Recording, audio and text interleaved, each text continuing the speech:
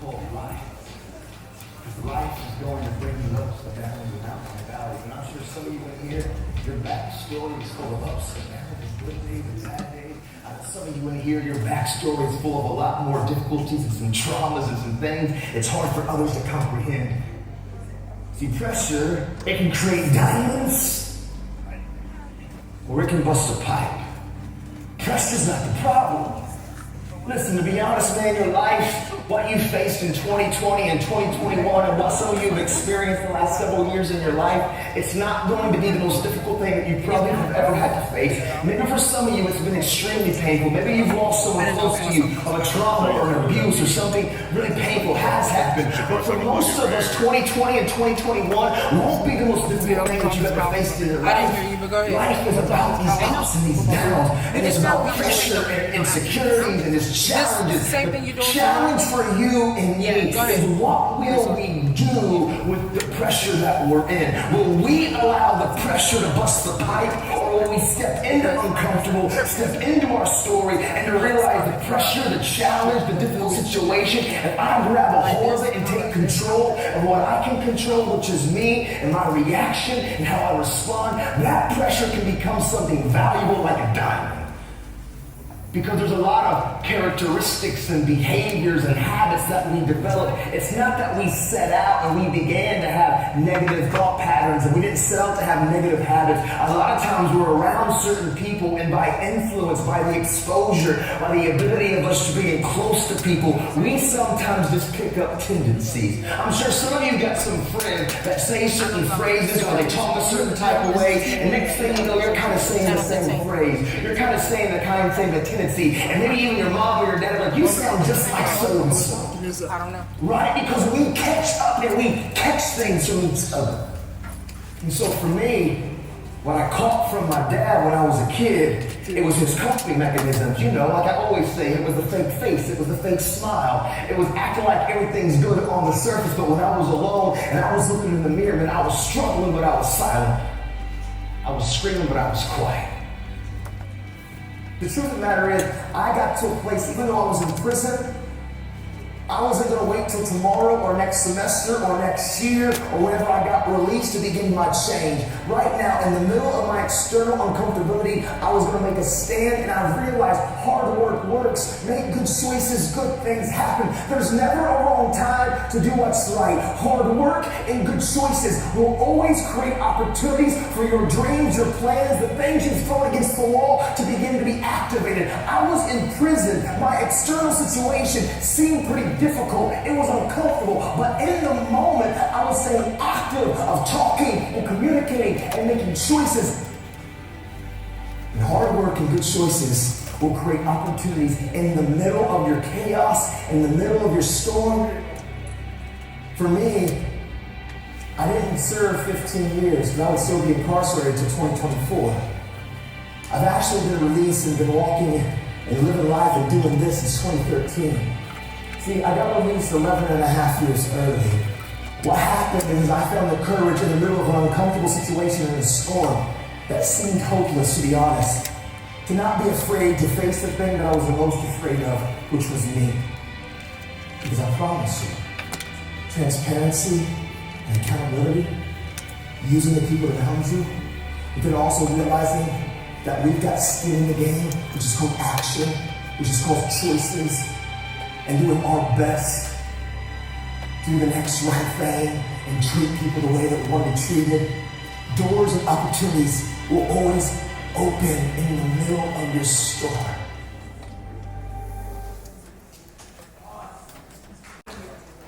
Okay, special thank you to Nathan Harmon for giving us permission to use his motivational speech today. And now I'd like to bring up to the podium, and thank you all for your patience, Ms. Letitia Carter, who is the CEO and Executive Director of My Covenant Place.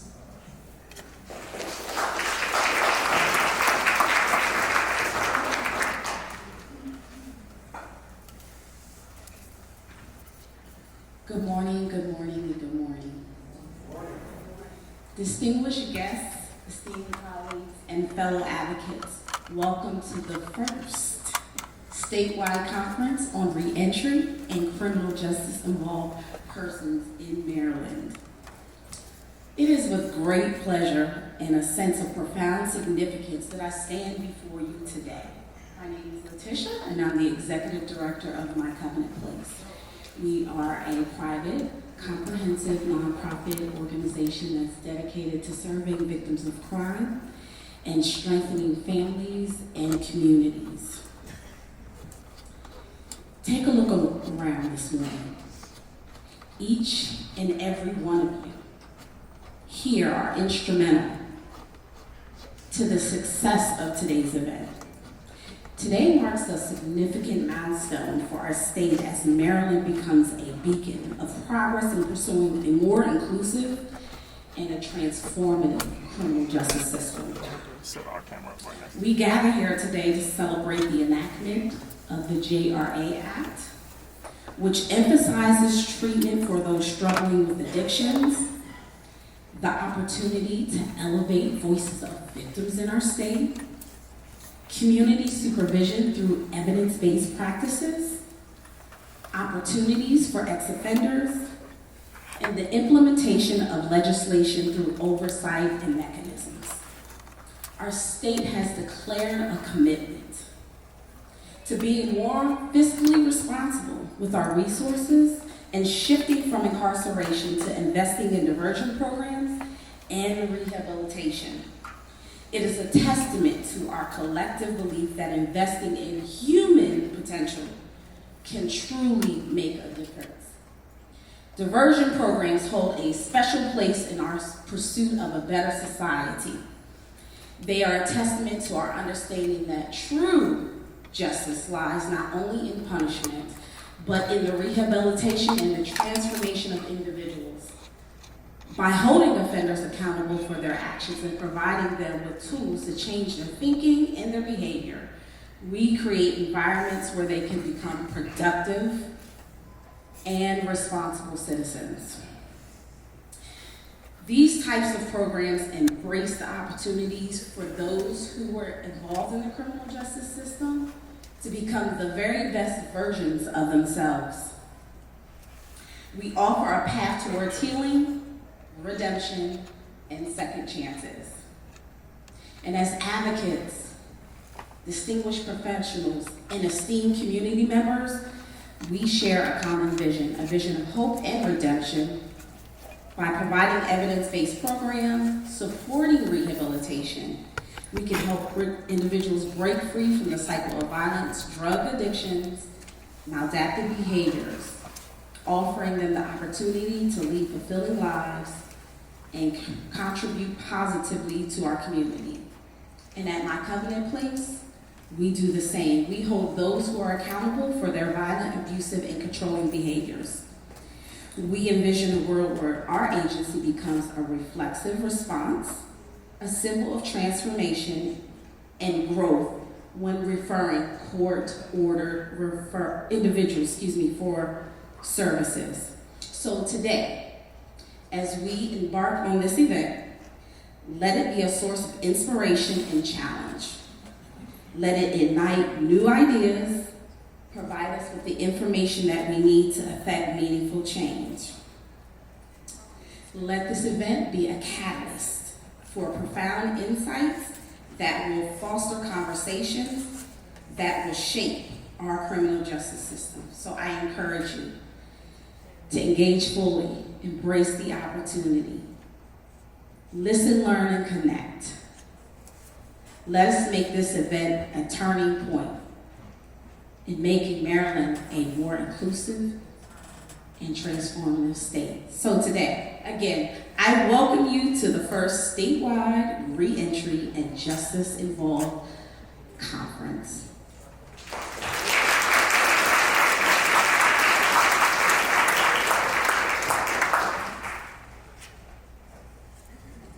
Ms. Carter, thank you so much. And again, good morning. My name is Talyn Twyman, and I'm the Reentry and Community Outreach Specialist for the U.S. Attorney's Office for the District of Maryland.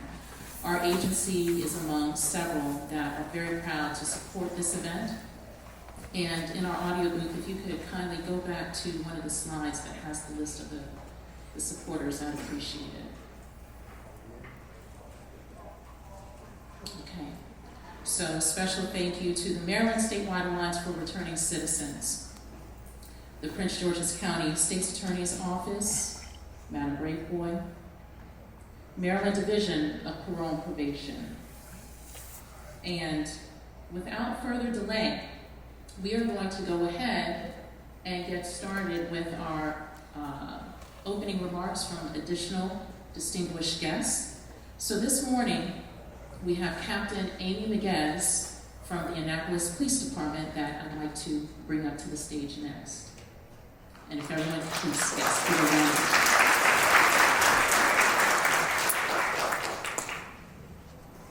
Thank you and good morning. My chief was planning to be the welcome speaker this morning, so you will excuse my remarks if they are short.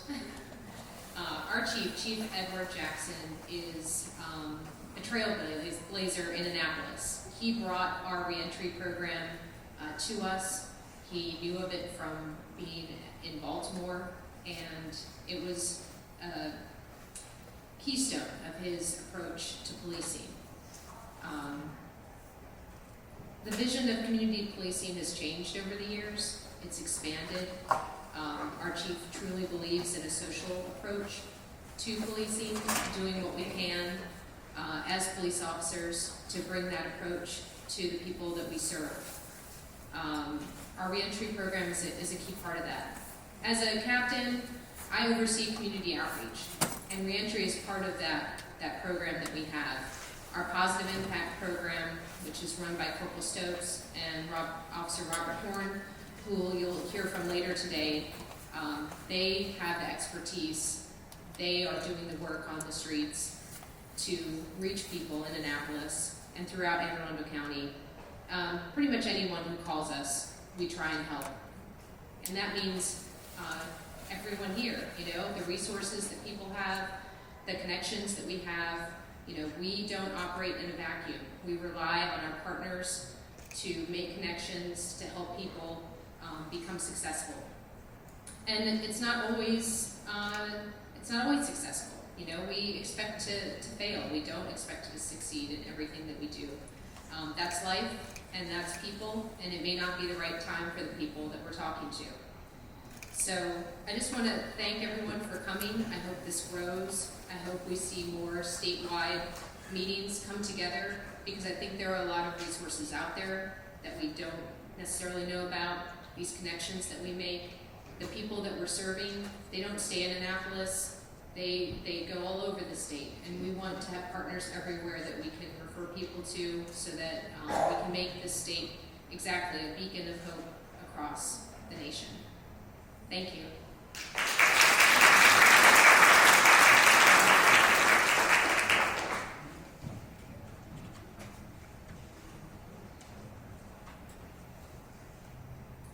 Thank you, Captain Miguez.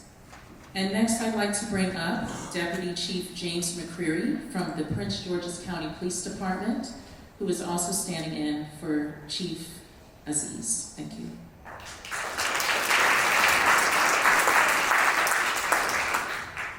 Good morning, everyone. I am very excited to be here. Again, Deputy Chief James McCreary here on behalf of Chief Malik Aziz. One of the things that we look at when we're looking at what the police actually do, our mandate is to keep the public safe. Public safety is first. But if Chief Aziz was here, he would say, and he likes to say it all the time, is that we can't arrest our way out of a crime problem. It's just no way that we can do it. We tried to do it in the 80s, we've done it in the 90s, and we've seen the impact that that's had on our communities. I actually was in a household where I've seen that impact firsthand, so I know what happens when you take someone out of the household that is a primary breadwinner, who's a family member, who's a loved one, and what that can do to the family structure. We've talked about rehabilitation in our state and our country throughout the nation, but we've never really adopted rehabilitation the way that I think that we should. We think about rehabilitation as second chances, but there's a key component there that I'm so thankful that we're here today doing this because opportunity is a big portion of that. You can't have a second chance if we're not providing opportunities to our returning citizens, because we absolutely need for our communities to thrive is to have success for every one of our returning citizens if we're going to see our community succeed. And when we think about success, it's not just success for that individually, because I mean, we're in the house of the Lord, so thank you to First Baptist of Lenard for living our sanctuary. But that success, when we talk about testimony, that person's success isn't only the success for themselves and for their families, but it's a success for the next person and that next person's families, because they see not only is there a second chance, not only is there an opportunity, but there's also inspiration there, because they've seen someone that looks like them, that was in the situation that they were in, that's gone through the same struggles, that has actually done it. So I'm very, very thankful to be here today. Thank you on behalf of the citizens of Prince George's County, the state of Maryland, Chief Malik Aziz. I just want to say thank you, and I'm very excited to be here and participate in this event.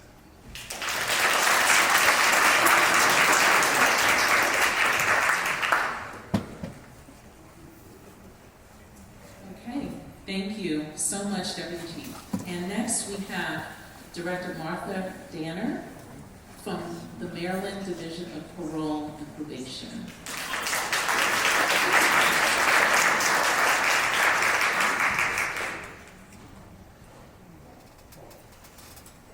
Good morning, everyone. I'm very excited to be here. I feel a real sense of community in this room, and I'm here to talk about what the Maryland Division of Parole and Probation does. And before I start, I want all my team members to stand up, because they're the ones that interact with our clients every day.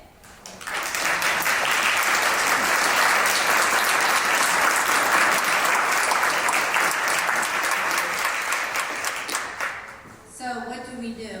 We supervise close to 45,000 individuals who are on parole, probation, or mandatory release, who have committed a criminal offense or has committed a serious traffic offense, such as driving while intoxicated, driving under the influence. We have 5,000 of those individuals here in Prince George's County. We work with all of our community and agency partners to broker services to help them do better with their lives and better with their families' lives. We rely on our partners just as the community relies on us to make sure that we supervise these individuals properly. What have we accomplished in the last 3 years? Well, one thing, we've increased the methods of how we interact with our clients, from FaceTime, texting, in-person visits, in-the-community visits, at the home, email, phone conversations. Every DPP employee has their own iPhone to communicate with their clients. We're an overdose response agency. We believe it's important to save lives. So any DPP field office, and we have 36 of them throughout the state of Maryland, has Narcan that any individual can come in and get Narcan. We do anti-gun violence orientations in Baltimore City and Baltimore County, and we're going to expand that because we find it successful. We have conversations with our clients about what's going on in our communities and the violence. We bring our partners in who provide resources at those orientations and more information. Our most recent success is we've added harm reduction by obtaining fentanyl testing kits so that our substance abusers can test their drugs so that they see what they're getting in them, and hopefully it will give them pause when they go to use. So that's pretty much what we do. We're dedicated. We call ourselves public safety professionals because we are, and we're change agents. And I'm very proud of that, and I'm proud of everybody in this room. Being here, taking your time. After seeing that motivational interview, I had a thought. I love music, and today it was a Mac Miller day coming in this morning, and there's a song called Good News. And he said, says, spent all day in my head doing a little spring cleaning. So spend some time in your head if you have any negative thoughts or any doubt, and do some spring cleaning.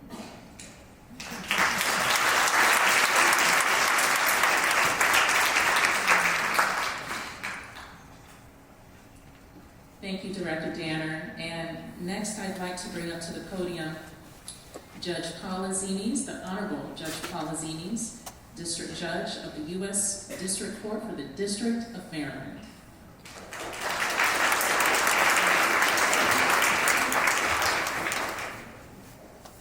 Good morning, everybody. I want to thank my good friend, Lynn Wyman, and I say that with great pride. Mrs. Lynn and Paulo Gonzalez, who's here today, our federal probation officer, is part of our reentry program in the federal system. So I hope you'll indulge me with a little bit of a personal look back. Before I became a judge, I was a federal public defender for 14 and a half years. And I saw firsthand every day what prison meant to entire families. For those of you who are here as reentering citizens, I commend you.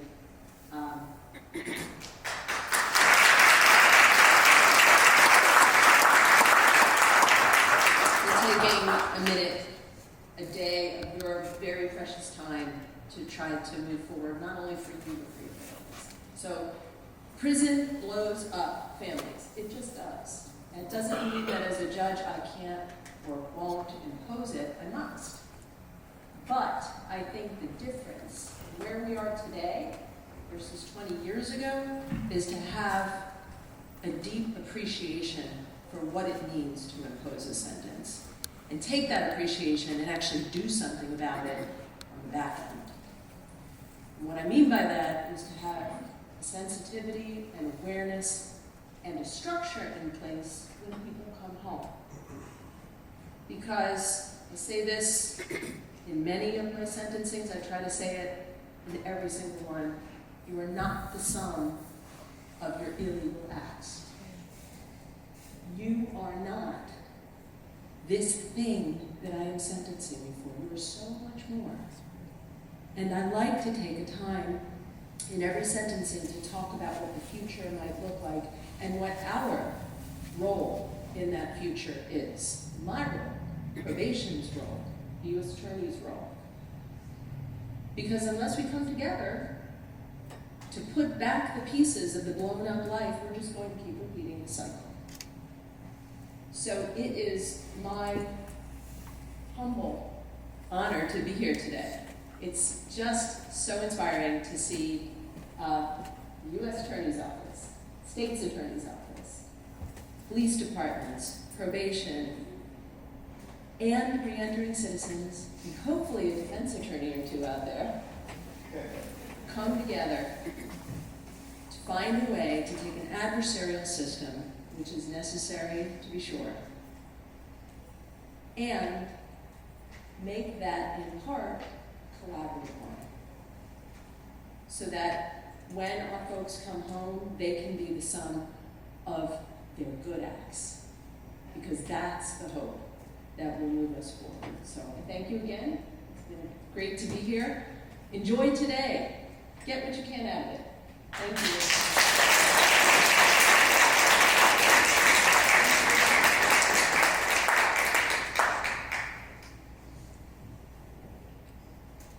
So, Judge Zines, you're going to make me real mushy this morning, and I'm trying not to cry.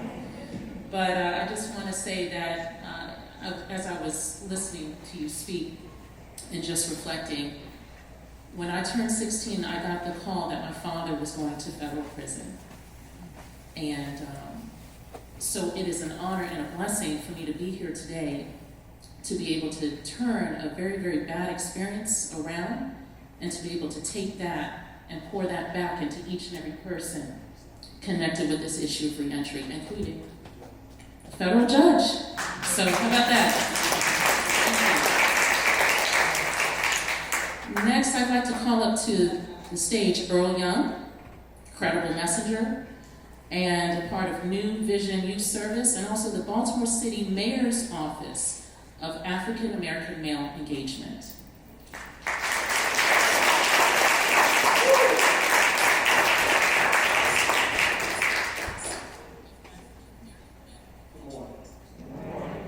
It is truly an honor and a privilege to be here today.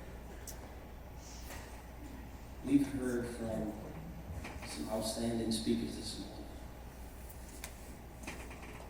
Today, you're seeing the individual who committed a grievous act as a 16-year-old and served 35 years in Maryland State Prisons. I'm here today because of mercy.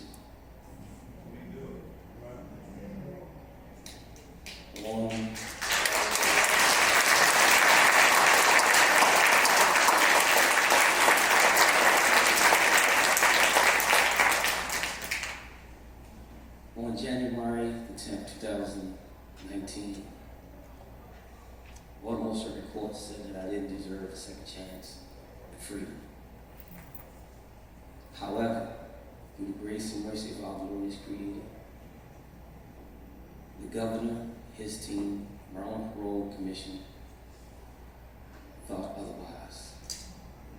My sentence was commuted, and a few months later, I was free.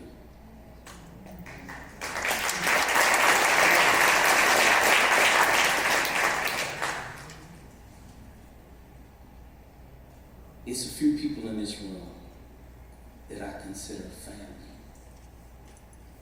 And coming from where I came, I never would have assumed, and individuals around me wouldn't have assumed, that individuals that you don't know can hear about you, believe in you, and commit themselves to you. So, Ms. Wyman, please stand.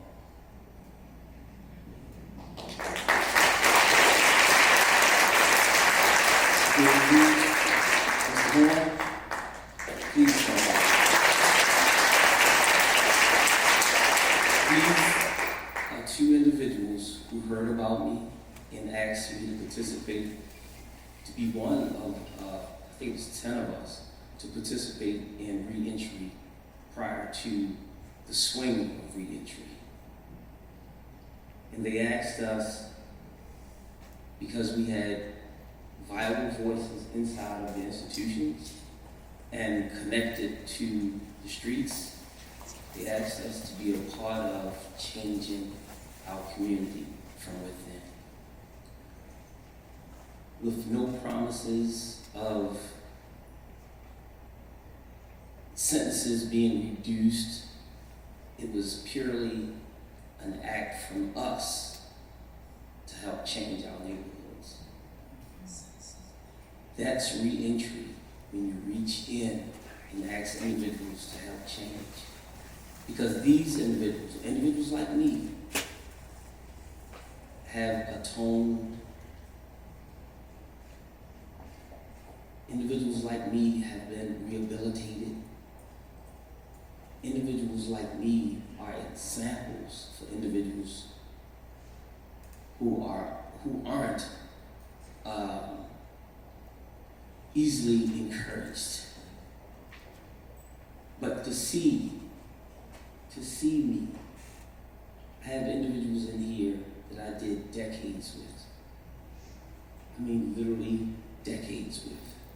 And we watched each other's growth and development. And we prayed and planned being a part of something bigger and better. And today we're in this room. Returning citizens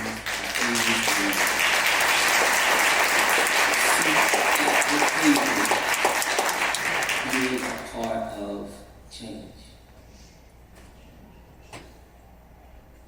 Again, this is a beautiful day. This is a beautiful moment, and I'm so glad to have a voice at the table. Thank you.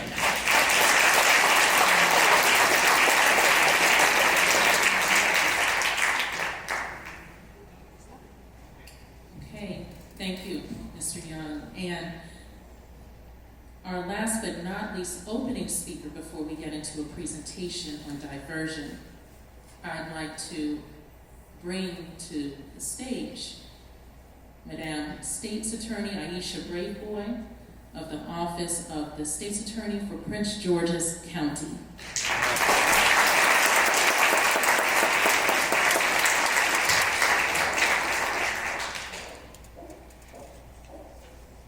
Good morning, everyone. Good morning. I'm super excited to be here, and I would like to thank Lynn and the U.S. Attorney's Office for hosting this amazing event. I'd like to welcome you all, if you're not from Prince George's County, to Prince George's County. This is a beautiful county and a place where we believe in second chances. I think it's very fitting that we're in this church today, and I want to thank Pastor Jenkins and First Lady Trina Jenkins for welcoming us with open arms into their home.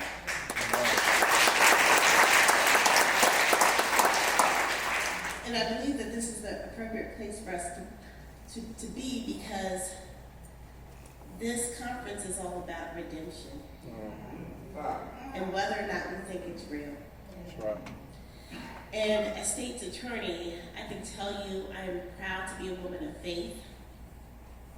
And I do use my faith in making critical decisions in my office.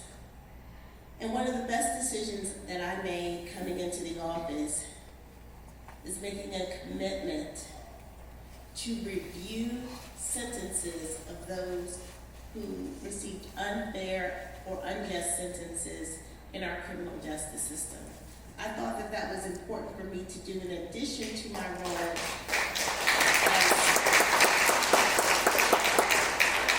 as the top prosecutor in prosecuting individuals and holding them accountable. But the justice system does not end, as the judge knows, at sentencing. It does not end at sentencing. And so we have to have room in our justice system for redemption. And my office decided to lead by example. We were the first office to really begin to review not just wrongful convictions, but sentences that we thought were unfair and unjust. And even before the Juvenile Restoration Act was passed, which we were a huge part of, we were able to work to get into reentry for juvenile lifers and even individuals who were not considered juvenile lifers into reentry court so that they had an opportunity to come home. And not only did I advocate for them to come home, but also for them to have a fair opportunity to gain employment or to pursue their career or business interests. And I thought it was important for me not to just say it, but also to lead. And so I hired one of our amazing returning citizens who was a juvenile lifer. He's with us today, Arthur Miles. He works in our office.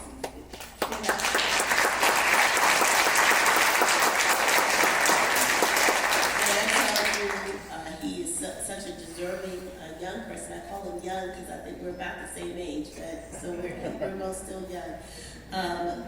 He has been a huge part of our office since he's been with us for about 2.5, almost 3 years now. He's doing tremendous work in our demonstrative evidence unit. And I remember him saying at one point when he was talking to some other young men who need a mentor who are in prison, and I'll tell you about that program in a second. He said, people think when I come out, I would be relegated to certain types of jobs, but I'm smart. I can think, I can do things, and I shouldn't be limited to the type of job or career opportunity I thought that was so meaningful because he was talking to young men who were currently incarcerated, who are going to come home, and they're contemplating the future. And I believe that he breathed and spoke life into them and gave them possibilities beyond what they possibly imagined for themselves at that moment. Because when you're behind the wall, so I'm told, it's tough. It's tough to have hope. But with people like Mr. Miles and the young man who just spoke, and my office and all of you, what we are doing is we are breathing life into people. We're giving them hope because we said that we will put our name behind you. We will take the hits for you because we believe in you. And I'm grateful that I pursued that path because to me that's the path in which I was directed from above. It wasn't me. I don't take any credit for it. I just appreciate the fact that I'm in this position to be able to do the work that I believe needs to be done. In addition to Mr. Miles, you'll hear from another returning citizen who will speak on our panel today, who's working on reentry programs in my office, former First Lady Leslie Johnson.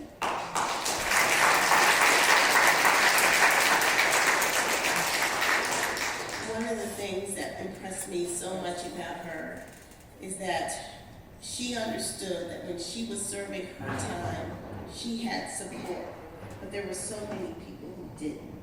I remembered her talking to me about when mail call day came, and some people got mail, and she would often get mail, but there were some people who never got mail. And how depressing that must have been for everyone to have to come to the call, but some returned with nothing. And she'll tell you about her work now to make sure that more people get that outreach, that connection that they need in order to be successful and to come home whole. So I just want to mention very quickly that, and I hope to be able to work with all of you to do this level of conference that you're doing today on the issue of emerging adults within our justice system. We have 18 to 26-year-olds who are in our justice system as adults because that is what they are considered legally. But emotionally, biologically, psychologically, scientifically, they are considered adolescents. Their brains are still developing. They need different types of treatment while they're serving their time. And then they need to be able to come home and have real hope and real opportunity. So we have really a groundbreaking program that my office approached the Maryland State Department of Public Safety and Correctional Services about a couple of years ago. And at that time, Donna Rojas, who was working there, was here today, was our point of contact. And we were able to establish a relationship, my office and the Department of Public Safety and Correctional Services, to serve those who were serving time. See, my job is to hold people accountable and responsible. We're going to do that job. But we also want to prevent them, or help to prevent them from making bad choices in the future.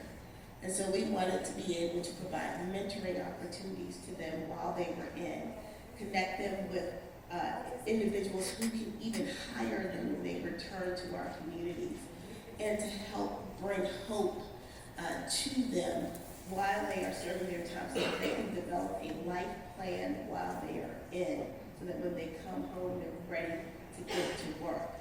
And I can tell you that thank you. This is the second time that we've done this program. We've just recently graduated 5 people. 2 have come home and they're doing well. 3 will be released within the next 4 to 6 months. And so we are looking forward to ensuring that they are successful when they return home. This is an investment. The investment you're making today, the work that you are doing, is an investment in public safety. That's what I want people to understand, that this is a true investment into public safety. Because if we care about people and treat them like human beings, we have a better chance of preventing them from reoffending. So thank you so much for all the work that you are doing.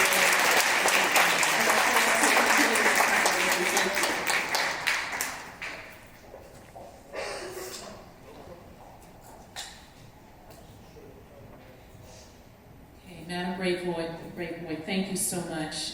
And now I'd like to bring to the stage Dr. D.A. Carter. He's the Director of Training and Facilitation with My Covenant Place, our event sponsor today. And I'll take you through the presentation.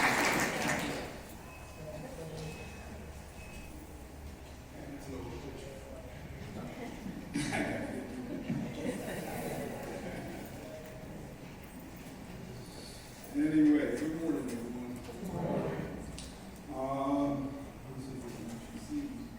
We're going to run through the slides actually very quickly. I'll talk a little bit about diversion. I know we're talking about reentry, but there's actually another way to do reentry is not to get there. That's what we do. And so one of the things we're going to look at, do I control these songs? No. Let's go. If you can go to the next slide.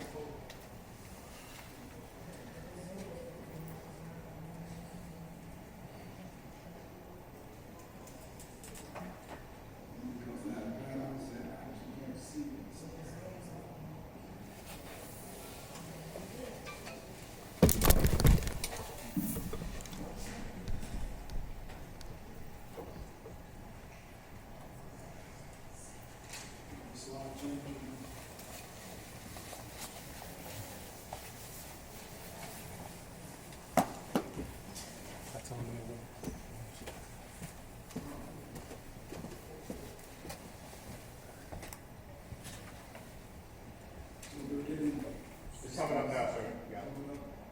Go for it. Go to the next slide, please. Let's talk about the diversion program.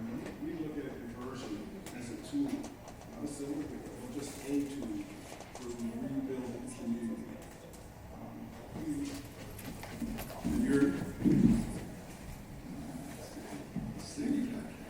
Okay, so what we like to do is look at it as one tool, something that we can use to start rebuilding communities. So we take that very seriously.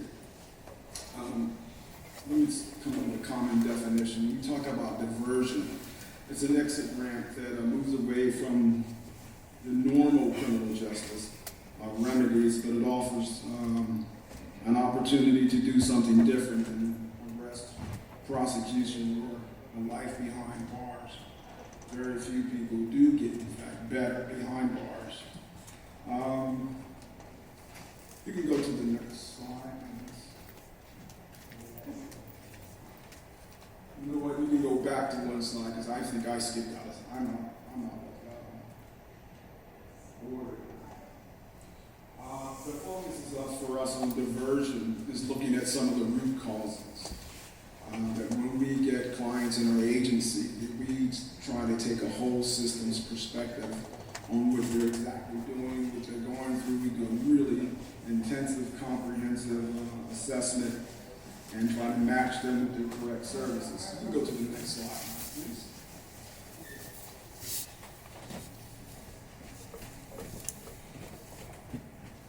Okay, you can go to the next slide. Ahead of where I need to be. Let's talk about the types of diversion programming. The pre-police encounter diversion program. That's usually one of the first ones that we like to see get done. And that is to say, simply, the police don't actually show up. That when a call is made to 911, there is a crisis team or something like that would show up instead of the police. And that's the first type of diversion program. Then we see hotlines, civilian responders to address a problem that's occurring within the community. The second type of diversion program we like to look at is the pre-arrest type. Low-level misdemeanor nonviolence, where people who are best suited to handle this may include substance use programming, mental health counselors, and or treatment. The third type is the pre-charge diversion program, where we have prosecutors who have the power to divert them to different types of programming that may or may not be run by the courts, but have an affiliation or partnerships with the courts, community-based organizations like Covenant Place, that's us, and nonprofits, and sometimes even the prosecutor's office themselves have different programs we'd like to refer clients to. And then, of course, there's pre-trial diversion programs. These sort of act like problem-solving courts. Sometimes you have drug courts and things of that nature. But also, you may have that deferred adjudication piece where if you do this, this, and these steps, we can wipe this off the record. And that's some of the clients that we also work with. So, if you go to the next slide, please. And so, diversion programs at my Covenant Place, again, we focus on the root problems, the root causes of what's going on with our clients. I'm sure by now most folks know homelessness, the unhoused, is a big issue for many people. Not only just our clients, but for many people that are suffering. And so you have to have a focus on addressing some of those root causes, poor decision-making skills, ineffective parenting strategies, and the like. So all those things fall under the umbrella of our diversion program. Dr. Carter? There we go. Thank you. I can see that. Maybe. Maybe. Yes, that's true. Hold the mic for us then. Just hold the mic. I told you there's no picture. Diversion programs actually engage the community. I heard a lot of folks talking up earlier that other speakers all had the common theme of partnerships, building community partnerships, working with established systems, be it our religious institutions and the like. So those things are going to be very important for any type of diversion program. Let me just take a little sidestep here. I've worked in evidence-based medicine and what have you for quite some time, a long time, since the 80s. And one thing we know for sure, that to build sustainable communities, to build sustainable programs, it has to work on a continuum from community-based programs to official systems. And to build reentry, diversion program, it has to work backwards. We really have to really build these community systems that we can stay out of the official programs, out of the official systems where communities can work on their own and function on their own. And so that's one of the things we always try to make sure that we're engaging in. We also want to talk about looking at people's humanities. That we treat them as individuals, but we first and foremost want to treat them as humans. We get rid of the labels. You're not a criminal. You're not an inmate. You're not none of those things. You're not our consumers. You're not our patients. You're human, and we're going to treat you that way. So how does diversion in fact work? Well,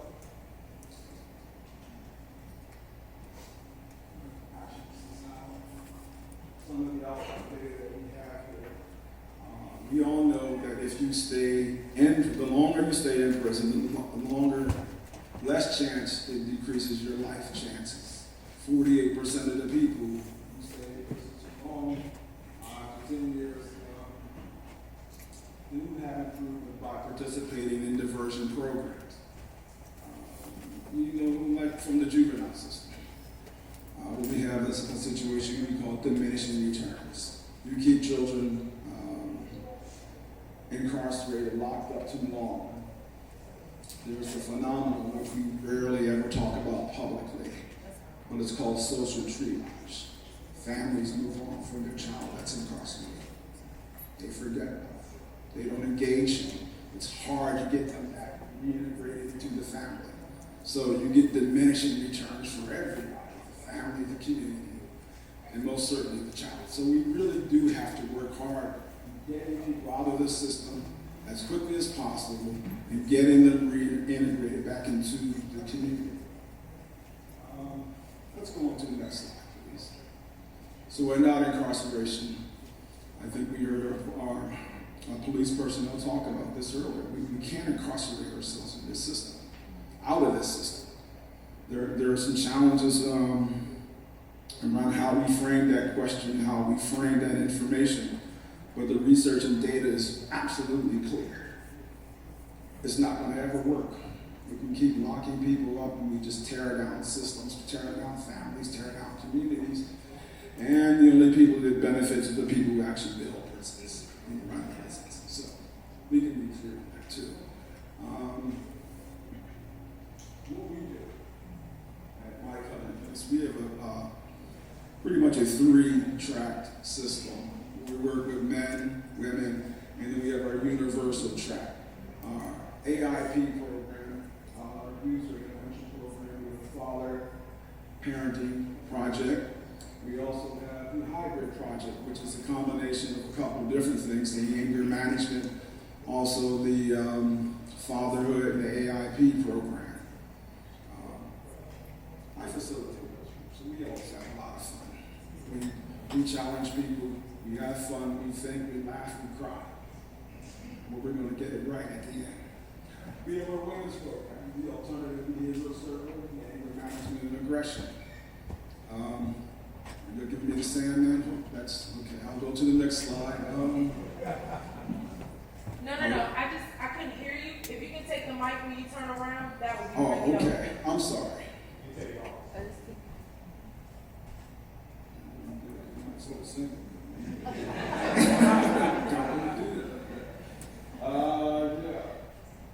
So we also look at our responsible driving, drug use program, or DUI program.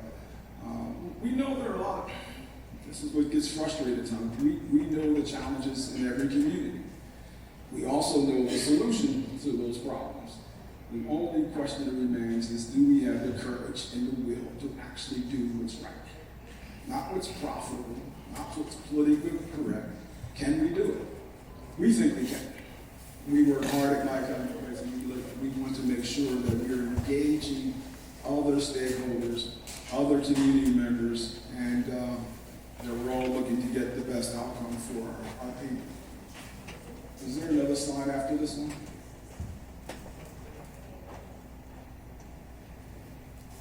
Oh, a little bit about our foundation of our projects, which are all under the umbrella of the Alpha project. Most of our interventions are based on research. I say most of them because sometimes we veer off just a bit because of our clientele. We have to figure out a way how we're going to present information to people who may have some challenges, who may have some mental health challenges, who may have some challenges around literacy, and things of that nature. So we're creative, we're flexible on some things, but we do whatever it takes to get the job done. The second piece is we create an environment that fosters change. What does that mean? We should see our staff. We got the best staff, and we got a very good staff. How about I put it that way? With a very diverse background. When I say diverse, I mean skills, education, and what we do, anywhere from human trafficking to psychology to social workers, probation. Our staff, we can kind of roll with anybody, and no matter which way they're going, we're going right with them. We get clients who try to tell us the system.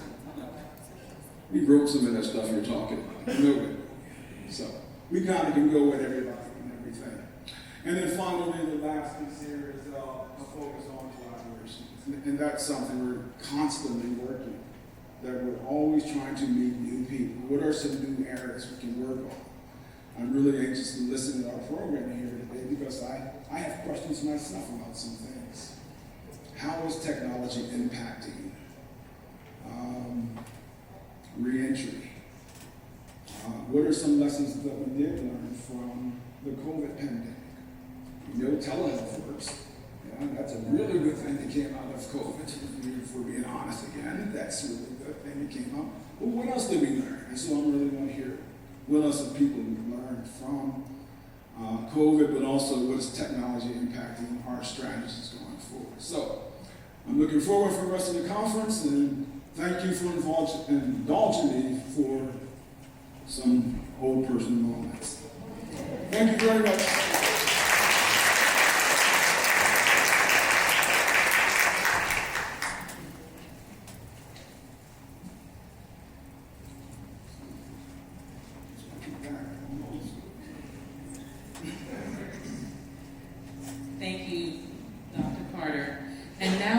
to bring up to our stage here today the Best Practices panel.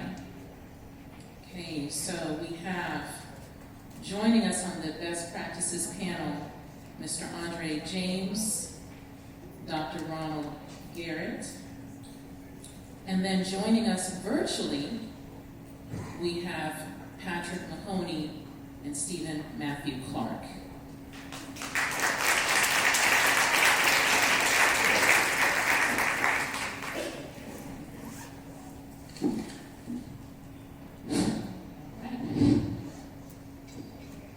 Wonderful. So, let's see, just kind of checking the video here.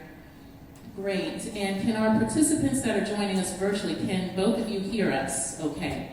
Give a thumbs up if you can. Perfect. Yes. Okay. So on our panel today, we have, as I mentioned, 4 very distinguished guests with us.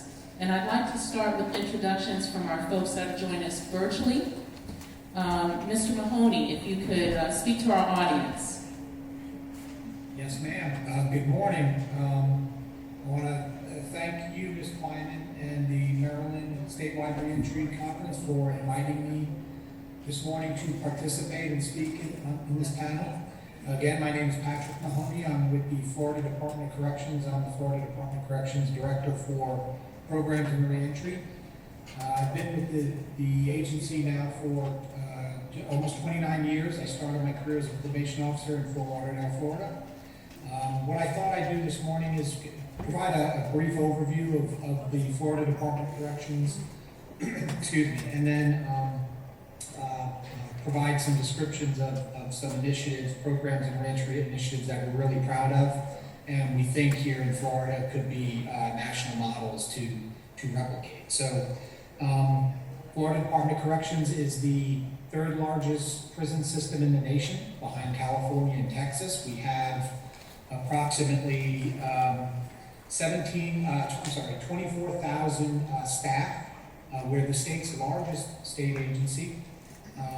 Of that 24,000 staff, 17,000 are within the security ranks. We have 2 sides of of our house, our institution side, which is our prison operations, and our probation and parole side, our community corrections operations.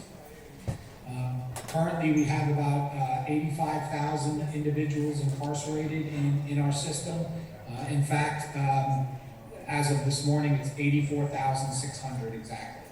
We have about 125 facilities, 48 or so major institutions, and 4 reentry centers and 1 major reentry facility in Polk County. On our community corrections side of the house, we have about 145,000 individuals on community supervision, about 2,200 probation officers statewide, in 20 judicial circuits throughout the state. Our probation officers supervise individuals ranging from regular probation caseloads to drug offender probation caseloads to community control, which is our house arrest form of supervision, sex offender probation, and then various forms of community release from prison. The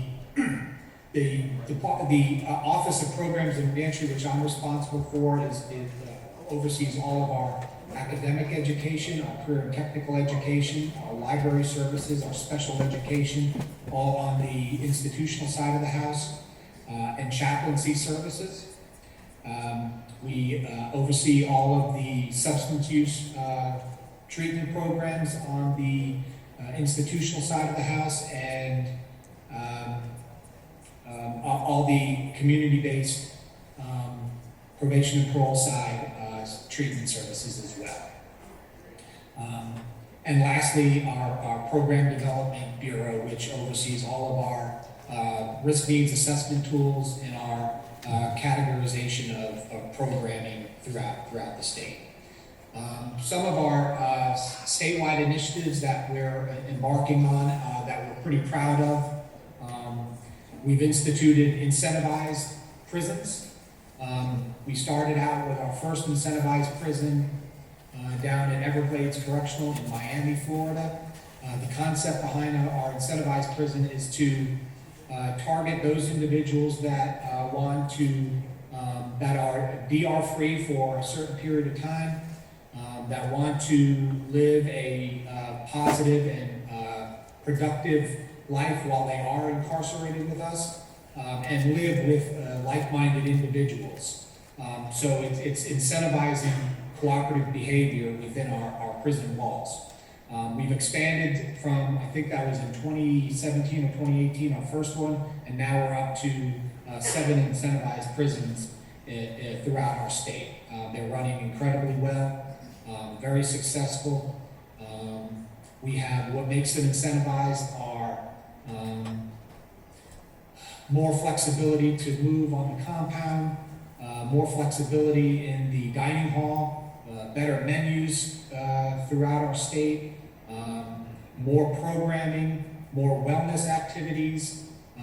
Again, so these individuals want to live a productive life, so they're motivated to drive peer driven programming. So there's a lot of peer driven programming that's happening within the dorms.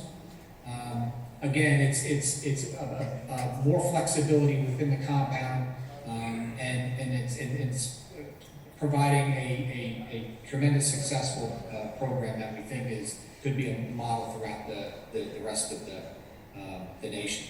We've also instituted what we call short sentence correctional institutions, where traditionally in our system, when we receive an individual from one of the county jails, they go through our typical reception process. And once they go through all their testing and assessments, we would essentially farm them out throughout the state where there's an empty bed.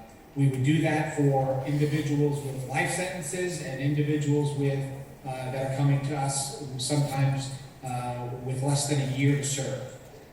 So what we've done is we've taken those individuals that come to us with less than a year to serve for whatever reason. They've had a lot of time served in county jail. Typically first-time individuals in state prison, and we put them through the reception process, but then we leave them at the reception isolated from general population and targeting them with appropriate transitional programming.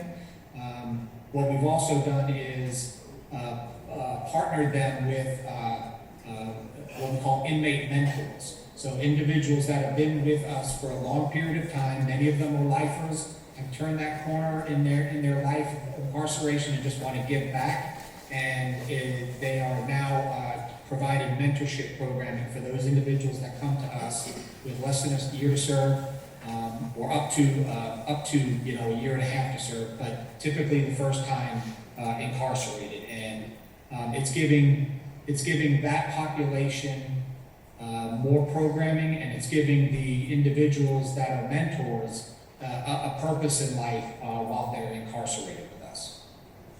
We've also instituted peer-to-peer dorms. Again, typically those individuals that want to live a productive life created these dorm models where it's peer-driven. They're motivated individuals, and they want to live again productive lives while they're incarcerated with us. We're in the process now of creating reentry dormitories in every one of our 49 facilities statewide. Again, where we're going to be targeting those that are releasing to the particular areas that those dormitories are located. And again, bringing the community back inside of our prison walls, and again, making that restorative connection to community. Increasing our volunteer efforts. Currently, we have about 9,000 volunteers in our system, and we want to significantly increase that because we know how valuable our volunteer base are and how much our volunteers can help within our system. We're also increasing our close management, our restricted housing programming, so we're creating transition type programming within our restrictive housing programming, so that's becoming very successful as well. And we're making incredible strides within the Florida Department of Corrections with our program and reentry initiatives that I think through future conversations we can have nationwide discussions and replicate these models throughout our system. So I can go on for all day long. I'm proud of what we're doing here at the Florida Department of Corrections. I'm proud to work here, and I'll turn it back over to you before I take up too much time. Director Mahoney, thank you so much for just, yes, really appreciate it. So the audience is clapping for you in case you're unable to hear that. And I can hear that, thank you. Okay, awesome. And thank you for, creating that list of all the different ways that the department is working to be innovative, progressive. I know, just side note, your Department of Parole and Probation also has a probation bus, correct? That goes into different jurisdictions and meets with those under supervision. Am I right? That is correct. Our first mobile probation bus was implemented down in Palm Beach County, our Circuit 15 office, and the intent behind that was for those individuals that live out in rural areas or in areas that transportation isn't as accessible. Instead of them coming to us to report, we would go out to them to report. It's a bus that has computer stations in. The individuals on probation, we would pull up into their neighborhood, and the individuals on their probation would come to us at the bus, report in, and there would be computer access, so our probation officers would be able to take appropriate case notes, and so that's becoming successful, and I believe we're in the process of expanding the mobile buses in other judicial circuits. So that again, I think is a pretty good model that will be able to be replicated nationwide as well. Okay, Director Mahoney, thank you. And again, that was Director Mahoney, Office of Programs and Reentry for Florida Department of Corrections. And I was told logistically that we want to move the podium, so if we could kindly get our folks to move that real quick, that way it doesn't impede with everybody's visuals.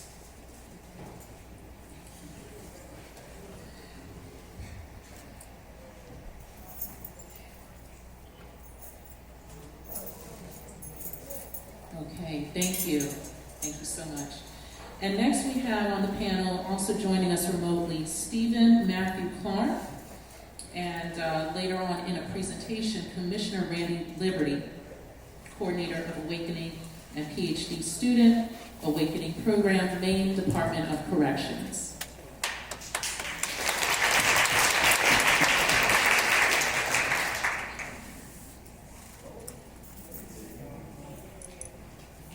You may be muted, Mr. Clark. Well, again, thank you very much. I just want to say I am grateful for the opportunity to be here today and to present to you all. My name is Stephen Matthew Clark. I am the founder and creator of the Awakening Exchange, and I'm also a PhD student. I'd like to just start my short presentation with a question for each and every one of you in the audience today, just something to reflect on. And that question is, why is the work that you are doing so important for you, so important for the communities that you serve, and so important for the world itself?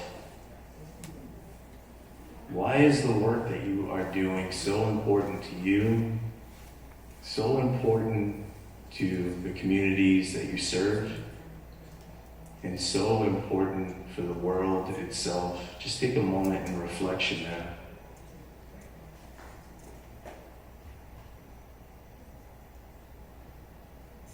Thank you. For me, I've been incarcerated for the past 18 years, and it's been quite a It's been quite an experience for me. What I've realized over the past 18 years is one of the things that we really need to do is make strong connections with folks. And those strong connections need to be made to enhance our outcomes for when we are released. Reentry starts from day one when we come into the system of mass incarceration. And really what that means, our reentry plan must include education, rehabilitation, substance abuse treatment, mental health treatment, connecting with positive pro-social people on the outside who are going to foster our well-being when we are released. In my PhD degree, I will be researching ways technology can actually enhance well-being, spirituality, and consciousness in incarcerated residents that actually are able to tap into it. Here at the Maine State Prison, we received a $1.6 million technology grant that is allowing all the incarcerated residents to have laptops. Those of us that are involved in the educational department have access to the internet. I'm actually in my prison cell right now doing this call with you, which is extraordinary. Under the leadership of Commissioner Randy Liberty, Dr. Ryan Thornell, who now moved down to Arizona to help with that system, and Warden Matthew Magnuson, we have doors opening up that I never thought would be possible in a million years. One of those doors that has opened up is I have been given the flexibility and the trust and the opportunity to build an online exchange. That online exchange, we are bringing people together from around the world. I heard the coach Donna Rolos' name mentioned. I think she's in the audience today. Donna, can you just raise your hand and wave real quick to everybody so they can see you? And she's in the back of the room. Everyone give her a round of applause. From Maryland, she's been a huge support in my life and a huge support in the lives of those of us at the Awakening. So every month we come together online to remove walls and barriers, and we talk about issues revolving around criminal justice reform, but more importantly, they're conversations about healing. And how amazing is it? We live in this country that fosters these ideas and these principles of forgiveness and healing, but when it comes to the system of mass incarceration, we really forget those principles and those values. In the United States, we have a 77% recidivism rate nationally. Don't you think if any one of our major highways had a 77% fatality rate, they would close that highway down to see what the heck was going on wrong? It wasn't only until, I'd say, the last couple of years when there's been a shift happening in the system of mass incarceration, and that shift is we are stepping outside the norm and following models like the Norwegian model that has a 25% recidivism rate. They approach corrections with more of a holistic and more of a whole person approach where they see the individual as better than the worst choice that they've ever made. They see the person as redeemable, and they understand that the punitive and draconian model of corrections does not work. I'm blessed to be underneath an administration that sees our humanity and sees that we are better than the worst choice that we've ever made in our lives. And because of that, myself, I'll be possibly the first person in the United States to start a PhD program from a maximum security prison.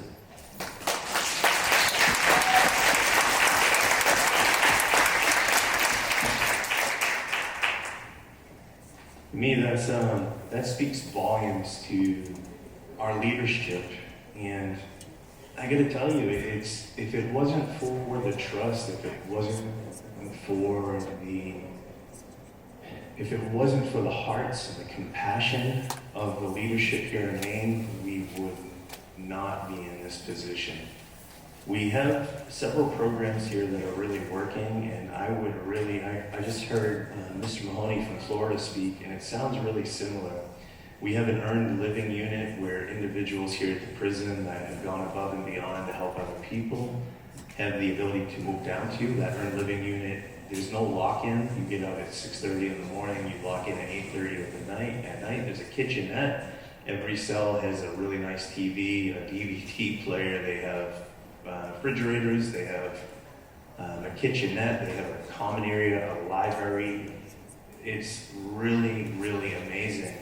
So Maine stepped outside of the norm, and what they did is they created this new model that's being, I believe, implemented across the United States now. Recently, San Quentin just opened up an earned living unit. Pennsylvania followed suit, and Nebraska is following suit. And from what I heard from Mr. Mahoney, it sounds like Florida is also getting on board. I'm here to tell you that we are redeemable if we are given the right opportunities. I'm in prison.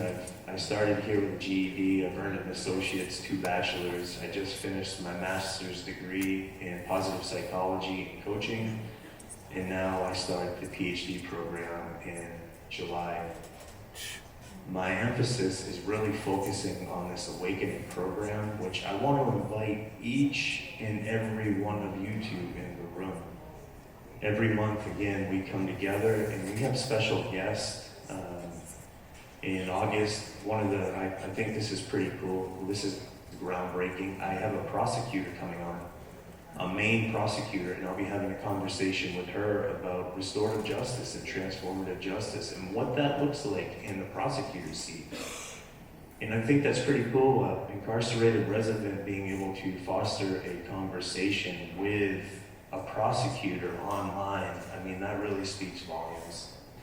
So what I just want to say to each and every one of you in the room today, I'm grateful again to be here. I really feel blessed for these opportunities, and we are better than the worst choice that we've ever made in our lives. We need opportunities. If we have those opportunities, we can go after them and we can accomplish things. Everything in prison is security-minded. They look at everything through the lens of safety and security, safety and security, safety and security. The reality is 70 to 80% of people in prison, maybe even more, I'm not sure about the exact number, are going to be released back into society one day. Who do you want living beside you? Do you want the guy that went into prison, was angry, was miserable, did his time running with the gangs, tattooing, using drugs? Or do you want the guy beside you that has done everything he has and could do to redeem his life?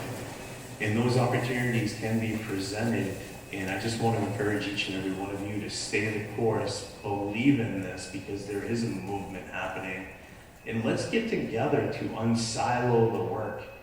I understand that nonprofits need to fight for grant money, and I see that happening all over the country right now. But the challenge is when we're fighting for grant money and we're not having conversations with one another, it's not doing the client service. We need to do a whole wraparound. It's almost a 360 approach for each individual. Align that individual with the services and with the people that they need to be successful, and do it with an open heart and an open mind. Rather than fighting for grant dollars or siloing our work, I think it's important to have more conferences like this and bring people together. In all my research, I found one organization I just want to mention. It's called the Other Side Academy in Utah, run by David DeRocha, who had spent a lot of time in prison. He initially went through a program called Delancey Street. Delancey Street had a very low recidivism rate, and David went through that program very, very successful, opened up the Other Side Academy with 4 undergraduates. The Other Side Academy, I just want to say this, which is remarkable. If you stay 2 years, there's a 96% non-recidivism rate. If you stay the whole course of their program, they have a 0% recidivism rate at this time. So it's something worth looking into. Again, ladies and gentlemen, before I get off, I want to show you our commissioner. I want to introduce to you our commissioner. His name is Randy Liberty. His last name suits him very, very well for many different reasons. but I've seen a change. The prison went from people carrying drugs, carrying knives, where a lot of violence was happening, to now people carrying laptop bags, people having conversations about philosophy, psychology, having more conversations about getting out and being successful. This is more of a college campus here in Maine than it is a prison in many senses. We are still locked away from society. We still have a long way to go. Maine is fighting to bring parole back right now. But the opportunities and what is going on here, I believe is a model that the entire United States can look at. And I think as a person that is incarcerated, this may be a touch of Stockholm Syndrome, but I'm grateful to be underneath the leadership of Commissioner Liberty and Matthew Magnuson. So I'd like to just bring this video up real quick. I believe it's powerful, and I believe it will speak to each and every one of you.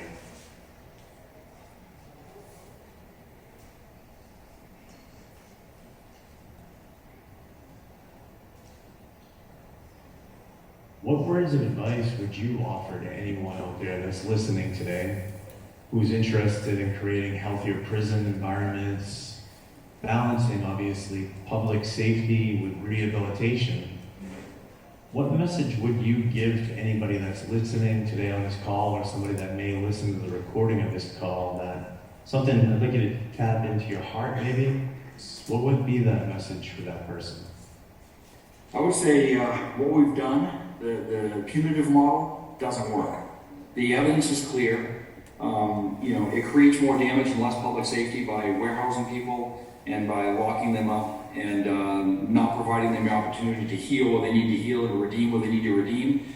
And so if you're truly concerned about public safety, provide them the tools to be successful. The old punitive model doesn't work. Mass incarceration doesn't work. The purpose of corrections is to identify what brought them there and to help them redeem themselves and return as a good citizen. And so, if you care about public safety, and we talk about reduction of recidivism, for me, reduction of recidivism means less victims in the community, right? That's public safety. And by providing the opportunities for redemption and restore themselves, the public will be safe. It is a challenge. The leadership needs to be bold. They don't want to be labeled as a liberal activist.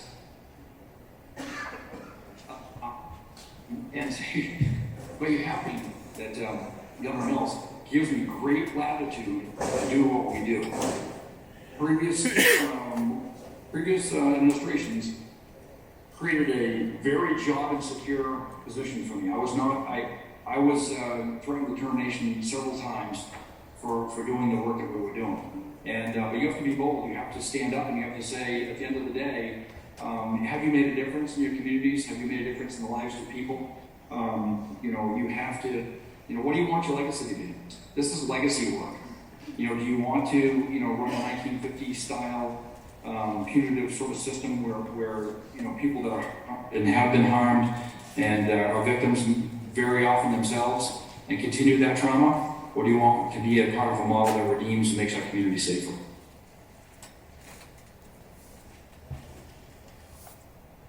Okay, I believe that's the end of the video.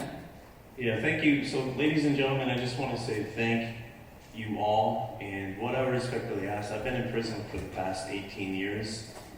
The message I just want to give you, we are redeemable. Please love us. I think love, I've learned, is not just that word that freaks people out sometimes. I think love is the extension of oneself for the spiritual development of oneself and another.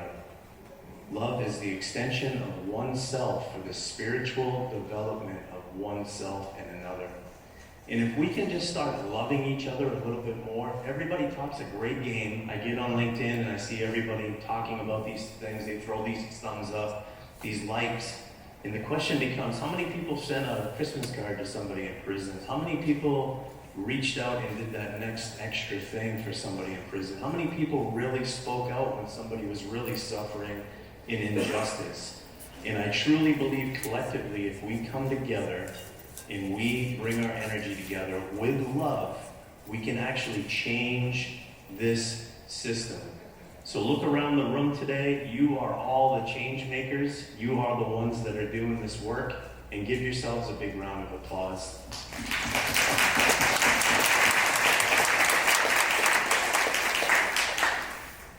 And I'll leave I'm going to step away from the screen. I'll leave the website up here on my screen just for a few minutes. If you'd like to jot it down and register, we'll be meeting at the Awakening on May 25th, 6 o'clock to 8 o'clock Eastern Time. And Rebecca Verrill for Jobs for the Future will be there talking about remote work. Maine has just allowed residents to get remote jobs. And we also will have Cardell Sims coming in to talk about his 100 prison re-entry tour. So amazing things. Again, thank you all. Much love to you.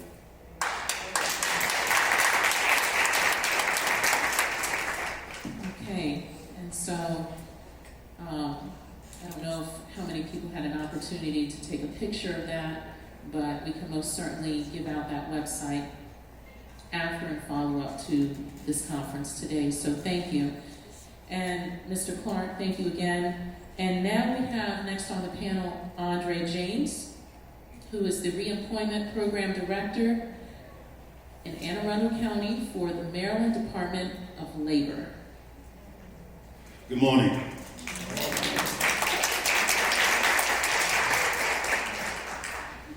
I come to you on behalf of the Maryland Department of Labor to talk about a special classification and category of staff that we have in 11 of the 12 service delivery areas throughout Maryland. They are our reentry navigators. Our reentry navigators, their sole duties and responsibilities are to provide services to returning citizens, those that are in state facilities that are within 6 months of release, and also recently we've been allowed to go into some of the local jails in order to do the same.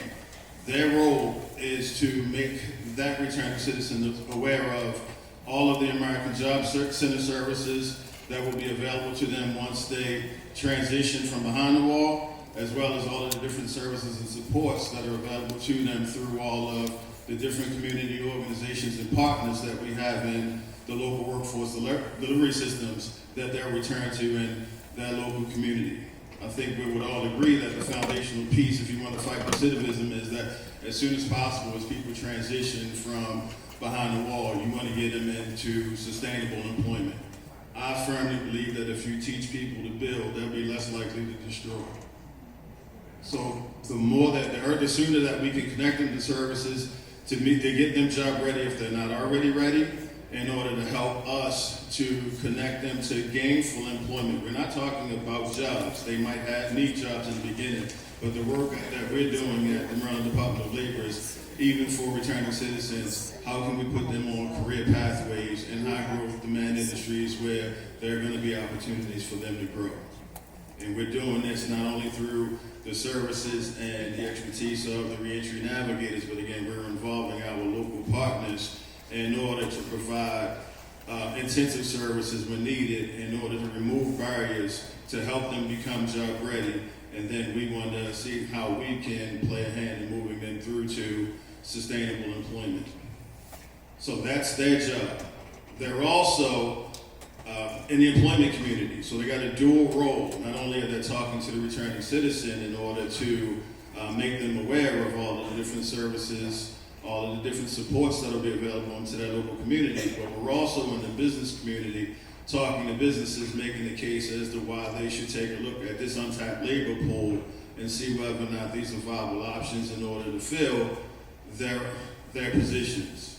At the end of the day, if your tagline is that you're diverse, you're equitable, and you're inclusive, reentry returning citizens need to be a part of that denominator. To be truly diverse, equitable, and inclusion, you have to have the ability to look at people for what their abilities are and less attention on what their transgressions were. So I also, not only do I manage one of the reentry navigators in Anne Arundel County, I have a dual role. I am the state's federal bonding coordinator. So for every returning citizen, anyone here who has a past offense, they're all eligible for a federal bond. What that means is that when an employer hires them and we've issued them a bond letter, the first 6 months that they work for that employee, if the employer contacts me and I enact that bond, I work to get it released to the employer. The state of Maryland, through that bond, actually, the insurance company through that bond, will cover the first 6 months that that returning citizen works for the employer. It protects the employer against any kind of employee dishonesty, basically stealing. So that if they commit theft, forgery, larceny, or embezzlement, the employee can be reimbursed up to a pre-negotiated amount of money. It's not always apples to apples when you think about what the offense is, but it's designed to be an incentive for an employer to take a chance on someone who has a background. Again, focus on the ability, but we do want you to know what's the business incentive to take a chance on someone who is qualified, so that we aren't just arbitrarily looking at, have you ever been convicted? You say yes, and then we're deciding not to give people an opportunity to compete. So, again, the reentry navigators, they're going behind the fence, they're educating returning citizens about the services that will be available to them in the local community, supports. We're capable of the American Job Center to address many needs, make referrals to partnerships and community organizations depending on what the returning citizens identify as their needs in order to become reemployed. And also we are, again, in the employment community talking to employers, making the case as to why you should take a second look or think twice positively about hiring someone that has a background. Thank you.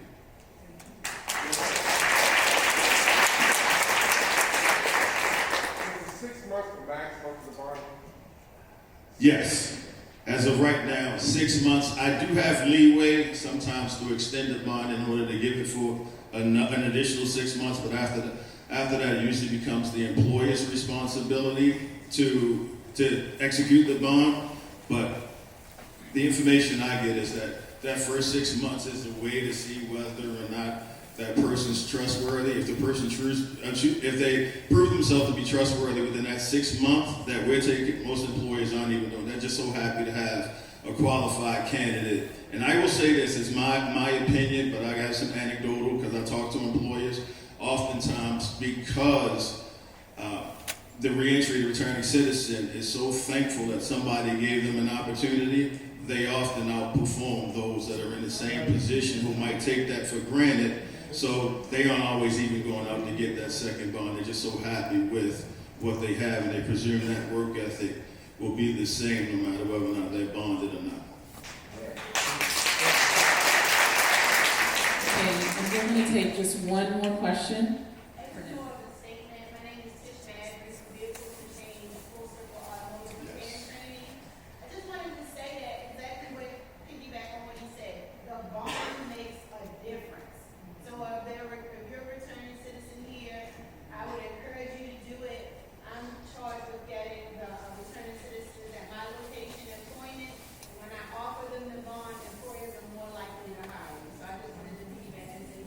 Thank you.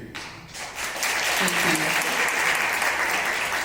And then last but not least, we have Dr. Ronald Garrett, who is the director at the Bridge Center at Adams House, Prince George's County Health Department.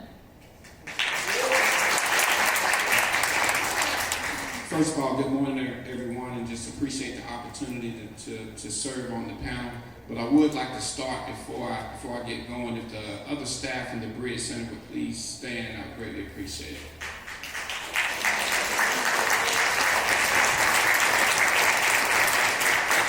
Because truly, your services are greatly valued. We couldn't do it without you, no doubt about it. So again, my name is Ron Garrett. I'd just like to lead with the fact that I'm also a returning citizen. I served a little small 20-year missionary journey in the Georgia Department of Corrections. I refer to it as a missionary learning experience, equipping experience, okay? So for about 20 of those years, for 15 of those years, I was in school preparing to serve returning citizens upon my release. I was able to earn a bachelor's degree in 2003, a master's in 2009, and a doctorate in 2012. By the grace of God, again, I I believe that he was going to allow me to serve in a capacity like this upon my release. But during that time, we were instrumental in developing. There was no such thing in 1998 as a forensic peer mentor. I'm going to let that sink in for a minute. But we were doing that in the Georgia Department of Corrections. Didn't realize it was called forensic peer mentoring at the time. Developing peer-to-peer programming, re-entry dorm models that is now, the Georgia Department of Corrections now has 18 therapeutic communities focused on re-entry programming in 18 different facilities. In 2011, we opened the first faith and character-based re-entry prison in the state of Georgia, which is like the brother said earlier, it is a community college inside of a fence. The Bridge Center at Adams House, we are an interagency collaboration between the Prince George's County Health Department, Department of Social Services, Department of Family Services, Department of Corrections, Employ Prince George, and about 30 community-based partners. Currently we have about 15 health department staff. Very excited to have brought on board about a year and a half ago a database administrator. I know for those that are in the room that work on grants, where there is no data, there is no funding. So we're extremely excited about having him on board. Our core programs are the Offender Reentry Program, which one of the main criteria for that program is that the offender has a SUD diagnosis. The Reentry Support Program, the main component is they receive services from peer support staff. The Bridge Center Reentry Program, we have child support ambassadors. In FY22, we served approximately 1,344 clients, and we're on pace this year to increase that number. Currently, we have 13 community-based partners that are also on site at the Bridge Center. Hence, the Bridge Center at Adams House is Prince George's County's one-stop shop for returning citizens, veterans, and transitional age youth.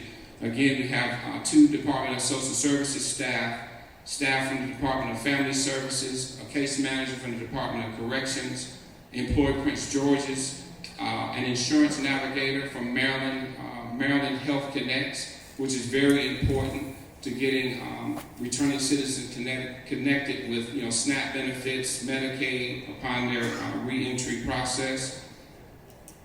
Catholic Charities, a great partner, Mental Works Behavioral Health Care Services. The guiding principle for the Bridge Center at Adams House currently in the way that we work with our agency partners and community-based partners is a model that we call, it is the collective impact model.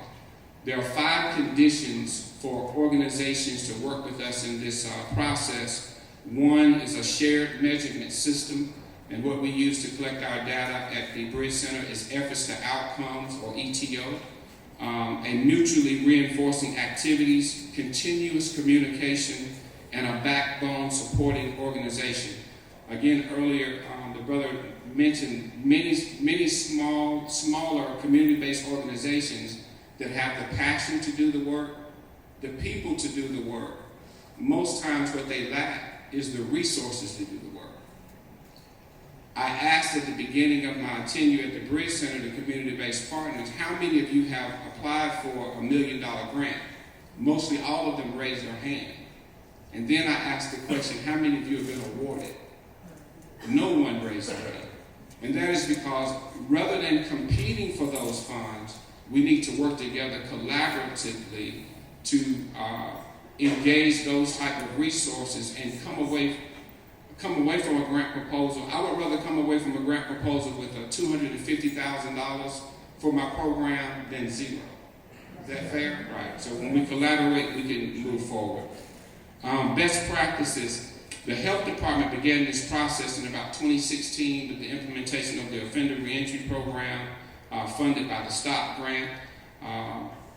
Purchased the opportunity to be able to utilize ETO, our data collections platform. In 2017, completed a gap analysis of the services in Prince George's County. In 2018, the Bridge Center at Adams House was formally opened.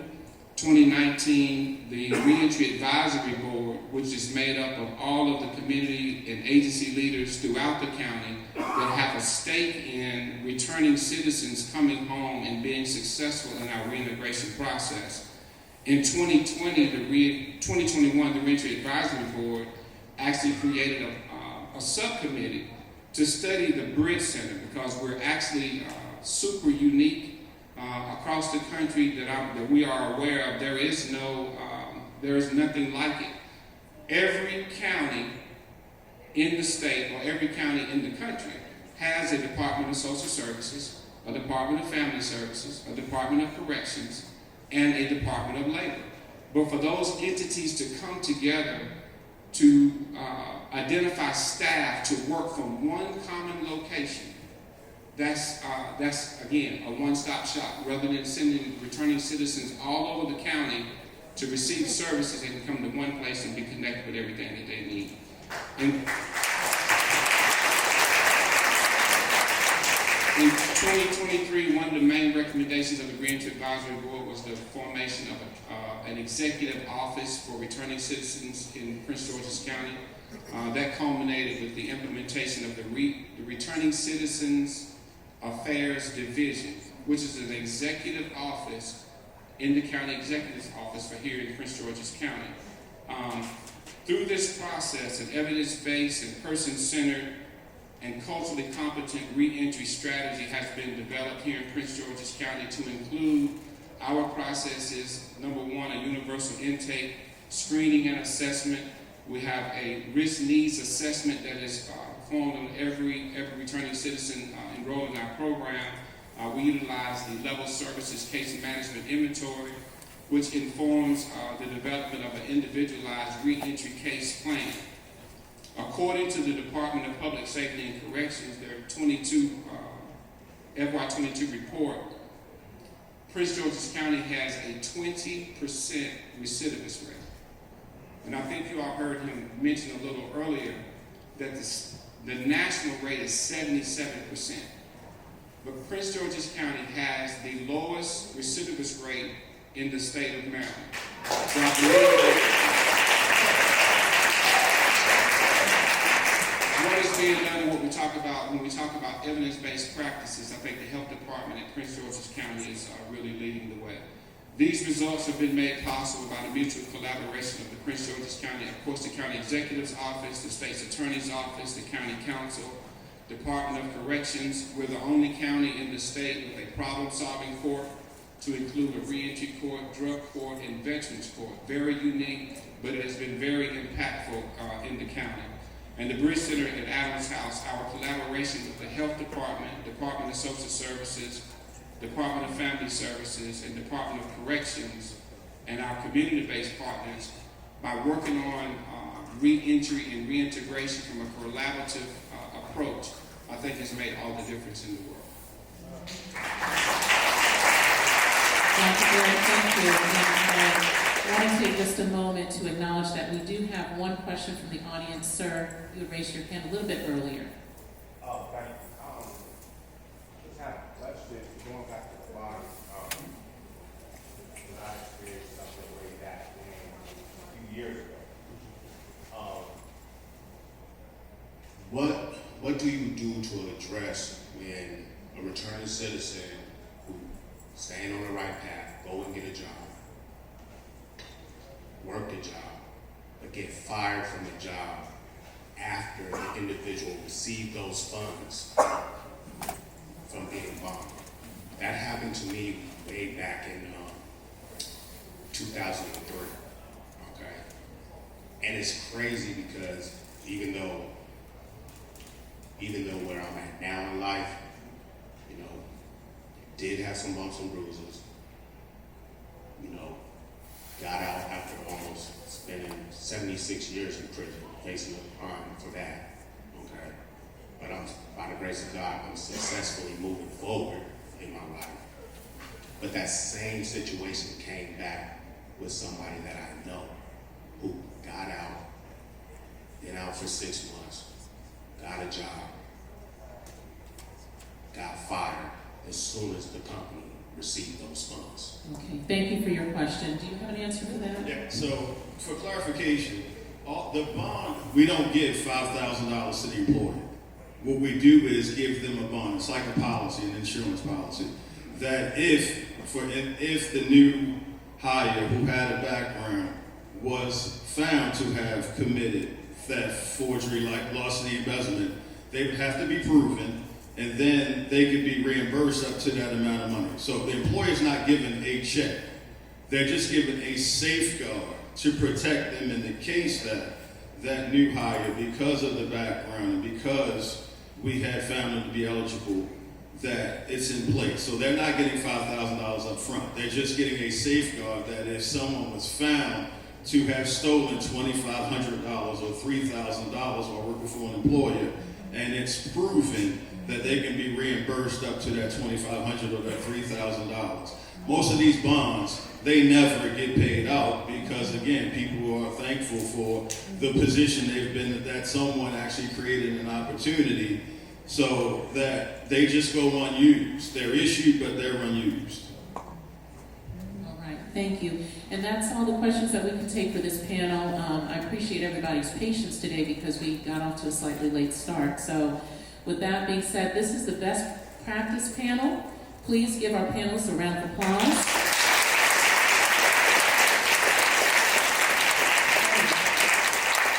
And Director Mahoney out of Florida, Mr. Clark out of Maine, thank you both. Thank you both. And we'll be following up with you. Have a great rest of the day, gentlemen. Thank you for inviting me. You're welcome. And now we're going to conclude this panel, and I'll turn it over to Reverend Queen for some housekeeping items.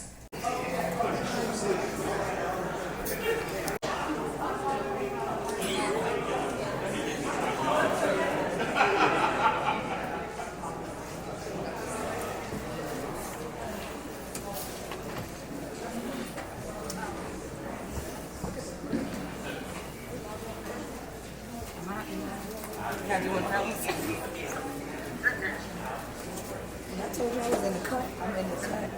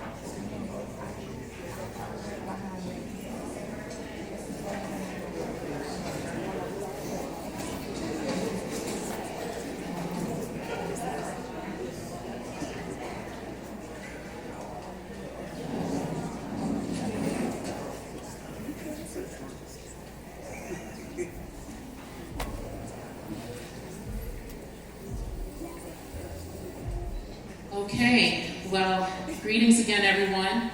Now we have the law enforcement panel, and yes, it's a very large panel, but there's a reason for that, okay? And I'd like to introduce just very quickly, here on the stage you have Officer Robert Horn and Corporal David Stokes of the Annapolis Police Department. If you could just raise your hands real quick. Okay.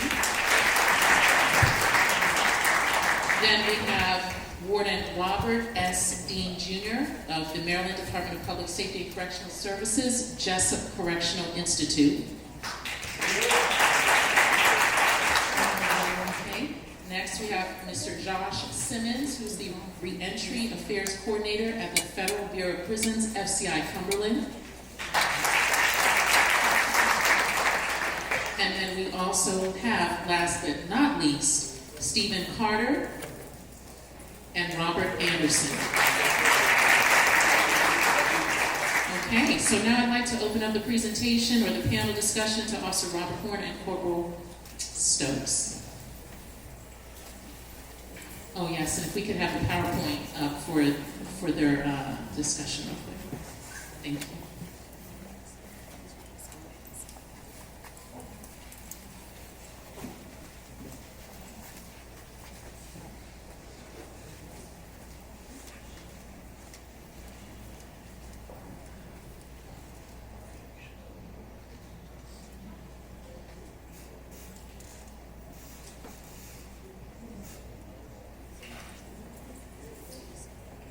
Okay, good morning. Good to see everyone, and I'm glad to be here. Thank you, Lynn, for putting this together and inviting us to come in and speak about the reentry program that we have in the Annapolis Police Department. So again, I'm Officer Robert Horn. I'm with the Annapolis Police Department. I've been with the Annapolis Police Department now for 3 years. I retired from Baltimore City Police Department after 26 years.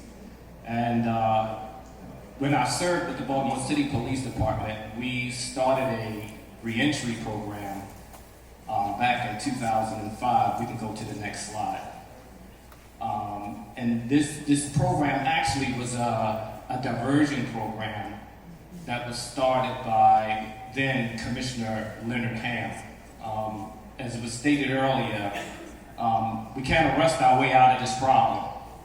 And so Commissioner Ham wanted to come up with some type of program that would divert at-risk individuals that were in need of services. He wanted to take a different approach. I started policing in 1994. And back in those days, it was just really send the blitz. Just, get the bad guys off the streets. It was just kind of lock them up, but not really addressing the real problems that was driving crime in the first place. So Commissioner Ham, he came up with an idea, and he chose a handful of officers that he knew had good, equitable relationships in the community. And so I was very fortunate to be one of those officers that he chose. And he put in charge of this unit Lieutenant Colonel then Rick Height. He was the commander of the Community Affairs Division, along with Colonel Otis Sistrunk. And so the goal was to go out in partnership and find partners that we could ultimately pipeline at-risk individuals between the ages of 16 to 24. That was the targeted age. Into a variety of different services. Anything from mental health to drug and alcohol or substance abuse treatment, to educational opportunities, employment, you name it, just to name a few. And so we went out and we partnered with vocational training schools. We partnered with mental health clinicians. We connected with the Mayor's Office of Employment. We partnered with construction companies, just to name a few. And they all agreed that they liked this idea. And so we would pretty much just be the router to connect to the services. And so we came up with a hotline, we came up with t-shirts that said get out the game, and we would go out into the communities. We would go into those neighborhoods and we would provide these services in the community. And so it grew from there. It went from diversion to then going behind the walls. I became a Muslim chaplain in '98 with the Department of Public Safety and Corrections. So I started as a volunteer, and I started initially just doing religious services, and it expanded. We came up with an idea to take those services and take them inside the institution and educate the inmate population about the services that's available. So it grew inside the pretrial in Baltimore City Detention Center, Central Booking. I then started going into MTC, and eventually doing programs in the various institutions in the state, and then over the course of years going into the federal system. This program really blew up. I really had no idea at that time that this program would really take off. And the population, again, that we were interacting with ordinarily do not have relationships with the police. We targeted the individuals that were really at risk, and then going inside the correctional facility and working with the inmate population. So it really speaks volumes as to the trust that we were able to build, where you have Baltimore City police officers going inside correctional facilities, pretrial, state and federal institutions, and the inmates being very receptive of the programs that we have to offer them. We became mentors. We started behind the wall services, myself and Lynn at that time, when she was hired to work for the Baltimore Police Department. She was my partner, as she always say, in crime. as a result of it. No crime. No crime. But the good kind of crime, you know. And so our partners then expanded to the courts. We have former Judge Freeman here, who now works for the Biden administration. We worked along with her collateral dockets, so she would offer many of her folks opportunities to join our program. We worked with Judge Wanda Hurd, circuit court judge that's now retired. We sat in on her collateral court dockets, and a few other judges had invited us to come in because of the success of the program. We partnered with the parole and probation, and we were able to help many of those individuals that were on parole and probation connecting to these different services. And again, these services that we were connecting them to would really help them to find a skill set. We focused on livable wages. It wasn't just those menial jobs. We knew that they needed to be able to sustain themselves. And so that was the focus. You could go to the next slide. And then as a part of the reentry, we wanted to also look at how we can address the issue of violence. And so as a part of our reentry, we would do what is called call-ins. And so with our partnership with JCI and Warden Dean, who's on the stage with us, back around 2016, we started a call-in program in partnership with the U.S. Attorney's Office to divert individuals and have credible messengers to send a message. And as you see on the screen, we have 2 inmates from JCI. One is named Jeffrey Ebb, the one to the, that's to my left. That's Jeffrey Ebb. He's still currently in JCI. And then next to Jeffrey Ebb is my great friend, Earl Young. Stand up, Earl. He was our speaker earlier today. So it really speaks volumes, you know, as to how this reentry program has changed the lives of so many people, and law enforcement leading this charge. You don't hear this story now. You don't hear it except we get these opportunities to share what law enforcement is doing. You only really see the negative stuff, but we're in the business of saving lives, not just killing people.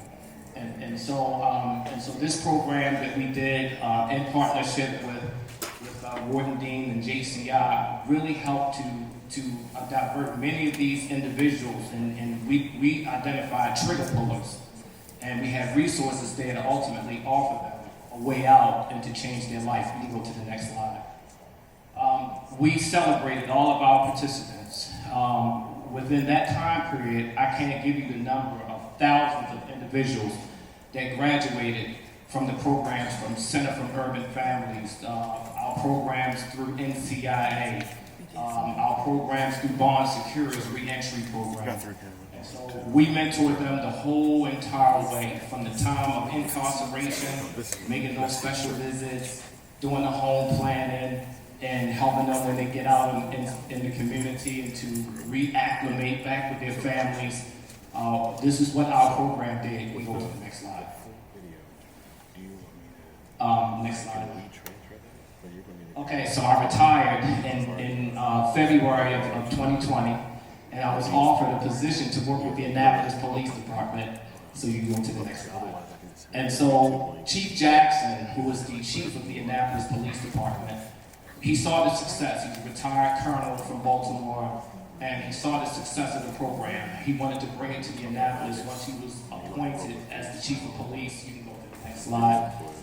So I retired, and I was hired with the Annapolis Police Department to build out this similar program. So basically, I just kept my same partners, and some of my same partners are here in this room, like Mr. Moore from Moore Transitional Housing. Stand up for me. Some of my partners like Marlo, who's wearing his orange jumpsuit. So these were some of my partners from Baltimore that I reached out to, along with NCIA and the University of Maryland and so many different partners. And I said, listen, I need your help. Annapolis is not as industrial as Baltimore. So we want to build out this program, but we want to be able to eliminate some of the barriers. We have some problems, some social problems that need to be addressed. So I need your assistance. And so as a result of those relationships, they said, hey, Officer Warren, if you need us out there, we'll be out there. And I thank you for the continued support.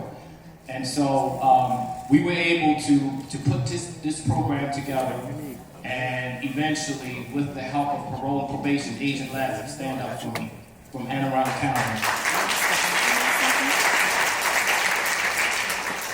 So we're partnering with people like Vanessa Bright from the Maryland Reentry. Stand up for me, Vanessa.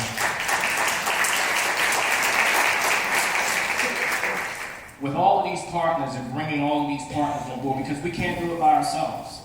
It's like what Sly and the Family Stone said, it's a family affair. And so we all have to be in this together. And so once we put the team together, then we started having our clients report to the Annapolis Police Department. And once we started having our clients report to the police department, now we have resources to offer them. You can go to the next slide.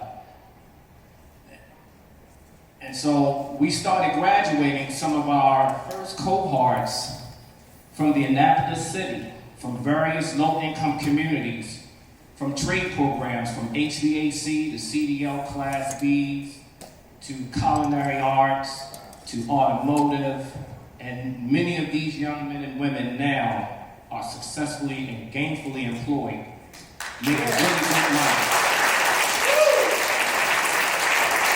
You can go to the next slide. And so this reentry program in Annapolis has really helped change the culture and relationships between the community and the police. And so law enforcement has a role in this whole reentry process, but I tell you, it's a lot of work, and it's a big commitment, and we can't do it by ourselves. And so now I'm going to turn it over to my corporal, Corporal Dave Stokes. He's my supervisor for reentry.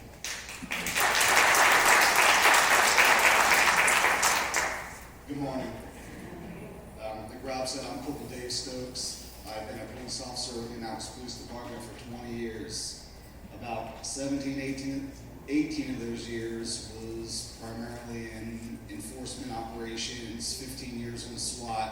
That's the kind of cop, that's what police work was to me. It took going through some personal hardships and asking for a transfer, and Chief Jackson coming to the Annapolis Police Department with this vision, and me speaking with him and giving him a little bit about my background. He pretty much said, I have a perfect spot for you. You're gonna be my PIO. The PIO is the Public Information Officer. And I told Chief Jackson, I have a questionable high school diploma and I was a grunt in the Marine Corps. I don't know that I'm gonna be a good public information officer, but he's like, no, you'll do fine, you'll do fine. Getting to know him a little more and telling him a little bit about my background, he said, I have a better spot for you in reentry. So I haven't always been a police officer. Even police officers have obstacles to overcome and have a past. I was a troubled youth from Southwest Baltimore. I grew up in 900 block of Lombard Street. I ran around in Pigtown as a kid. Both of my parents suffered from addiction and were in and out of incarceration pretty much my whole life until they passed. When I was 14 years old or 13 years old, I was kicked out of the Baltimore City public school system. My grandparents who lived in Anne Arundel County gave me a second chance and took me in. I was able to be successful, enlisted in the Marine Corps, and became a police officer. So just having a background like that, I guess Chief Jackson thought it'd be a good fit for reentry. Now, if they had reentry in these services 25, 30 years ago, maybe it would have helped, found the members now. So community outreach and reentry really grabbed me and it kind of touched me. And if you'd asked me 10, 15 years ago, will you ever do that kind of police work? I'm like, heck no, I'm gonna be a SWAT guy, kick down doors, and that's what we do. So it really, when I met Rob and hearing his stories and then meeting some of the gentlemen and women that have been through the program and just seeing how their lives have changed and how they've turned their lives around for the better, it just touched me and I've kind of become addicted to it. I could actually retire, but I don't know, I enjoy what we do. So anyway, I don't want to go on about me and why I do it. Rob kind of stole the show, which he always does. He's so passionate. He just, You can't sit in the room with a guy. I'm surprised his phone's not ringing now. If his phone rings at 11 o'clock in the afternoon or 1 in the morning, he's answering it because he knows someone's calling and they're looking for his help and he's going to help them. The most passionate person I know, and we wouldn't be doing this work without Rob. But again, he stole my show and already pretty much recognized our partners, which that was my spot. We have graduated in less than 3 years, 8 classes from NCIA.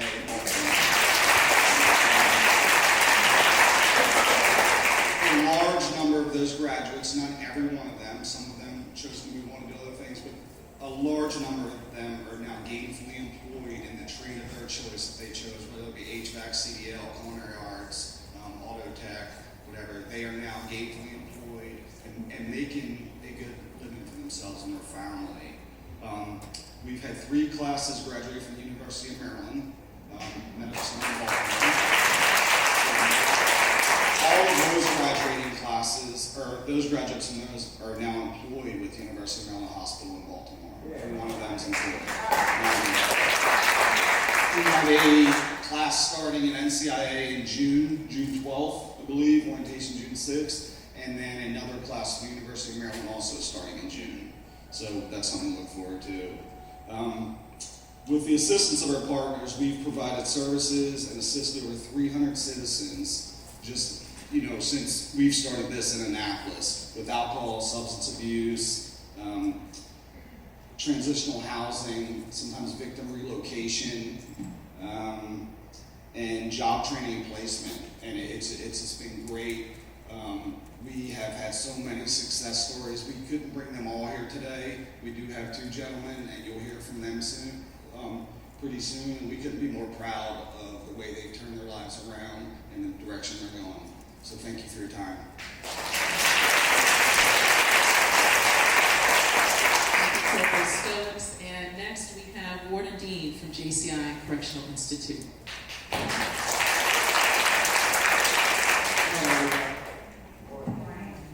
Hello. I'm Warden Dean with the Jessup Correctional Institution. I'm with the Maryland Department of Public Safety and Correctional Services. A little under 20 years. I've been a warden at JCI a little over a year.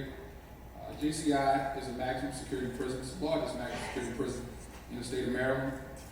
We serve as an intake facility, reception facility for 10 of the counties and jurisdictions in Maryland. So my facility, we receive the bulk of individuals that come into the Division of Corrections for a term of confinement. That term of confinement could be a year and a day, unfortunately, until life. At our facility, we offer a lot of programs through education. We have a program that is a peer recovery program. That program teaches individuals how to cope with addiction. The individuals in that program, they get certified through the peer recovery program to use their lived experience to help others incarcerated to fight addiction, trauma, and help with decision making. Right now in the department, we have about 15,600 individuals under our supervision. As the gentleman from Maine said, 80% of those individuals at some point in time will go home, either on a release date or on parole. So they will be our neighbors, they will be our store people working in wherever we go. So we want to return them to society better than they came to us. At JCI, I'm proud to say that we have a high focus on education. We have 3 college programs in our facility. We're the only facility in the state of Maryland that has that many college programs. We have a 4-year degree program through the University of Baltimore. We have a 4-year degree program through Bowie State University, which is the first and only HBCU in the state correctional facility. I would be remiss if I didn't recognize this gentleman because he pours his heart and soul into the men with passion, and he's here today. I'd like to recognize Professor Mark Booker.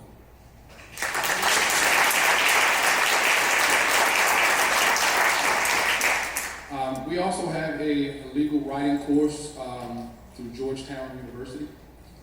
This course is very instrumental in reentry because it gives the individuals that participate in this program the ability to write legally to judges, fill out different legal paperwork so they can get back in court for modifications of sentence. And we've seen the fruits of that labor. We've seen over the last 2 years, countless individuals, some in this room, who have gone home because they've had their sentence commuted and modified from the Justice Correctional Institution. So I'm very proud of that.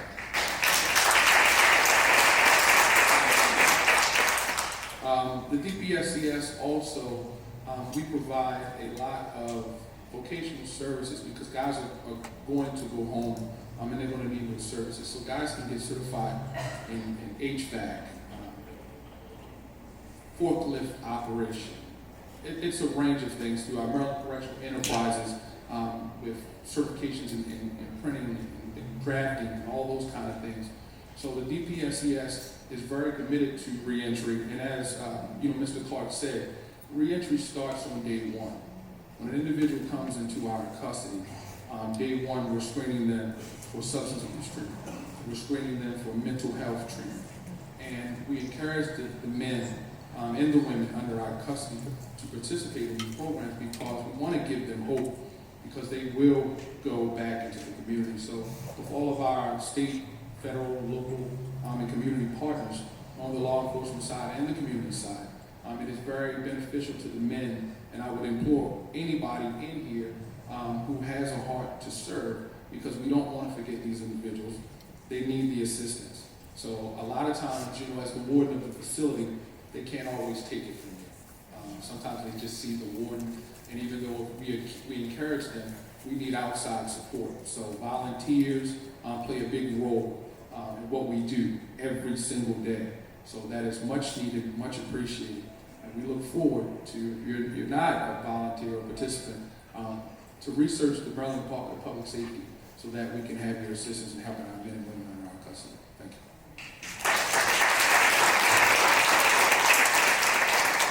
Thank you, Warden Lee. And next we have Josh Simmons, Reentry Affairs Coordinator at FCI Cumberland Bureau of Prisons. Good morning, she said my name is Josh Simmons. I'm the Reentry Affairs Coordinator at FCI Cumberland, which is on the other side of the state. Everybody forgets about for the most part. Before becoming into the federal corrections institutions, I was a public school teacher. And after 5 years in South Carolina of making less than $30,000, I was like, I got to do something else.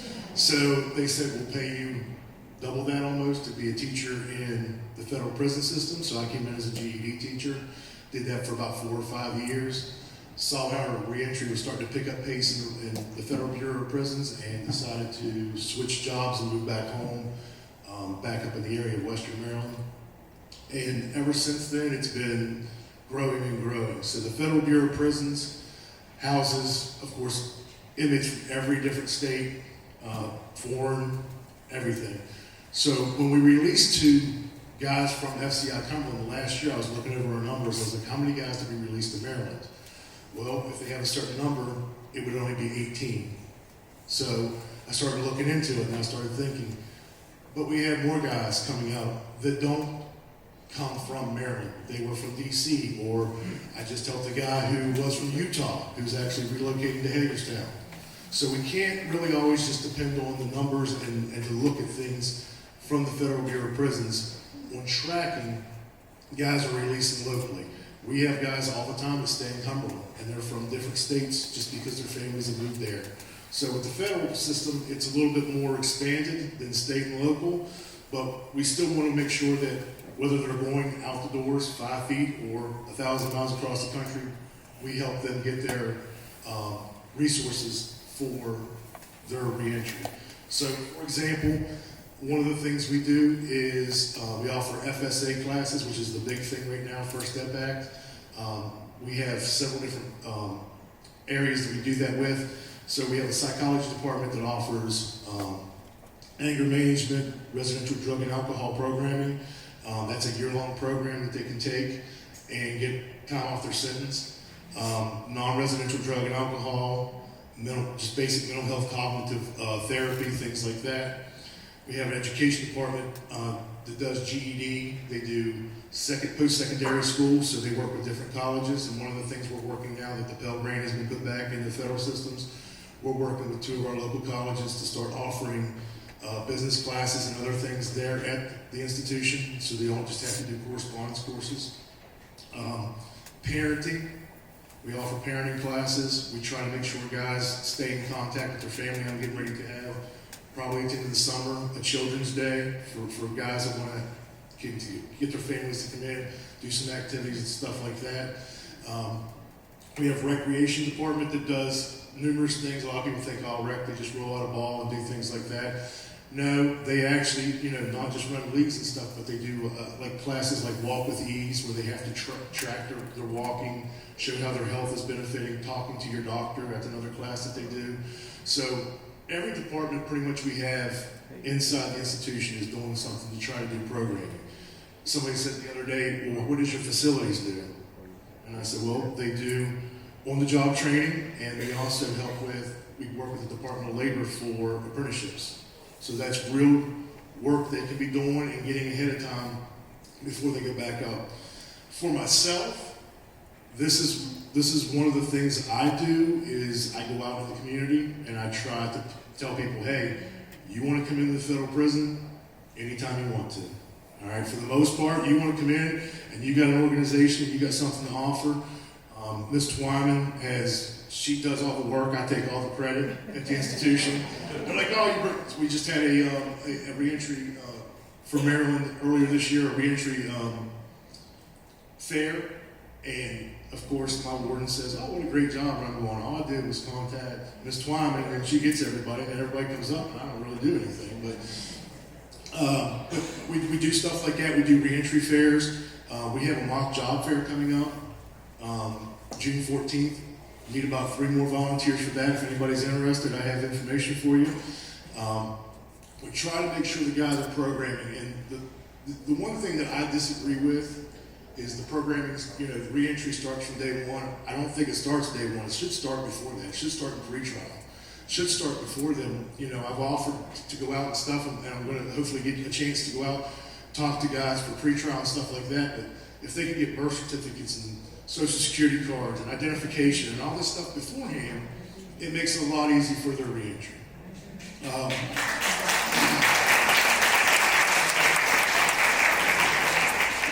And that's the other thing is like the Maryland MVA works great with us. Some states don't, but Maryland's MVA works great with us locally and at the state level. So it's one of those things that, these guys who are trying to do what they're supposed to do, or what we see as they're supposed to do, we should be rewarding them and not making it more difficult for them. So the Federal Bureau of Prisons is actually bringing in these resources, offering different classes, different programming, things like that. And the big thing we want to make sure is that the recidivism rate keeps going down. Recently with the pandemic and stuff, as I tell guys, if you got 8 years left on your sentence, we don't do early releases. Wrong. Well, if we have a pandemic, there's releases. You can work with credits through FSA to get a little bit of extra halfway house time. You can take RDAP, things like that. What happens if somebody comes to you tomorrow and says, hey, it's time to go, and you think you still have 4 years left on your sentence? And that's where it comes into having people from the outside come in and help with resources as well, because as Warden said, a lot of times when the guys look at us, they look at us as staff.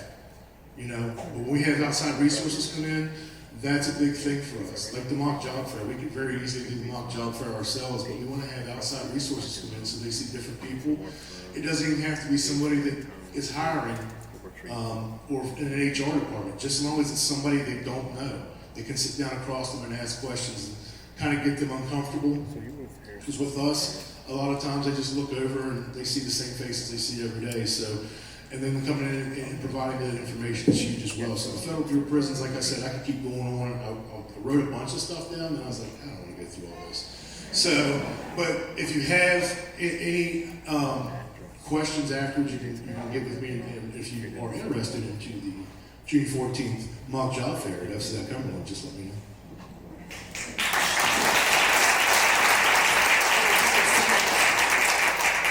Thank you so much, Mr. Simmons. And I know that we had one question, so briefly. Yes, very quick. Thank you. Do either of your facilities do a re-entry form and intake?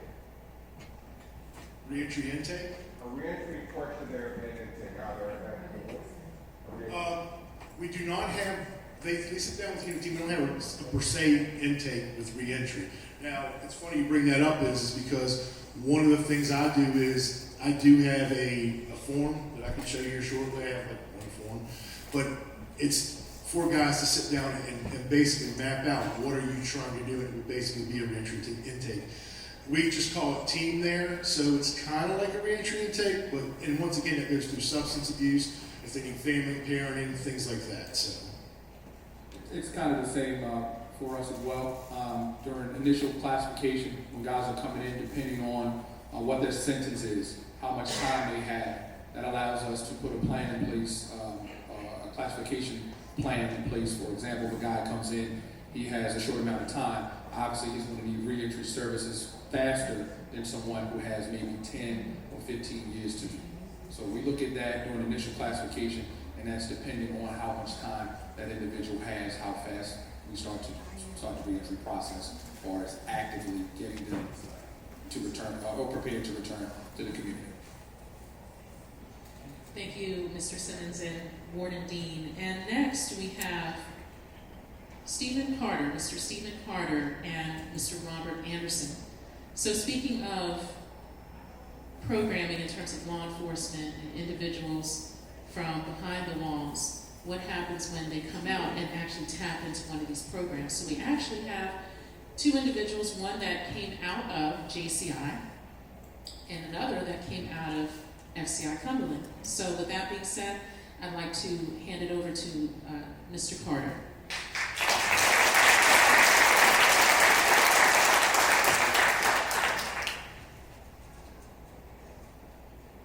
Hello. I like to say that, man, life is great. Let me start off with that.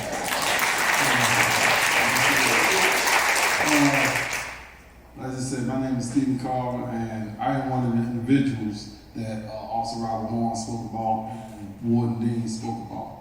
It's funny. You know, I mean, I'm trying to be on a light note, but it was just a few months ago that I was beefing with Warden Dean. I want more food on my plate because I was in JCI. Probably can't get more food on my plate. You know what I mean? Well, I went visits, but you know, life more. And so in saying that, you know, I'm here now. I'm free.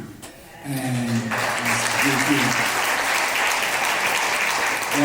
my story goes way deeper than that, and I'm gonna share it real fast with y'all and try to wrap it up. At 19, I was sentenced to life without the possibility of parole plus 20 years consecutive after that. I served 33 years and 6 months, and I was just released 5 months ago, November 22nd, 2022. While I was incarcerated, I knew that wasn't who I was and what I wanted my life to turn out. I knew I did not want to die in prison. When they told me at 19 that I was going to die in prison, there was no chance, no parole, no nothing. That, you know, I was just waiting to die in prison. I knew that wasn't me. I wasn't going to allow that to be me. And so I knew I had a destination. And my destination was to get home, to get free. But I had no way of getting there at that moment. I had to find my way.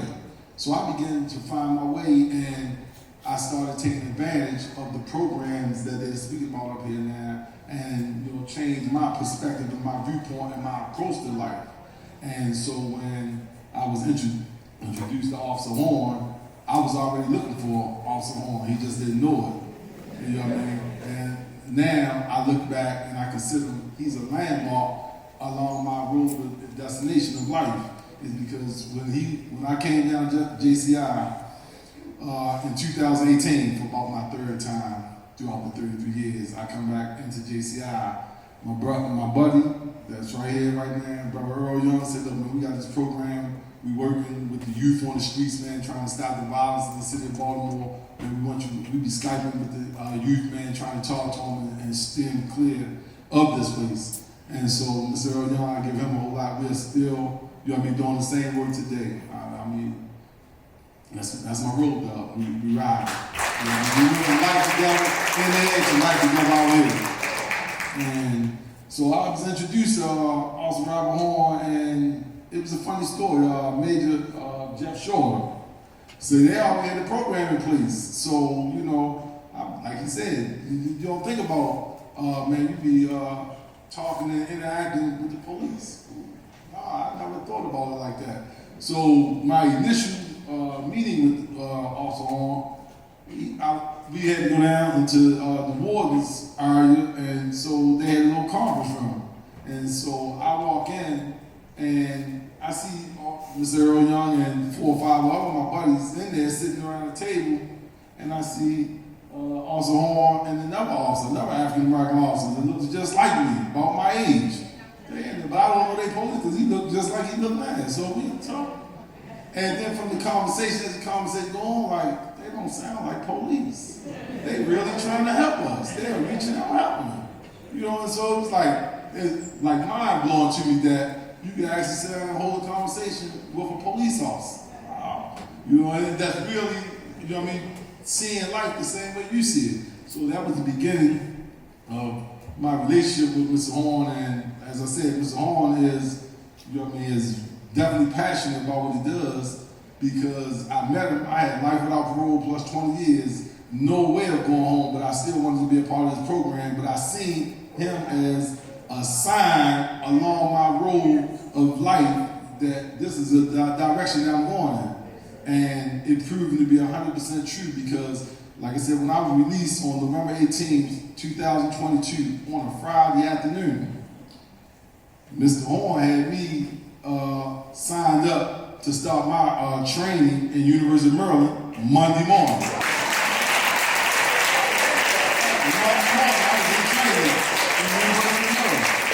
And now I'm employed at University of Maryland. God is due to Mr. Horn and his connections with, like you say, the people and the organizations. They put me straight in University of Maryland. I've been working there since I've been home. And so, also I want to say that how things happen. You know what I mean? I was at work last night, as a matter of fact. I haven't been home. I worked the 311 shift. But something very strange happened last night that was trying to stop me from getting here, and I would not allow it. I was getting off work at 11 o'clock last night, and I had my house keys and my car keys in my hand, and I'm walking to the garage, and as I'm walking towards the garage, I'm dangling my keys. They fall into one place that they can't fall at. In the elevator shaft. Fall down in the elevator shaft. I must have had them before? Yes. Yes. The one place in this whole room, that's where my keys fell. So I was forced to stay at the hospital last night. I slept at the hospital last night because I just didn't want to wear this. Fortunately, I had this special in the car. I wanted to go home, take a shower, and put on my suit and tie. You know, the forces thought they were going to hold me away, but I wound up staying at the hospital last night. The elevator men that work on the elevator came in 6 o'clock this morning, went to shed, got my keys for me, and I didn't have time to go home and take a shower and change because I was not going to be denied. So I jumped in my car and came. I'm from Baltimore City, and so I got in my car and I put it. Never been there before. Put the GPS in. And I made it. Not going to be denied. Not going to be denied.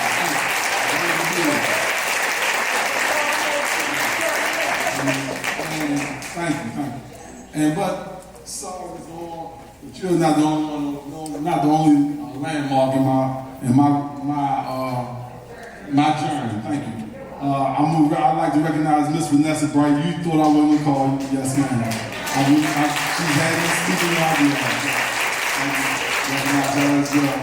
And there's other people in the room that have, you know what I mean, been along my journey, helped me along the way to get to, because I'm not where I want to be at now. I'm still traveling on this journey. But that is my story, and like I really give appreciation to all the people that saw in me and saw in a lot of other people the opportunity, because I'm not the only one. there's still a lot of men, just like myself, that are been incarcerated 30, 40 years, that's seeking this opportunity. As one of the panelists said earlier, we want the opportunity that a lot of people take for granted that has never been incarcerated. Given the opportunity, we will push forward. And so I just want to be an example for society to see that men can be released and can push forward and succeed and be productive citizens. Thank you.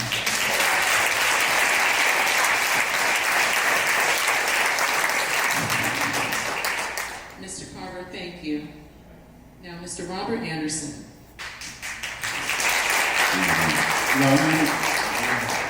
How you doing? My name is Robert Anderson. My story, my man Steve, me and Robert Home, we go back, we grew up together. Know his whole family, sisters and everything. I've been in prison all my life since 16, 50 years old now, in and out. Get 5 years, come on. Get 8 years, come on. Get 120 months, come on. That's how my life is. So on this last step, I think I was in Fort Dix, New Jersey. Every time I call uptown, I call home. Someone, man, Robert Home keep asking about you. I said, who? I said, Rob, yeah. I'm like, man, he must be talking to that reentry stuff, man. I said, yeah. He's like, yeah, man, yeah. I said, where you at? Where you at? But the whole time I tell people about the program, I found out we about to go on, yo, hook up my man Rob, yo. So they go home, I might call home 2, 3 years later, yo, he doing good, man. He went to school, he driving trucks, yo, he doing. I said, damn, that shit must be working. So I get transferred up to Cumberland Camp. The guys I was telling Rob about, they already up there. Something happened, I went to lock up, I come off lock up. They said, yo, you know your man came up here? I said, who? They said, Robert Home. I said, what? He said, man, he came when you went on lockup. I said, damn. So the guy gave me his flyer. I said, yeah, that's him. I see a picture. I ain't seen him in a while. So I called him up, tell him my plans, what I want to do when I come home. So fast forward, I've been home 4 months now. I come home, he comes straight to the crib, talk to me, what you want to do? I said, man, I want to get my license, man. I had my license since '98. I want to get my license, man. So I got that. Got my tweet card. I had to get my tweet card for the port down the shipyard. And he signed me up for school, HVAC school that started at 12. But I'm telling them now, boy, they called me down the shipyard tomorrow, man. That HVAC might have to wait. So he do a lot, man. He do a lot. And I know him for a long time. And every time I come home, he be like, what you want to do? I'm like, bro, you already know what I want to do, man. You know, come to me with that. So this time, man, I said, man, I'm going to give it a chance. Because everybody I gave them to go to them, they doing good, man. So I'm going to give them the chance this time. And everything working out real good for the most. Thank you.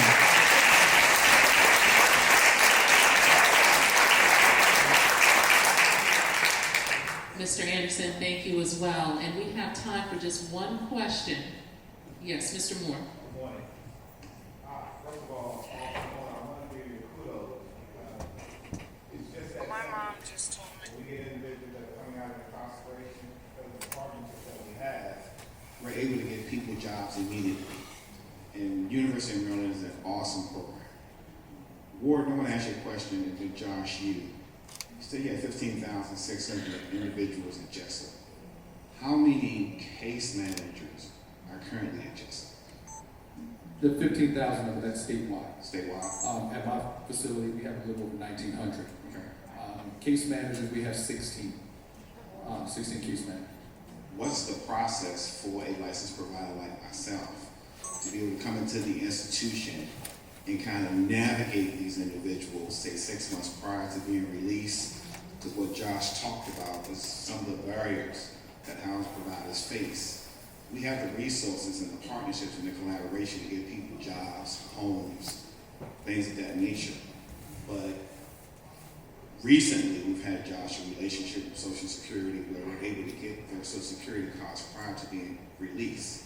But if all we're getting is demographics from case managers or social workers prior to individuals being released, it kind of puts a barrier on us as housing providers to get these individuals linked to care or services, because we do have to go through the process of getting them resources, getting them IDs, birth certificates, things of that nature, whereas we had a pilot program in place where individuals would come in 6 months. I would send staff and myself to come in and work with these individuals prior to being released, so that once they're in the community, these things are already set up for them. So that a lot of times they get discouraged.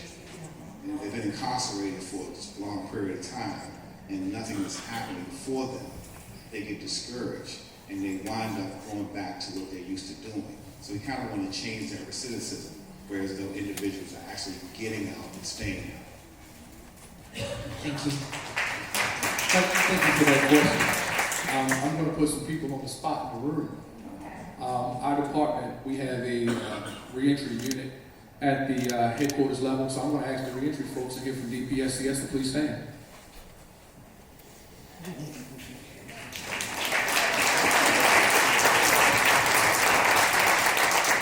That young lady in the back, right there, that's Miss Ebony Jennifer. She is the reentry coordinator for our region, and specifically works at my facility. So to answer your question, the best opportunity would be to get in contact with our headquarters reentry unit, Ms. Ebony Jennifer back there, and through collaboration and partnership, you two can tag team that. And any entry that you need into my facility is a no-brainer, and I will approve you tomorrow. Not a problem.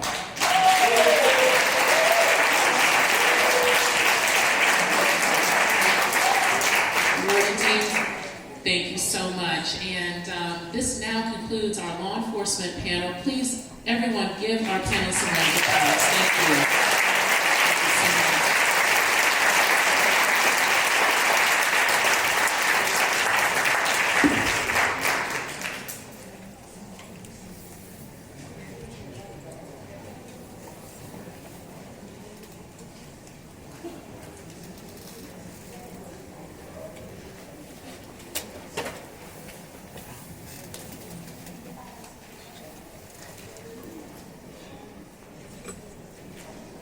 Quick, I just want to thank also Superintendent Klein, who oversees the Annapolis correctional facilities. Thank you for your support.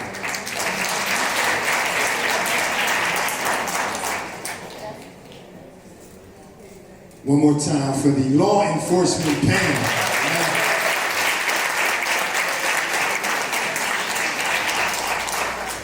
Okay, so look at the person next to you and say, guess what's next? Okay, they ain't even guess. Look at the other person. They ain't want to participate. Ask the other person, guess what's next? What's next? It's time to eat. They're going to feed y'all. They got some lunch. Listen, some of y'all get excited. Y'all my type of people. So, at this moment, we are going to take a 30-minute lunch break. Here's your instructions.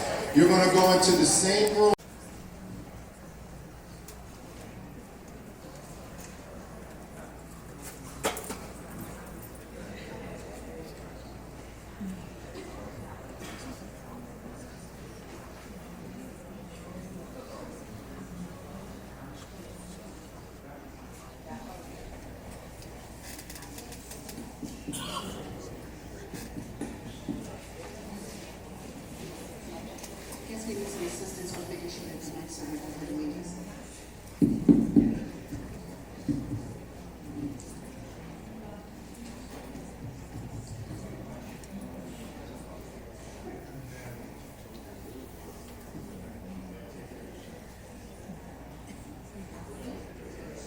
Good morning, everyone. Thank you for attending. My name is Jeanette Graham. I'm the founder of No Struggle, No Success Full Service Reentry Program for the state of Maryland, and I will be moderating Women in Reentry Services, and I would like to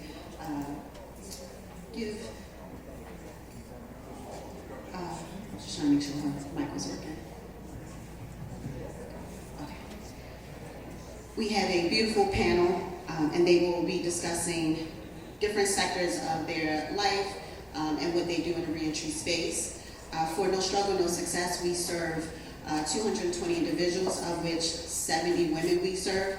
We are in the Maryland State Correctional Facility for Women at least twice a month. On the screen, we have Robin Neverdon, my program manager. She will speak to that as well. And we want to make sure that people understand that there is a different level of reentry services and programs that's needed for women, and I think these women will speak directly to that. First, we have Ms. Leslie Johnson, the Director of Reentry Services for Community Partnerships in the Office of the Prince George's County State's Attorney. Again, Robin Neverdon, the Program Manager at No Struggle, No Success. Ms. Nakia Black, Regional Volunteer Activities Coordinator for the Maryland Department of Public Safety and Corrections Services. And then we have Ms. Monica Jackson, the Executive Director at Pivot Program.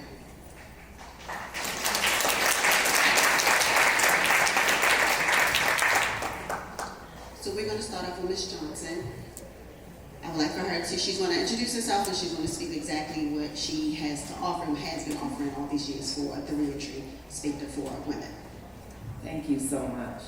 First of all, I just want to thank the organizers of this event for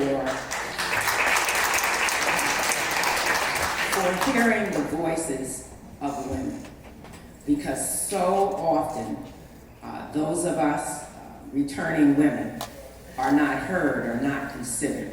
And so I just want to give a big acknowledgement to those who thought it correct to include us as part of this conference. First of all, my journey in the reentry space started a long time ago when I was the First Lady of this great county.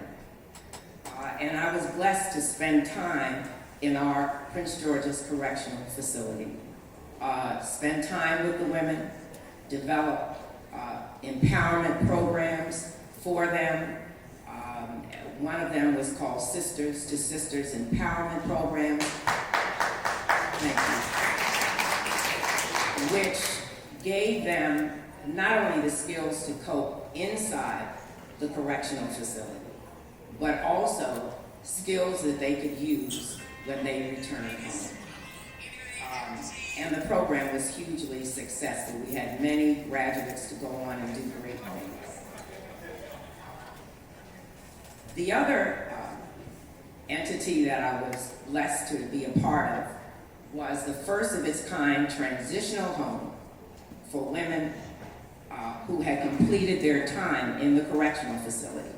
And this house was called Leslie's House. I had nothing to do with the naming of this facility, but it was Leslie's House, and I considered it at that time my other home because I spent a lot of time going in there, talking to the women, asking them what their needs are, and we try to address many of the issues of why they were first incarcerated. And they were addressed. Many of them worked while they were there. The maximum stay usually was 6 months, although in certain special situations we would allow them to stay longer than 6 months.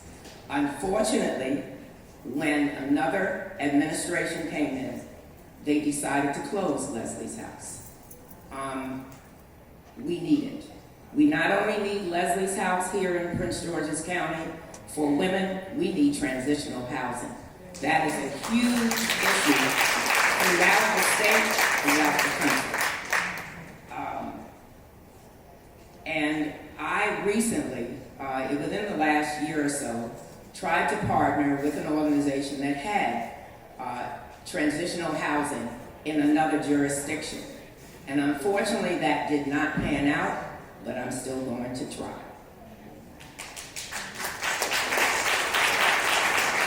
Fast forward to 2012, when I had my own justice-involved experience. I ended up being incarcerated, many of you probably know, at Alderson Federal Prison Camp. Some call Alderson Camp Cupcake. Trust me, it's not. I truly believe, though, that God provided me with an assignment to learn from the inside things that I had already known from my experience with working with women, trying to provide empowerment and skills for them, He now provided me with the ability to see on the inside what I already knew from a distance. A lot has happened between 2012 and now. When I returned from Alderson, I was blessed again to be able to teach returning citizens and others at the Mission of Love Charities Incorporated. I taught workforce development, life skills, and something that is so needed, not only with women, but our men, self-esteem. Self-esteem. Then, in 2017, I was blessed again to co-found an organization which is called Pathway to Healing and Restoration. It is an AME Washington Conference branch Missionary Society prison initiative. And I spoke to our president and told her how important it was for those persons who are incarcerated to receive communication, inspirational communications from people from the outside. When I was there, and I believe State's Attorney alluded to this earlier, the entire time I was there at Alderson, there were probably only 2 mail calls where Leslie Johnson did not receive a piece of mail. And it was from sorority sisters, church members, and sometimes people that I did not even know. Words of encouragement. And even from this church, within the first few weeks after I got there, I received a huge envelope of letters of love and encouragement from the First Baptist Church. Thank you. We have been blessed through Pathway to Healing and Restoration to send out more than 4,000 letters since 2017 to incarcerated persons throughout the United States. And I'm just also through Pathway to Healing and Restoration, we have been able to partner with many organizations, including the Solid Foundation, which I know they are here and have a resource table. We have partnered with organizations to provide resources to persons who are returning citizens. In 2020, I was honored to be a part of the Reentry Advisory Board, which I don't know if he's still here, which Dr. Garrett and I and many others were a part of. And in 21, we issued our final report, which deals with a comprehensive reentry program for Prince George's County. Now, some of the things have been instituted, our recommendations, but there are many that have not been, and it is my prayer that soon they will be implemented. And then, in 2022, God allowed me once again to use the testimony that he gave me when State's Attorney Aisha Ann Brayboy hired me to be the Director of Reentry and Community Partnerships in the office of the State Attorney. I always say, look at God. Look at God in the prosecutor's office. So I am elated now to be able to assist our returning sisters and brothers in whatever way I can to provide them with resources and tools to live successful, happy, and productive lives. Thank you.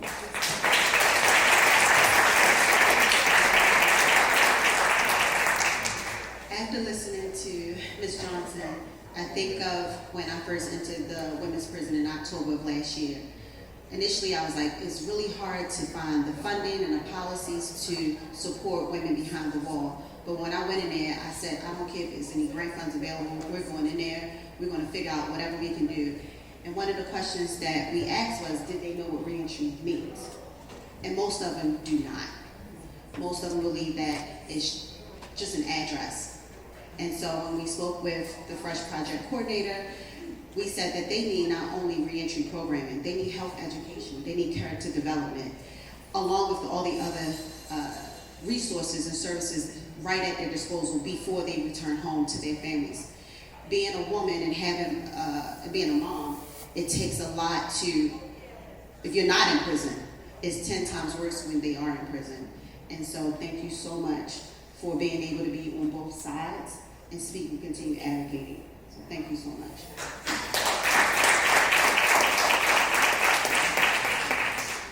Next, we will hear from Robin Neverdon. She'll explain her life experiences and what she does for the community now. Can you all hear me? Yes, we can. Okay. Good afternoon, everyone, and happy Thursday. My name is Robin Neverdon. I apologize for not being able to be there in person, but fortunately, I'm here helping returning citizens where I am. I made a decision about 3 years ago that I no longer wanted to work for anyone, and I wanted to work for myself, and in a field where I would be of more help to others that are just like me. And I'm announcing that I developed a company, Robin Neverdon Principal Business Consultant. Being a consultant, I have the opportunity of working in an area that I know oh so well, which is in the recovery, dealing with outpatient treatment, recovery housing, employment, teaching life skills, facilitating groups, prevention and support services, and the list goes on and on. I've had the opportunity to not only partnership with community leaders in dealing with reentry programs and those who have been incarcerated, but also to maintain those in Baltimore City and Baltimore County as well. One of my main rewarding positions that I've been able to uphold is being the program manager at No Struggle, No Success. At No Struggle, No Success, I am grateful that I'm able to work under the direction of our owner and CEO, Mrs. Graham, and the director, which is Mr. Stanley Mitchell. It is more rewarding for me than anything else because of the fact I too have a past. I'm a former convicted felon 3 times. I have had the opportunity, not a lovely opportunity, but an opportunity of being incarcerated down at Maryland Correctional Institution for Women. I'm in my 17th year recovery, and during the time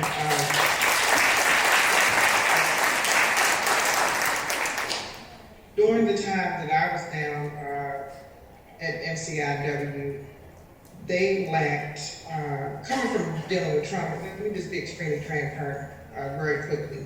I have no problem talking about myself. I'm, former prostitute, former married to a drug dealer. My father was the kingpin. My mother was on narcotics when she had me and my twin. Being left in an empty house, being a survivor of molestation, being a survivor of rape. I've been shot. And all these things which hindered me not so much as being raised, but making bad decisions as I got older as a result of not having the proper care and things which I felt that we needed. Going to prison, I don't know for what reason I felt, well maybe, especially if you use like I use and go to prison with someone, what we thought would be called getting a break. That's sad to say that, but that's what we thought, getting a break. But we had so much of inadequate mental health service that was there. We had inadequate health care. I think the only thing that they did, that I could do constantly, was make sure my teeth were straight from going over to the dental. The prison was overcrowded.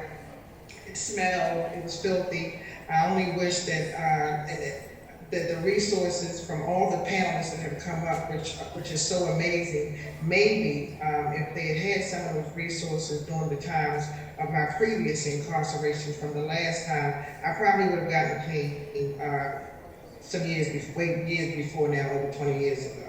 But nevertheless, I'm grateful for that. Working at No Struggle, No Success, where we break down the barriers, which our mission talks about, breaking down the barriers, so that a person will not go back into prison with excuses, so that they know that the reason why we say no struggle, no success, and no excuses, because once you come out of prison, you have the opportunity, as long as you have the resources. I'm speaking strictly from my own life experiences, and you have the resources to be better. When you know better, you do better. I believe that people that come home from prison like myself, we deserve the opportunity and chances if we have everything put in perspective. And no struggle, no success, we do have all of those wraparound services. We have all of those components that we put in place, and more than that, I am extremely hands-on as well as the other staff that I work with. I work with a great team of people where we focus on everyone.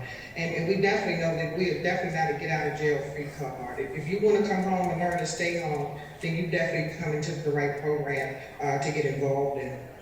Each and every day I am dedicated for change, and I change myself. I find it so funny and fitting that God would have allowed me, because I definitely can talk a lot, and because I have no problem talking about me, He has used me as a platform. I would have never thought in a million years that I would have been sworn in down City Hall a month ago on the Women's Commission. I would have never thought that I would receive citations from the government.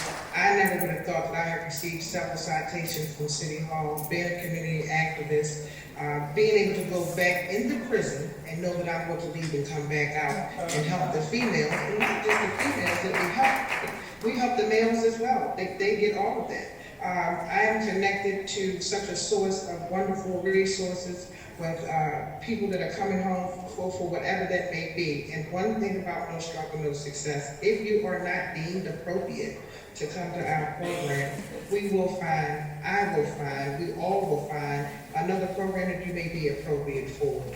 This never stops, this never ceases. This is every day is one day. And thank you for allowing me to share.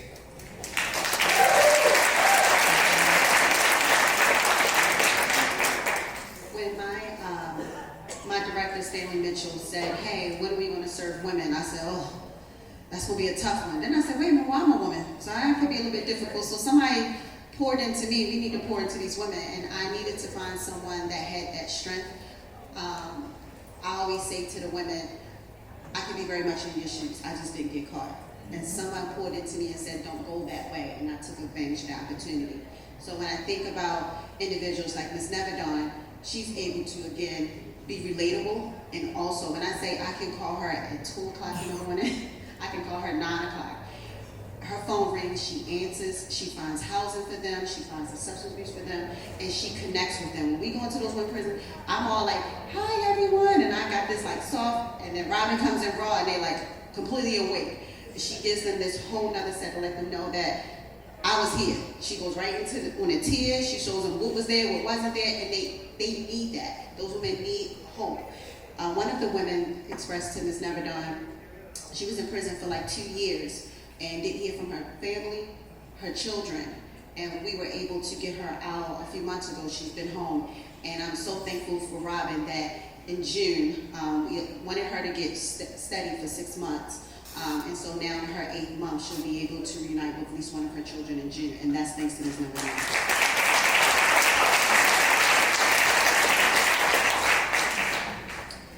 Now we have next Ms. Nakia Black. Please speak. Good afternoon, everyone. I am so elated to be here today. I count it a privilege and an honor to be before you today. My name is Nakia Black. I'm originally from Colorado. The Lord redirected me here 4 years ago. And I said, Baltimore, Lord, what? He brought me to an amazing place in my life to where I could hear His voice very clearly. And I knew it was Him that told me to come here. I came here and I started from scratch. I relaunched my life by myself. My mother's here today, but by myself. My dad had passed away. My mother was a widow. I didn't want to leave her, but I left. And I started by myself. I started with the Department of Public Safety and Correctional Services at home detention as a case manager. And within a year, God just shifted everything. I had my own house, my own car.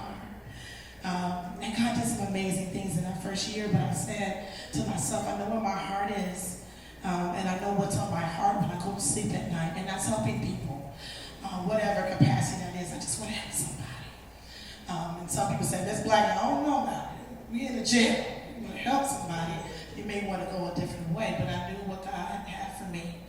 I transitioned out of case management into my current role when I work with volunteers and search for programs. In my quest, it's been interesting. I've met some amazing people, just like Ms. Jackson here, who will be starting at BC BEG and MRDCC next Wednesday. My women are so excited. They're so excited, but I ran into people that had great missions, but did not want to come in. People said, I passed that. I used to come to jail 20 years ago. Ms. Black, so I'm sorry, I'm not there anymore. And I said, Lord, I know you got some resources for these women and these men that need it. And He has just connected me with people that have the same passion and the same heart and the same mission that I do.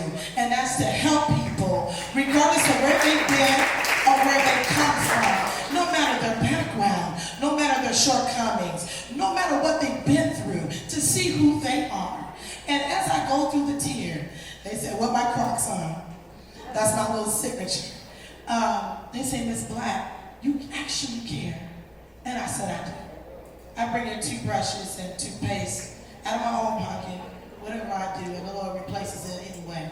And I give it to those men and women that need it when they don't have those resources. God has placed me here for a time like this. And I'm grateful for my upbringing, from my mother and my father that taught me never to judge anyone that can, never to look at someone cross-eyed. No matter what they've been through, you can learn from them and they can learn from you. I have learned so much from these women and these men, my women, my girls. Every Friday when I go in, they be so happy. And I've started 9 programs within the first year that I've had this position. I said I won't stop. I lost my voice for almost 2 months. I'm still recovering, but I said I won't stop. I have issues with diabetes and all that, but I go in faithfully. And they know that Ms. Black going to be the one to stand by her word. Because I said, Lord, as long as I have breath, you have given us a great commission. I'm a believer, so don't give me, I'm not going to get to preaching, but as long as you have redeemed me, as long as you've given me resources, God, I'll give everything back to you. And I tell you, God has poured back into me. So now, next year, I will be getting married, and I will be buying my first home. And I'm just excited about what God is getting ready to do for these people that are in our care. So as I go through, and as I keep continuing on my journey, meeting wonderful people like the young lady in the front row and Miss Jackson and others I've had, just mingling with everyone today, that we can make a difference. When these people come home, they are our family. Everywhere I go, Miss Black, oh, that's one of my people. That's my children. That's my wife. It just hurts me to see them away from their family, away from their children. We will be starting a program next week called Mommy's Corner, where their children can actually sit with them and they can read with them and play games and have snacks, and they can continue to bond with their children because families are incarcerated with them. So if we can just bridge that gap, if we can help them unpack that trauma, unpack those things, reconcile with their families, be there, still be a parent while they're behind the wall, I'm satisfied. If no one ever tells me you're doing a good job, if no one else ever pats me on the back, I know that I'm effective. Because when I go in there, I don't care what you've done. They say, well, Ms. Black, you know my charges. I don't care what you've done. I don't care where you've been. I don't care who you've been with. I know where there is hope, there is a way. As long as there's breath in your body, God can change your mind. He can change your makeup. He can change the direction of your life. He can change everything about you. So when you walk out that door, you won't be going back to the same thing. But you'll be doing something different and positive with your life. So keep me in your prayers. Just call out Lakeitha Black's name. Because everybody's not with me. I know you know that everybody's not for you. When you're trying to do something positive, they're not for you. They'll try to derail you. But I'm asking for your prayers. And I'm going to be praying for you. Because as a body, we can change the world. We can change the way things are happening. We can change the way things are treated. We can change the way things are going. We can change the conditions that are behind the wall. I don't believe in less humane situations behind the wall. I believe in you treating humans like humans. If you treat them like animals, they're going to act like a human. If you treat them like an upstanding citizen, they're going to stand up straight. I said, fix your pants. Get your hand out your dick. Stand up straight. They said, this black man, you don't live to stand up straight. You are somebody. You are somebody. They said, Miss Black, and I'm almost done. This is my first closing. And I'm closing. They said, Miss Black. Now, you can see I'm an extrovert. I don't have a problem talking to anybody. My mom actually has to tell me, stop talking to strangers on the street. But God protects me. Don't let anybody hurt me. But when I went in, MTC is a dorm style. So it's hectic. And it's not really designed for pretrial. So I said, everybody get in a circle. I said, a man that loved the bed and the park, get about that bed. Get about that bed. Make up your bed. Come on. Miss Black, it's 9 o'clock. It's late. Get up. We sit in a circle, and these men just have breakthroughs. They talk about themselves. They talk about their talents. And they said, how do you get them to sit down? How do you get them to be quiet? How do you get them to clean up? And I'm looking at them, I said, if you would just speak to people with respect, if you just treat people with dignity, they will respond the same way. I said, everybody stand up. Everybody comes to the window. Miss Black, you okay? I'm fine. Stand up. We're going to do an activity. They stood up. They start talking to each other, laughing, talking about their goals, what they want to do, how they ever been in love, where their children are, where they want to travel. I want to get my passport, man. I'm getting out of here, man. I want to go live in Dubai and all that. Talking with each other. And they said, I don't see how you do it. You're so effective. When you go in anywhere, you're so effective. I said, it's not so much me, it's because of the values that we put in me. I'm always going to treat people with respect. And if I ask them to do something, you know what they do? You got that, Ms. Black. I said, can you do me a favor? If y'all have no write-ups for the whole month, I'm going to talk them into giving a pizza party. They said, really? I said, am I what? A woman of your word. I said, no infractions. Don't nobody fuss, cuss, fight. Don't be cutting up here. And I'm going to reward you. I'm going to make sure that it's recognized that they know that you can act like a human and that you can be a good human being. So with that, it's my second closing. I am excited about what is happening in these settings. We are making a change, and these changes, we have almost 800 women incarcerated in the state of Maryland. And MCIW is a bulk because they're sentenced. But our new Secretary Scruggs, the first African-American female in that position. She was formerly Assistant Secretary over Reentry Programs, and she is passionate still about that. At MCIW, they have over 40 programs that are active. And I'm proud of what we're doing. Yes, Ms. Never Done. And I've had a pleasure of meeting and connecting with her. And also this young lady as well. I just love these people. But things are changing. They're not what they're supposed to be, but they're not what they used to be. So with that, I just want to tell you again, I love you with the love of Christ. I absolutely appreciate you. Again, I'm praying for you as you pray for me, and God bless you.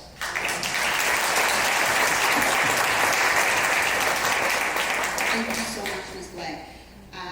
As I was listening to you, we all agree that programming is very much needed behind the wall.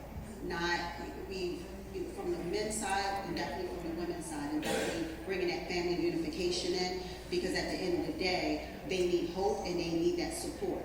When I think of reentry, I also think of restorative justice. That part of it, being accountable for their actions, but sometimes they just don't even know how much they were pushed into trauma and pulled out of trauma on all different levels of it. And the fact that we have great organizations, especially the grassroots, you need people that have been there to be able to get the right answers. They need a seat at the table. And so you building and advocating for programs behind the wall, I'm appreciative that you accept us. Veronica's program and a few others. Goucher's been there when I passed. It's very important. They need options. At one point in time, most people that committed a crime is because they felt like they didn't have anybody there for them, and that there was no other options. And the more options that they have, the more opportunities that will be presented to them. They're like, I don't have to do that anymore. And so thank you so much. Being spiritually grounded definitely did get you. You don't make a lot of money doing this, but what you do, you are so wealthy on the inside. You begin to break generational curse. You start bringing in generational wealth, and just that education component is a big part. Sometimes they only need this much help. They just need to know that somebody can call on them and just push them, just keep pushing. And I'm so thankful for the women. There's a lot of powerful women that's out here that's not being named, but thank you so much for allowing those programs to be inside the institution. Two more. We've been on several meetings together. This is my first time seeing her in person.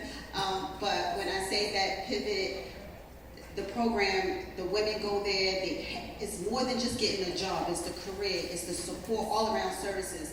And there's many phone emails and text messages we get in the group, and it's Jeanette go grab it or Veronica. Veronica, you tackle your team, and it's good to know that people are phone call away and have no problem saying yes. And sometimes people get burnt out because it does get tiresome, but for me, it keeps me grounded. It helps me release and heal as well. And so, Veronica, please speak your truth. Good afternoon, everyone. Good afternoon. Can you all hear me? I'm sorry, I sound a little raspy today. My allergies are just 1,000. But I want to take this time to talk about the Pivot program, but also to shine a light on oftentimes a population that people overlook. Women in incarceration, right? I'll get into my story and what Pivot does and things like that.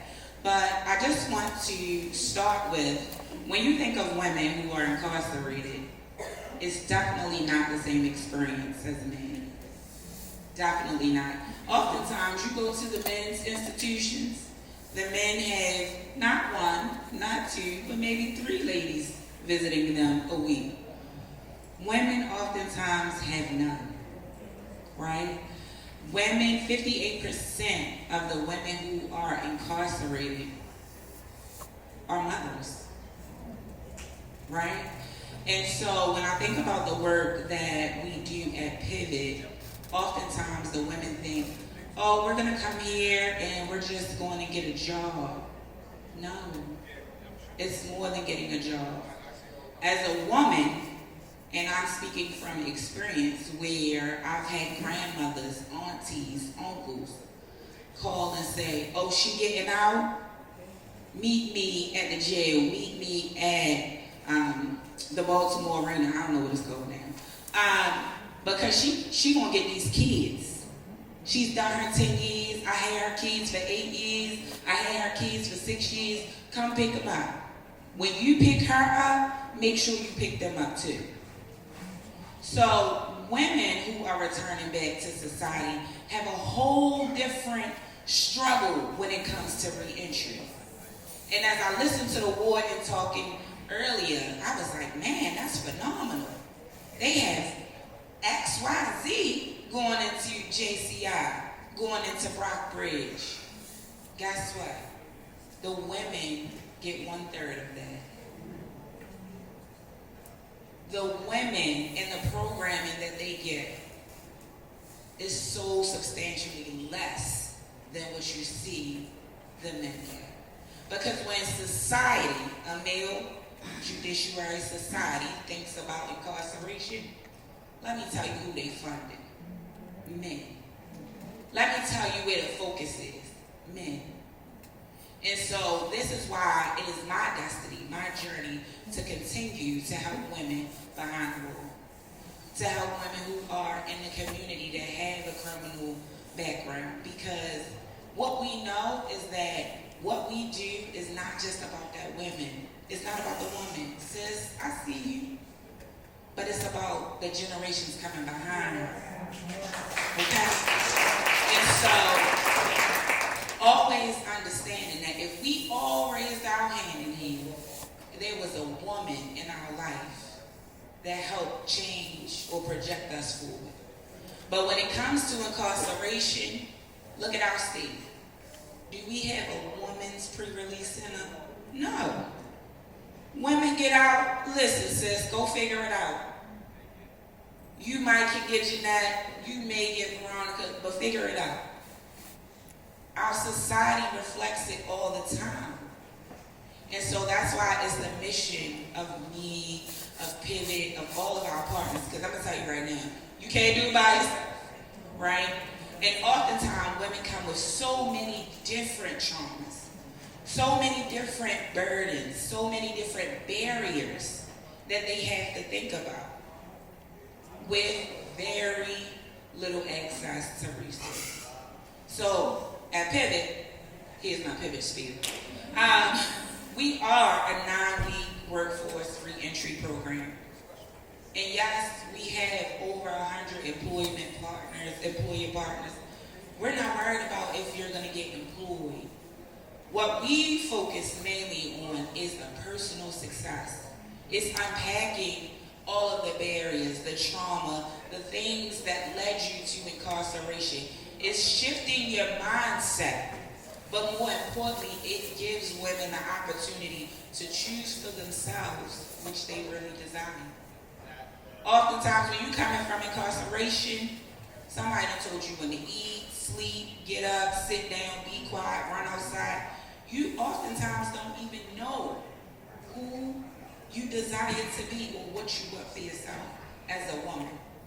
And so I always focus that, yes, you might think this is a reentry workforce development program, but more importantly, it's about taking and transforming the entire you. Because you want to take you to whatever job you go to.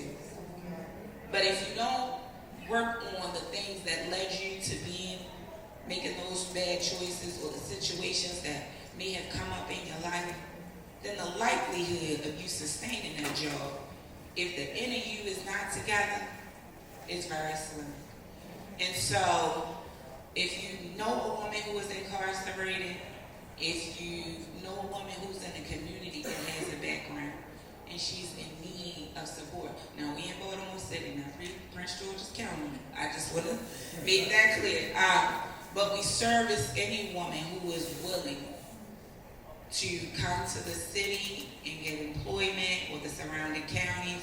And we just here with an open heart and an open mind, because what we do know is that we can change the trajectory of a person's life. We have serviced, I looked up for today, 127 women with a 2% recidivism rate.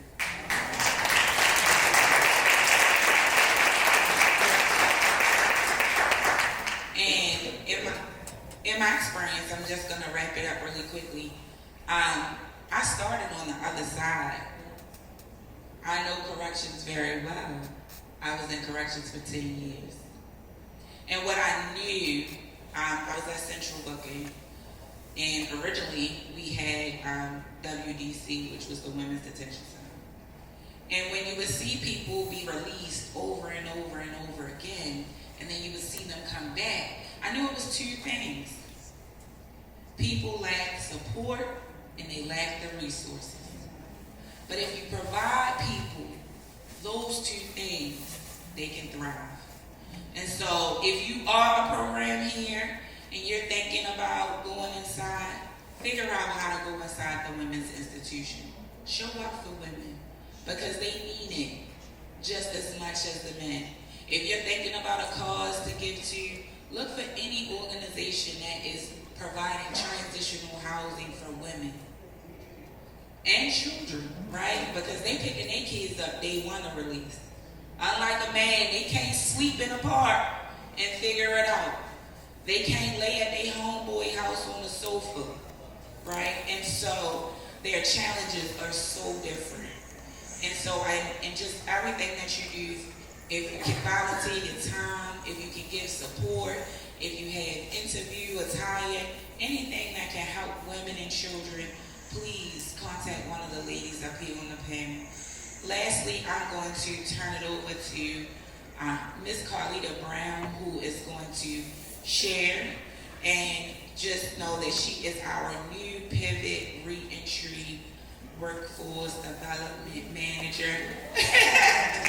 She is a reentry coordinator and actually doing the work with me, going behind the walls and working with women. before they come home. See, getting to MCIW is great, right? But the real reentry needs to start at pre-trial.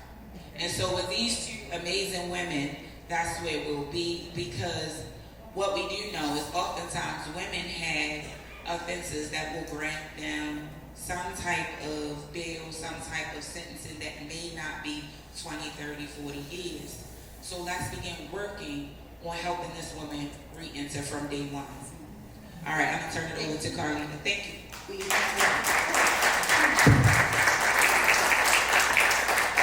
Thank you so much for being on this panel. I want to give Carlina a few moments, and then we want to make sure that we get them lunch. So please speak.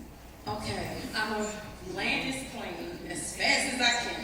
So, at one time, I was identified as 916-063-190-1766. I am not good with numbers, but those numbers I'll never ever forget. Why? Because I once was in prison. I served a 40-year sentence, and I was in prison for 22 years. I was released August 26th of 2020. When I came home, I thought I was well put together. I thought I had it.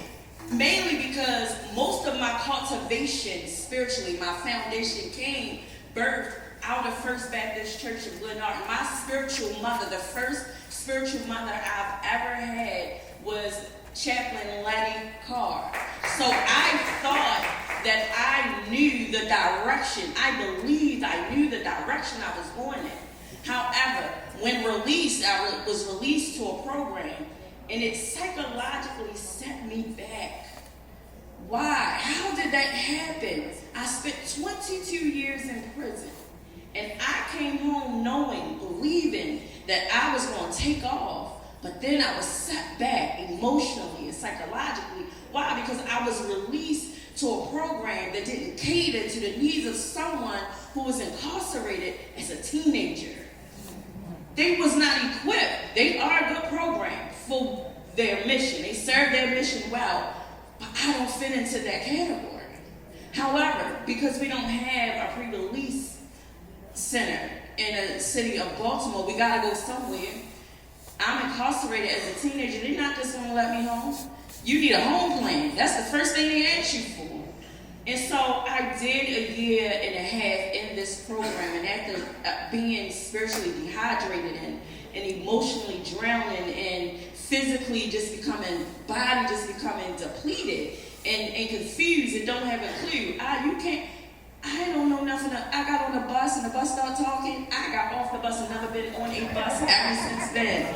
Nobody warned me about that. But see, these are small things that we don't think about, but it triggered me. And see, I am so self-aware and unashamed, I will tell you what I am going through if you are in the position to help me. And so fast forward, I've developed programs in prison. I did it all. I was in everything. I was one of the goody two-shoes, probably because I was working right underneath the chaplain and the warden and everybody in administration. But even in all of that, something was missing. And so fast forward, I shared a little bit of my struggle with somebody, and they made a phone call without my permission. And when I got the phone call, it was Miss Jackson offering me a program. I ain't gonna tell you what was going on in my, don't clap, because I was like, no. I just did 22 years, I'm programmed out, I'm tapped out, I don't wanna do it. It's nothing that you can say to me that I haven't already heard. I told y'all what my spirituality is. It's nothing you can tell me. I ain't trying to hear that. And she just listened, let me go on and on. And in the moment of her singing, just give me a chance, it was something about those words. We hear it often, just give me a chance. But it was something in that moment that registered for me. She cared. She hears me. She's not trying to tell me what to do. She's just saying, give me a chance. So I showed up, but I showed up reluctantly. I showed up with my arms crossed. I wish we had more time so she could tell you the story, because she can tell it better than me. But I showed up, nonchalant and like I had it together. I was masked up, like I was well put together. You couldn't tell me I wasn't dressed to the T just coming home. I ain't gonna look like I'm locked up. And you ain't gonna be able to figure it out unless I tell you. That's how I showed up. Fast forward, going through the program, I got a job within my first 5 weeks there. How that happened? The girl that didn't want to do it. The girl that was like, no. My first 5 weeks, I had a resume. I understood that freedom for me wasn't about location. Freedom for me was started right here. And when I got that piece, I began to move differently. I began to talk differently. Because sometimes we can get so up here spiritually that we're no earthly good. I don't want to be that kind. So when I come across women that speaks the language that appeals to my spirit and in my heart, I'm not going to pass it by. And so after doing that, worked at a job, I get a phone call. Do you want to work for Pivot? God, tripping.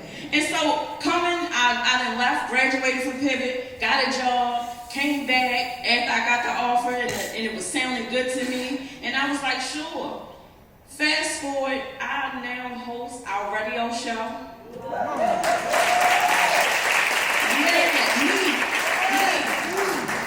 Me, I'm still like, girl, what's your problem? And now being the re-entry manager, and it ain't about a title. It's not about a title, period. I don't care, because I used to clean toilets. It's not about a title. But any task that is in front of me, I'm going to do it in excellence. And I'm going to do it, why? Because it's really not about me. Somebody has to be an example to say that we care so much about our future that I'm willing to be accountable for the words that I utter. And I'm willing to be accountable for my actions just to give the woman behind me a chance to come home and make it. That's why I do what I do. I'm going to go back, but I'm going back with a different agenda. I'm going back because I know there's a woman in there that needs to hear from me. They need to see me. They need to smell me. They need to look at me. Why? Because right now, a lot of them are hopeless. But when they look at me, I talk about the village. See, my village is my parole agent because I'm still on parole, still moving. I just came back from Pensacola, Florida. For a re-entry conference. Me. I'm still like pinching myself and scratching myself. I'm all over the place. Why? Because it took one person to believe in me. To believe in me. To say your past does not define where you're going into your future. They love me unconditionally. And I don't care when nobody say I got the best parole agent in Baltimore City. Everybody talk about that parole agent. Mine from the beginning understood that I don't know nothing. I could do prison. I could do it real well. But this culture out here, I need help. And so all the people in my life, from the parole agents on up and around, are my support and are my network. Because I'm not afraid to open my mouth and say when I am struggling. This ain't easy. I'm still adapting. My family, I've been home 2 years and they still ain't seen me. I ain't ready because I need to be reconciled to me first. Before I'm reconciled and see a lot of these programs, I call it the pivot experience. Not a program, because programs have start dates and end dates. We in your life until you kick us out. We will show up. We will show up. But there's more to me, but I'm just going to land this plane because I'm hungry. Oh, yeah. That's what they got. Oh, yeah. So go on our website, www.pivotprogram.org, and you will find all the phenomenal things that we do. But we need the support of our community. It takes a village. And it's going to take all of us to get it done. But I'm so grateful and I'm so appreciative. And I can check this off my bucket list and go back home and say, I walked into First Baptist Church in Glenwood.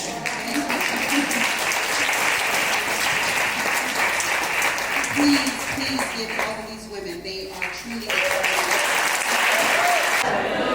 that's a lot better. That's a lot better.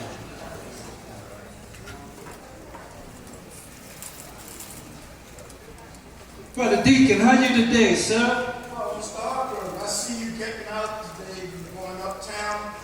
Yes. And, so I understand that, and I hope that everything that you've learned and the investment that people have made in your life, and the positive things that you learned while you're here, that you will be a productive citizen and make life better for yourself and your family after your release. Well, Deacon, all that sound real good, man. But I come out, I'm going back, to be honest, to the same poverty community. I'm going back out where there's a lot of crime and individuals are getting killed. Now I'm going out, honestly, with no hope, with no plan. Chances are I may end up back in here. But that's not what I want, Deacon. I want to change my life today. People have made too much investment too much into your life for you to do that. And I hope that you will get it. What am I to do? I'm going back to somewhere where people do not care about me. There's all these programs. All they talk about is, I'm just a number. I just signed this book, signed this paper. Only number I know is 2963939. And that's my ID number from being incarcerated, Deacon. I don't know nothing else. But people have invested so much in like what, Deacon? What is waiting on? You've had education. You've learned business practices, job training. All these things have been put into you and invested in you while you were here to make you more productive after you leave. All you should do is take advantage of it and make it better for your family. That's what you should do. You know, Deacon, I hear you, and I'm going to try to see if this will work, because I really do want to change my life for the better. I'm going back out here in the world. I don't want to hear all of this that you're talking about. No one cares about me. My mom's dead, my father's dead, I have no brothers, no sisters. What else is out there? What can you tell me, Deacon, that's going to make me want to change my life for the better? You've learned it all here, most of it. And you've learned how the people care for you, organizations care, the community. It's a bunch of paperwork, that's all. I'm going to take you at your word, because you have been good to me. You showed me that you care. I don't want to end up like my friends. I got news articles when folks have passed on. I don't want to be another statistic. I want to change my life. So I want to see if what you're saying is really going to work for me, Deacon. I really want to see if it works. I'm going out in this society, and if I come back, I may come back as a changed man. I want to change my life. I want my education. I really want to do better, Deacon. I really do want to do better. Then it's up to you. It's up to you at this point. I really want to do, Deacon, I don't even want to talk about this anymore. I don't. I'm just done talking. I need to change my life. I'll be back. I guarantee. And when I come back, I won't have this orange jumpsuit on. I'm going to get my education, and I'm going to better my life. I promise you so. I hope you do that. I hope that young man gets it together. And he is one of many. And I welcome him back in his change, if his life has changed.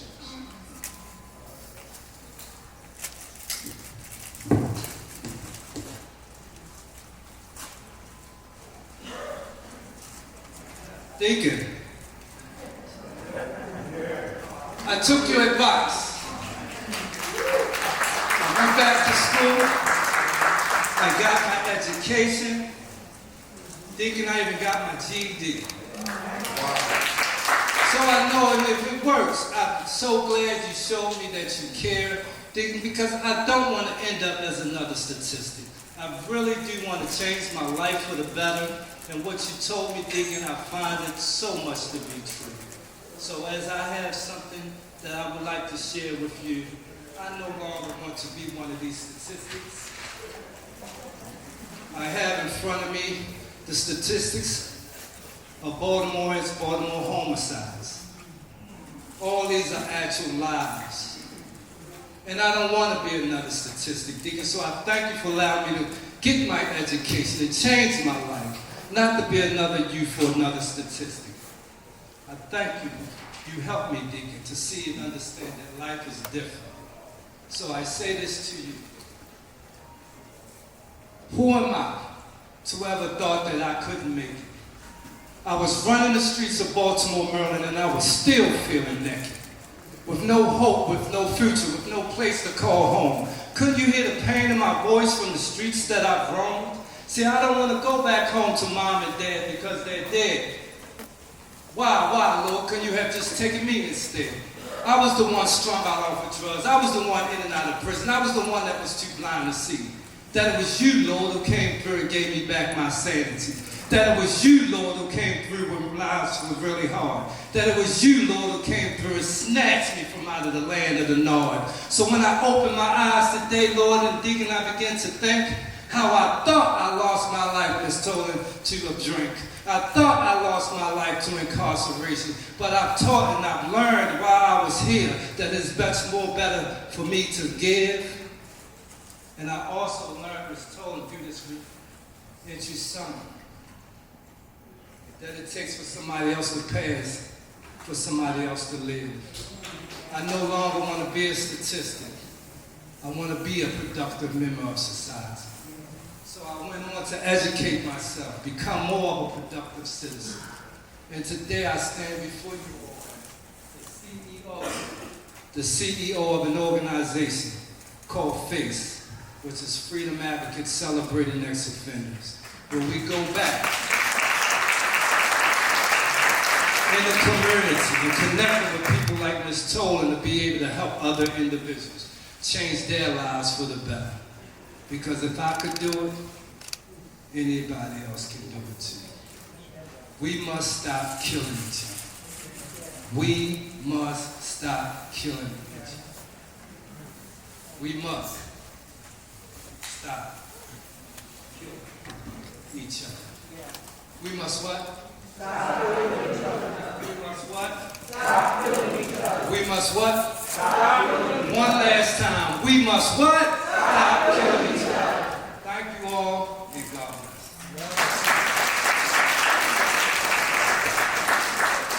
Y'all can do better than that. Make some noise for the skit from incarceration to education by Marla Hargrove, CEO of FACE. Powerful, brother. At this time, we will get ready for our next panel. Can y'all help me celebrate these amazing heroes in this re-entry kingdom that we're talking about today? Right now, we're going to do our panel on physical health and mental health. They need some help. Okay.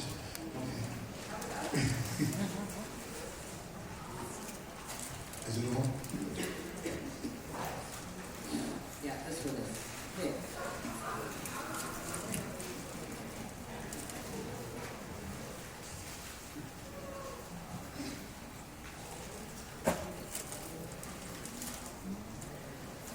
Good afternoon, everybody. It's so good to see you all here. My name is Donna Cobb, and I think I have the same allergies that someone else mentioned earlier. I'm the co-founder of Return Home Baltimore, which is a nonprofit that exists solely to create and maintain a website of reentry resources for people coming home to Baltimore City and Baltimore County. I've been a long-time volunteer for reentry, for people coming out, and when I retired, I really wanted to do something more, so my husband and I worked together with DPSCS and the U.S. Attorney's Office to pull together the resources that are on the website. And one thing I learned from curating all these resources was that there's a lot of people doing the great work that you all are doing that didn't know each other. So, for example, Marlo didn't know the folks at Turner on Tuesday, and they didn't know him, and meanwhile they're both in Baltimore doing amazing work.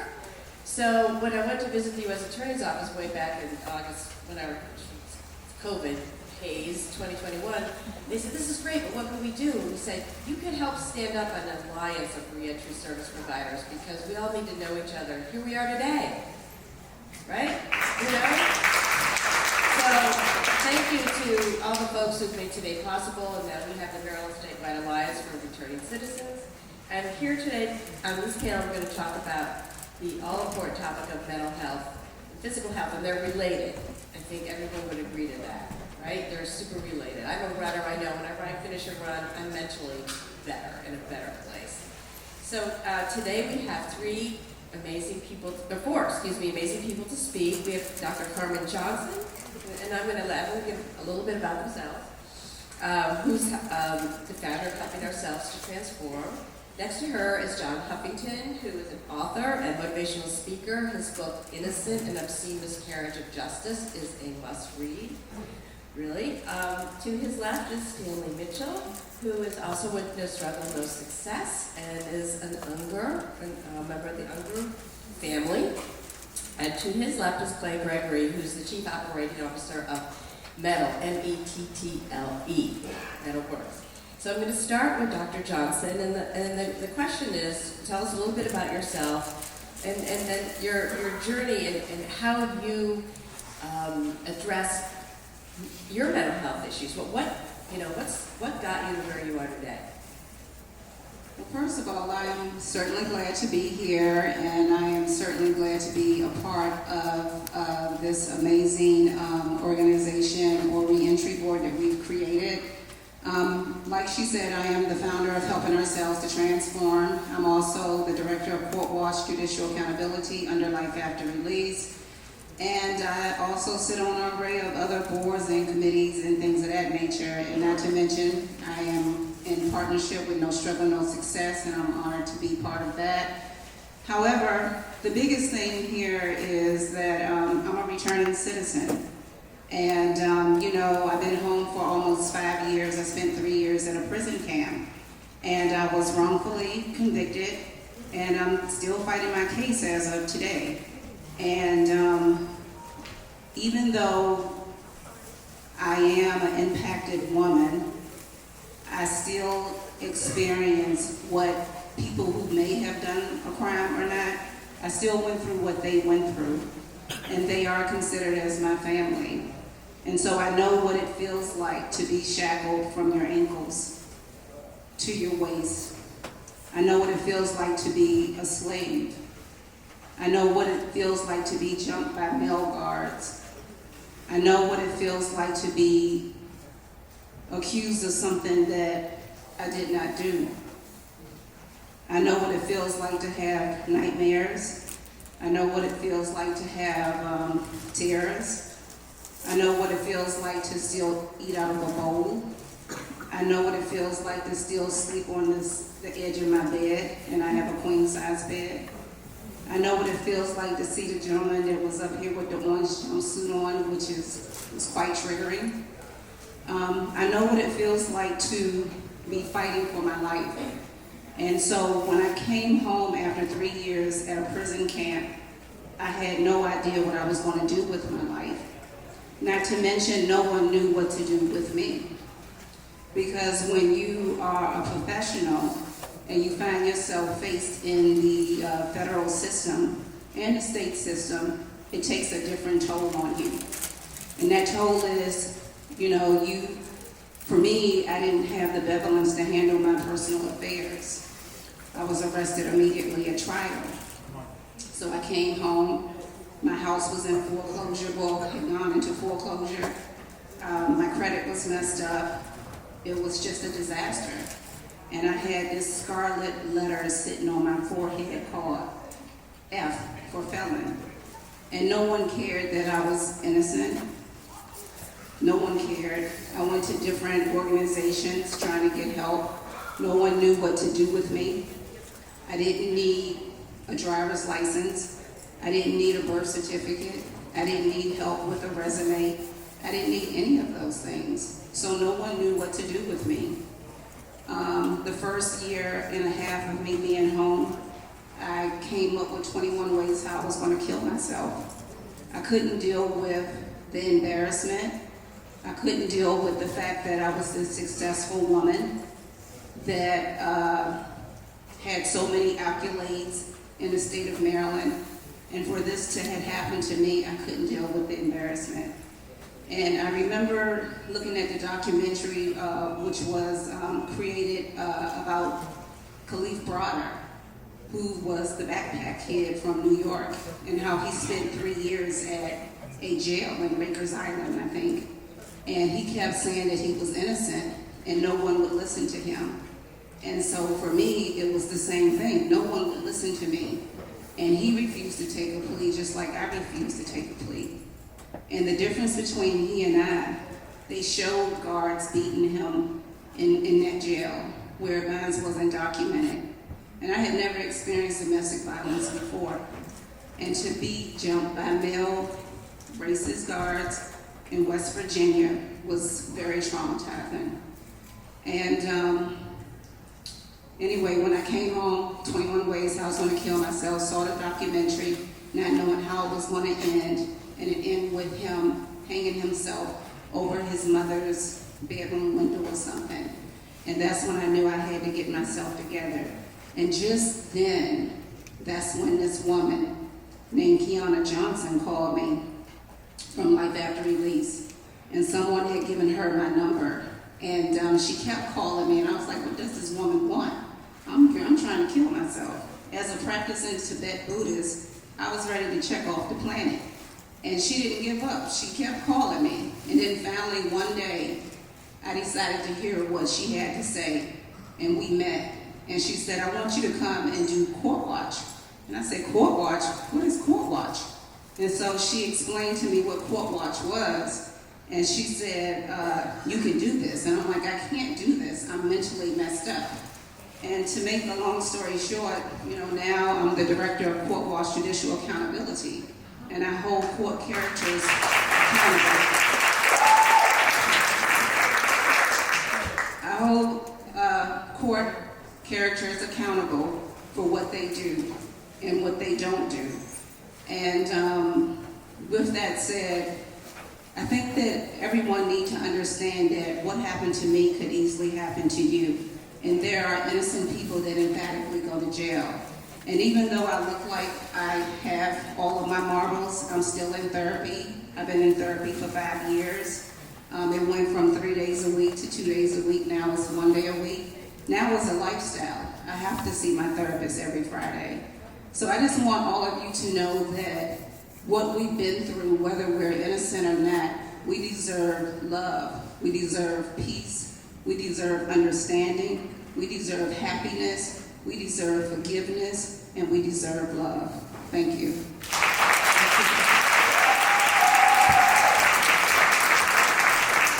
Mr. Huffington, you're next.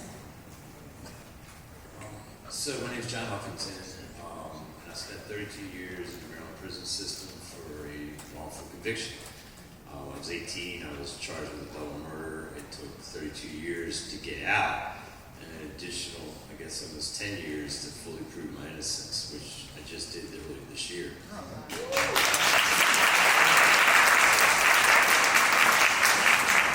So I echo, every single word that Dr. Johnson just said, and I experienced those same things. I guess my approach was different coming out, and I can speak to it from two sides. One, having lived experience, and then in my career path, I became the director of workforce development for Living Classrooms. So in that role, I oversaw the largest reentry program, community-based reentry program in Baltimore.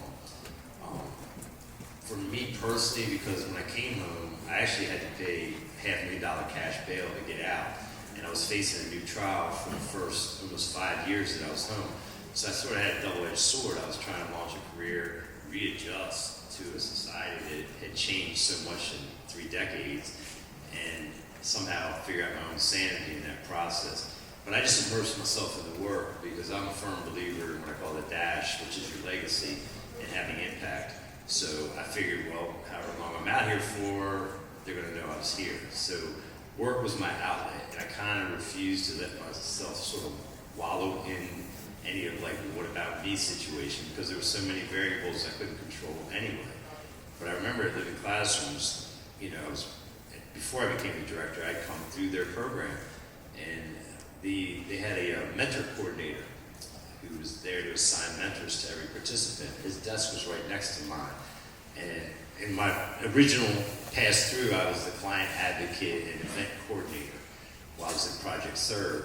And I remember looking over at him one day and I said, you never assigned me a mentor. And he looked at me and said, didn't think you needed one. So there's the rub, because we don't ask. We don't know how to ask. When Lynn first asked me to do this panel, I was resistant. I do a lot of college, university talks, things like that. but it's about my experience in my book. It's not on this topic. This is a topic that, you know, we are ingrained in our system not to show weakness while we're incarcerated. We're also ingrained not to ask for help, because asking somebody for something always comes with that string attached, so we don't do it. And when we come home, there are a lot of things out here, you know, choices, number one. Standing there looking at a McDonald's menu board is traumatizing. Like, I don't know, you know, I still go out to dinner. I've been home for 10 years. I'm like, I'll just take steak and egg, you know, steak and potatoes or whatever. Very basic. I don't like a lot of those choices, but, you know, we're all adjusting to them. And in my role as director, I would liken it to, I always say it's sanding off the rough edges, because we have these walls and we have these, you know, PTSD syndromes that we all encounter, that we all have to work our way through. And I think that's the key to this conversation. So my best friend had done 30 years with me incarcerated. He came home 4 months before me, and he had this great idea. He was the guy that sat there in the cell making plans for what he was going to do when he came home. And there's a few guys smiling because they all know Johnny. He was literally making a blueprint, and I'm like, I'm not thinking about it until it happens, you know. But one of his was to do something for the returning citizen population. And, you know, he, again, works in living classrooms. So we have those workforce development job training modules, but what we don't have is the social reintegration piece. So he started an organization called First Money Empowerment Group.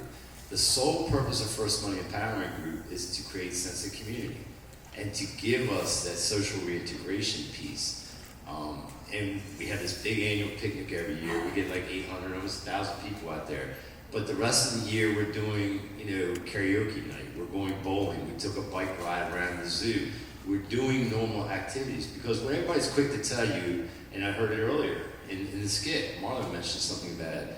Like, don't go hang out with the same group of people. Don't go back to the same corner. Don't do this. Don't do. But what they're not saying is, where do you find your sense of community? Where do you find that support that you need for your own mental and physical well-being?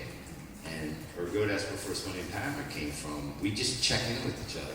I mean, we're all, the majority of us are getting a little older, and it's good to, you know, check in and provide that support system in every which way possible. But as a practitioner, you know, and having to run a department, you know, I would come across different encounters that I would have, and it would remind me of what my fellows, you know, returned citizens are going through.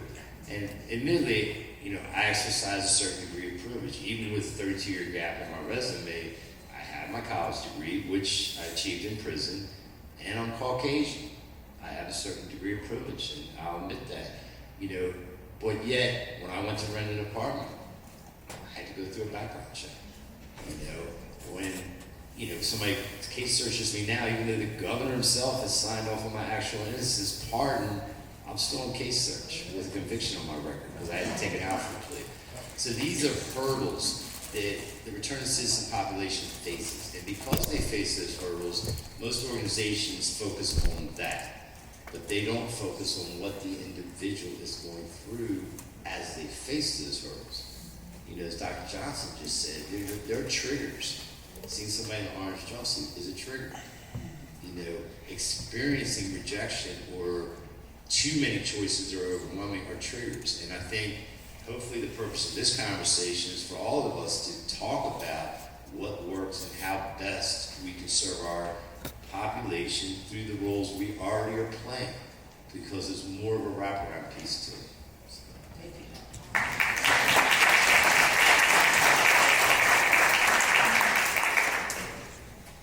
Mr. Seeley. Hi, good to see you. My name is Stanley Mitchell.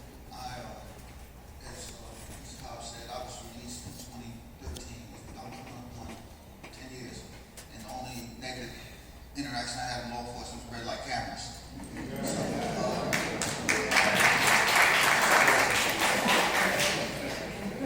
I was released under an Unger decision. Basically, for y'all that don't know, quick history, that means anybody that was tried prior to 1981 did not get a fair trial in the state of Maryland. So we had to serve, the average guy had served 35 years, who was 65 years old. So there were some individuals who was old as 85, and I think the youngest was like 54. So we were released starting May of 2013. I came out in the first group. I was released with $18 state check that I couldn't cash, and a handshake, and a bag full of blister packs, blood pressure medication, cholesterol medication. I went to prison at what they would call a late age when I was 30. So when I came out, I was 65. And they wanted me to come out with them tools and not re-offend.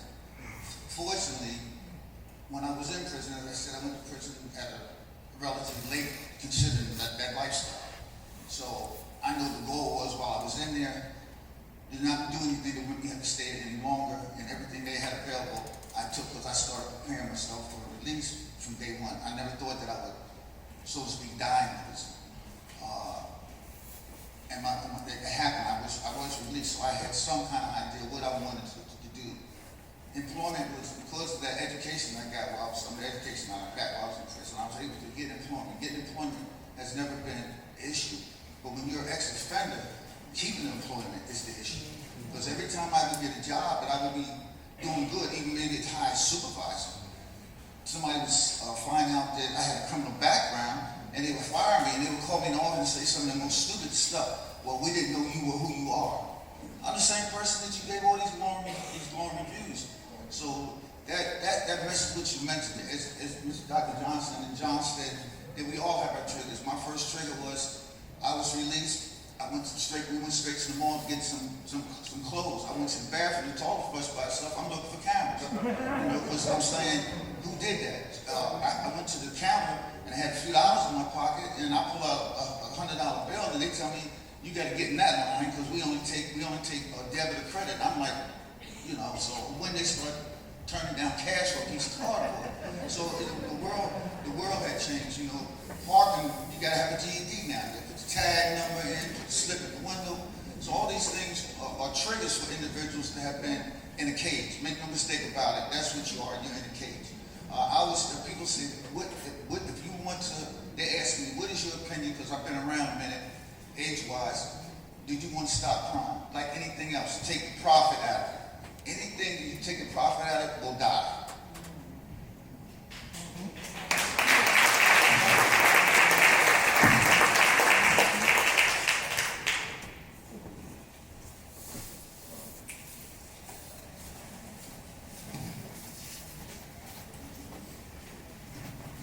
Good afternoon, everyone. My name is Clay Gregory, and I'm a co-founder of Metalworks Behavior Health. We're a health organization here in Prince George's County, and we actually I have a few people who are here from Metalworks. I just want to probably have them wave or stand up, probably.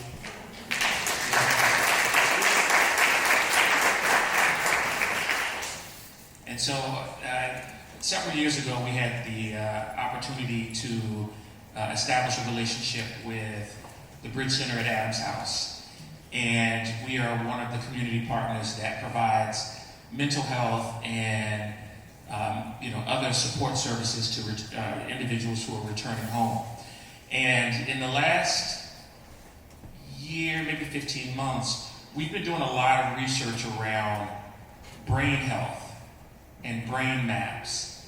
And it's really empowered us and informed us of some of the challenges that individuals who are coming home are experiencing, and some of the difficulties and barriers that they have to overcome.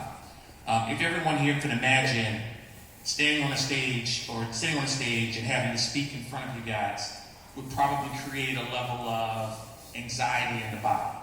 Can anyone kind of understand what I'm saying with that? Versus sitting there. Well, a lot of that is a part of the process of the brain doing something that has been a part of our generations, part of our history over millions of years, and that's survival. Normally when you hear people talk about anxiety, you hear them talk about depression, you hear them talk about schizophrenia with psychotic features. Naturally the idea is that that's something that's bad, and that's something that we need to stay away from, or that person is injured, or that they're ill. In actuality, from a brain perspective, that is the body protecting itself. You know, there are cases of individuals who go through tremendous losses in regards to loss of family members, and their brain creates an alternative reality to protect them because they're not ready to really embrace exactly what that loss is. But then after time, they're able to come to grips with what happened and be able to find better peace in their life and kind of move on. Some of the research and things that we're learning and we're realizing is that with all of us as human beings, that we spend 9 months with our mom during that gestation period.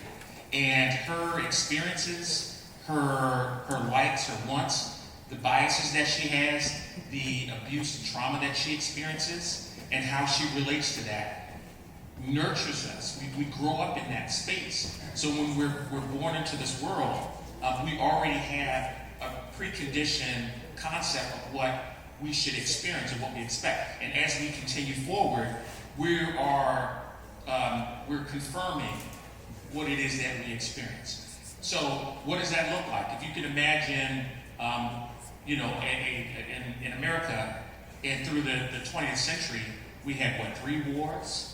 We had, you know, the Civil Rights era, we had the Great Depression, and the way in which our parents reacted to those, you know, and how our mother was impacted by those, that created a pattern, created an imprint.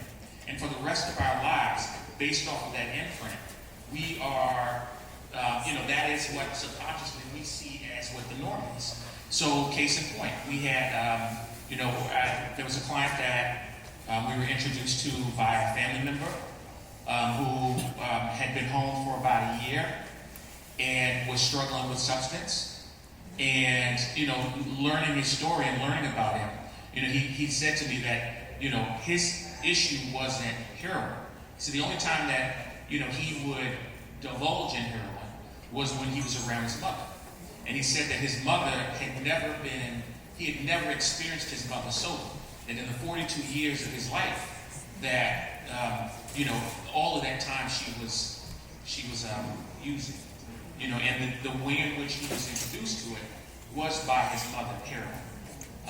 Regrettably, about 3 weeks ago, he passed away.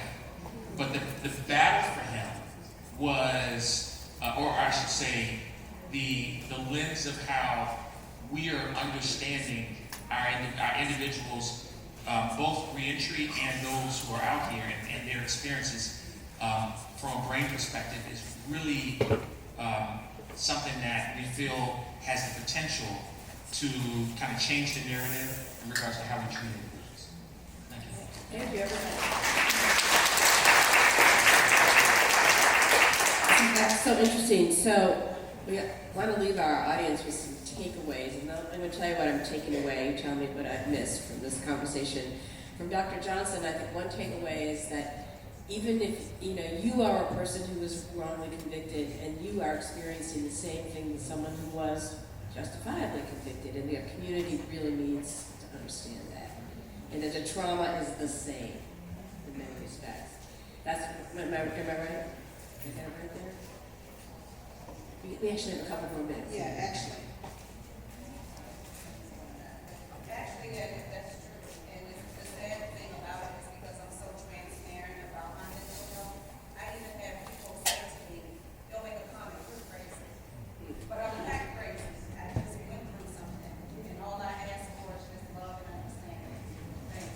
Yeah, but I think when we all make ourselves vulnerable, I think we can be surprised at how much love we can get back. Are you feeling the love here today? I hope so. Mr. Huffington, when I'm hearing you say a little bit about the first Monday empowerment, which I love that sense of how feeling part of something bigger than yourself, or part of a group, can make you feel better about yourself, right? And that the other piece I heard from you was that employers who employ people who are returning need to understand that reluctance to ask for help. Right? Sometimes you've got to actually be aware of that and maybe ask, be proactive. Would you agree with that? I many employers that you've worked with like that? Well, not too many, because most don't look past Right. anybody's background, period. You know, they can leave your problems at home. Right. So I think really the admonishment is to the folk that are grooming people for employment, to the workforce development and the job training organizations, for them to have a clear understanding and provide that extra little bit of wraparound service. And Mr. Mitchell, what I'm hearing you saying, and I'd love to hear a little bit more, is that basically triggers are everywhere. They're everywhere.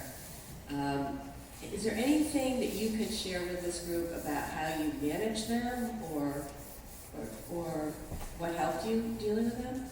Therapy. At one time, I don't ever think that therapy was a good thing. I thought therapy, you see, staying on the couch and somebody asks you a lot of dumb questions. So I didn't want to go. I didn't want to go to therapy, but I felt as though I needed help because when I came home, I was having these panic attacks. I mean, I was on the way to go see the OJs with somebody in the car, and they say, I'm in an ambulance. And I'm saying, what happened? They say, you just start shaking. And when I went to therapy, they asked me, what was you thinking about prior to that? And I was thinking about, this got to be a mistake. I know they're coming to get me. You know, because one day I was in maximum security in an old man's dorm waiting for my dirt nap. And then I'm down, and then a couple days later, I'm downtown Baltimore in 100-degree weather with a t-shirt on and some jeans and some Timbs and an $18 check I could cash.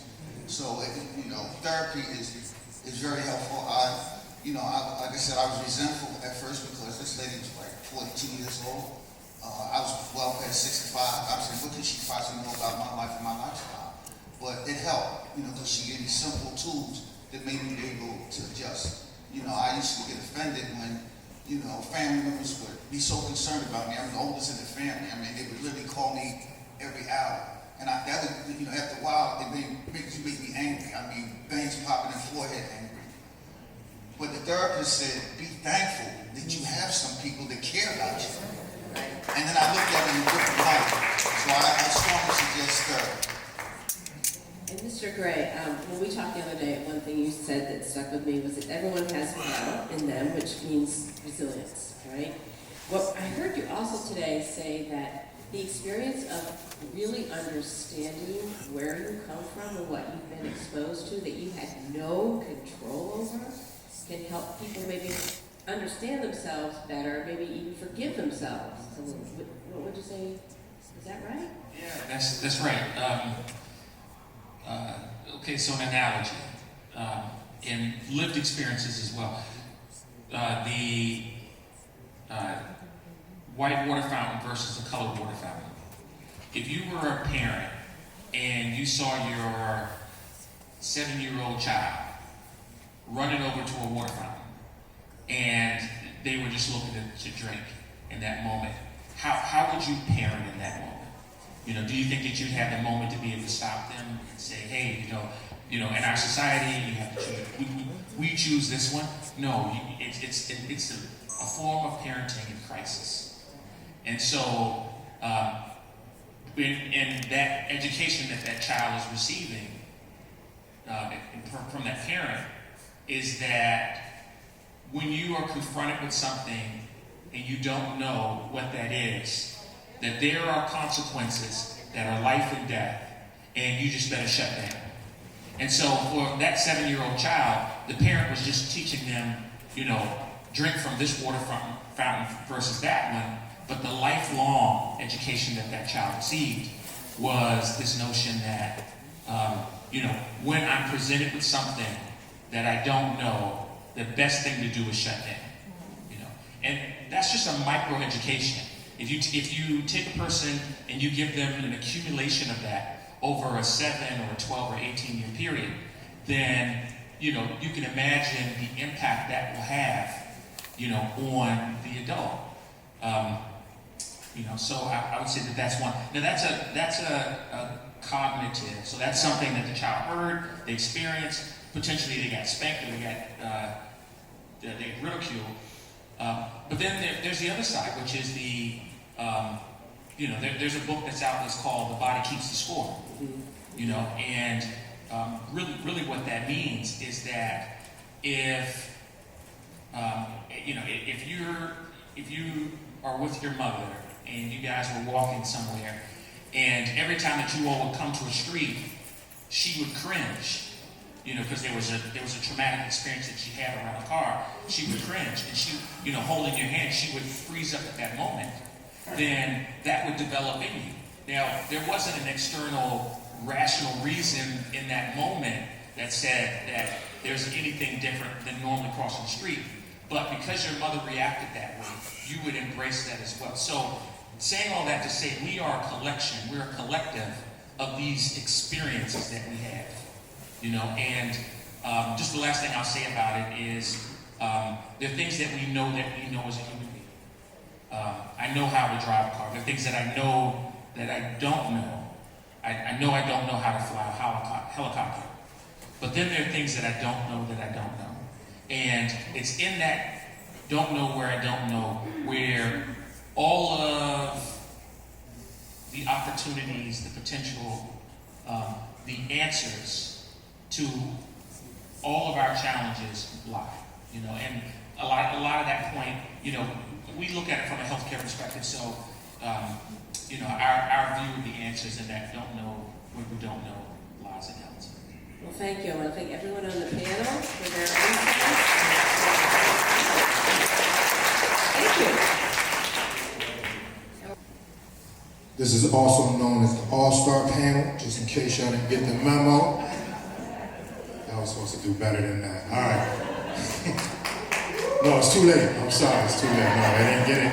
It's all right, it's all right.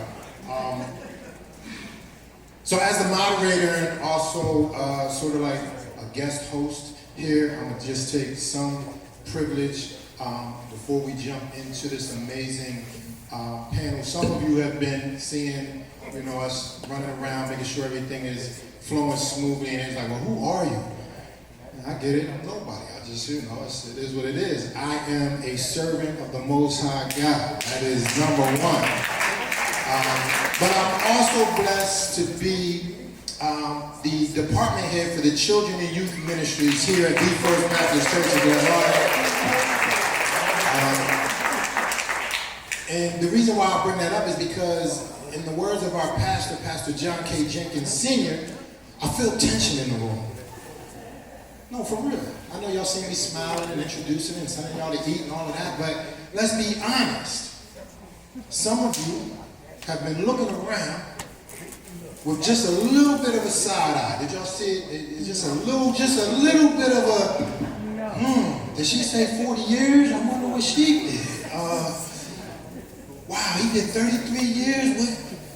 And then some of y'all was looking like, y'all was too many police in here. Were y'all like, I heard y'all was in the hallway saying, all the police in this joint. Like, so there's a little tension because you got police, law enforcement, judges, lawyers, public defenders, and people who have been in prison and have come home and have changed their lives, and had state's attorneys and U.S. attorney's office. And let's be honest, this doesn't happen everywhere. This doesn't happen anywhere. So even though there's tension in the room, I want you to recognize that this is probably one of the most powerful events that you will ever see in the field of reentry. No, for real. Like, let me sit down. I ain't feeling me. I'm sitting there for like I'm stuck preaching. I ain't gonna preach it up. So, real talk. I wanted to say that because, I've seen this young lady work and be passionate about what she does. So before we jump in our panel, can y'all please just take a moment and celebrate Ms. Talyn Twyman and this amazing work that she has done.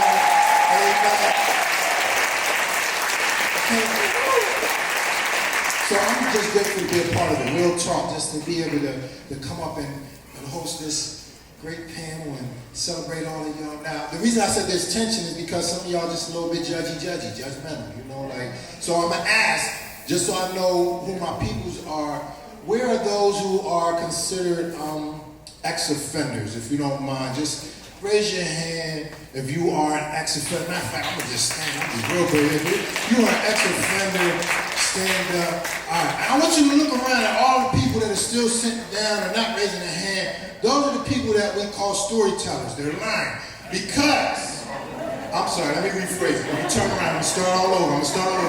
How many of you have ever offended somebody? Where are people who have at least one time in their life, oh, now y'all want to raise your hand. Now y'all get it. Okay, if you ever offended somebody, you are an ex-offender, unless you're still offending people. Man, we'll talk about that later. We're going to pray for you.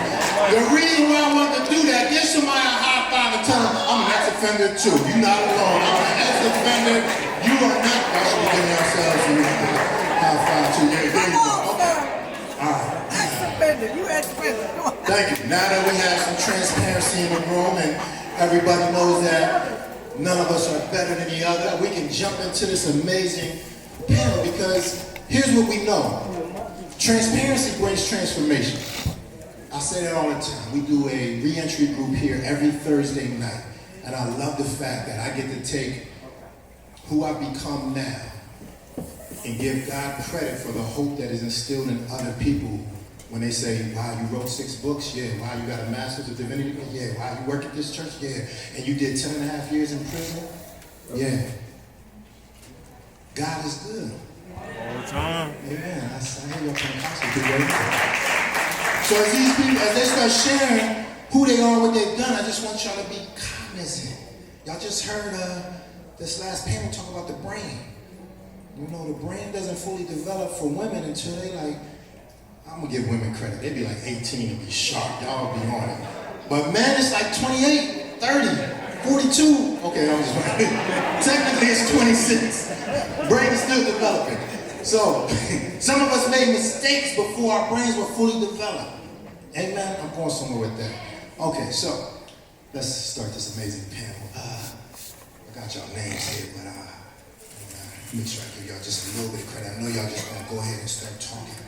I want y'all to be very open about who you are and what you have done to become where you are now. For this juvenile justice panel, we have Willie Hamilton, JRA release, community worker, no struggle, no success. We have DeMarcus Moore. Oh, y'all supposed to clap. I didn't even say DeMarcus Moore, peer-to-peer mentor, helping ourselves to transform. Make somebody feel like they're better than them. Okay, we have, is it Shanice? Shanice Anderson Kimpson, Community Engagement Coordinator for the Maryland Office of the Public Defender.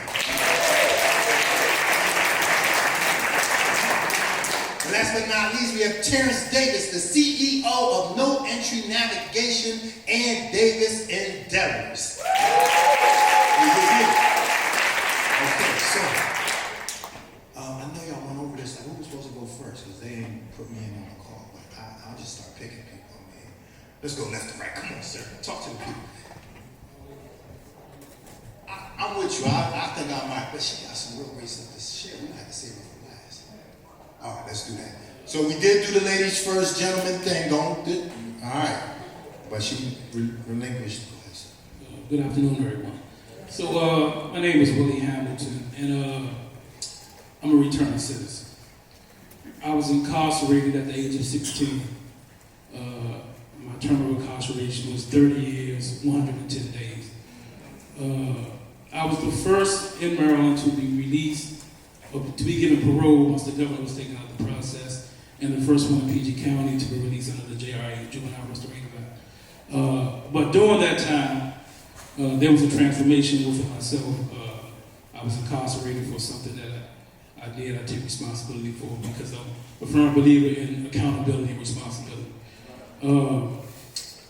And during that time, I knew that I wanted to be different than the way I grew up, the environment that I was in. See, a lot of us that we're told that we're products of our environment.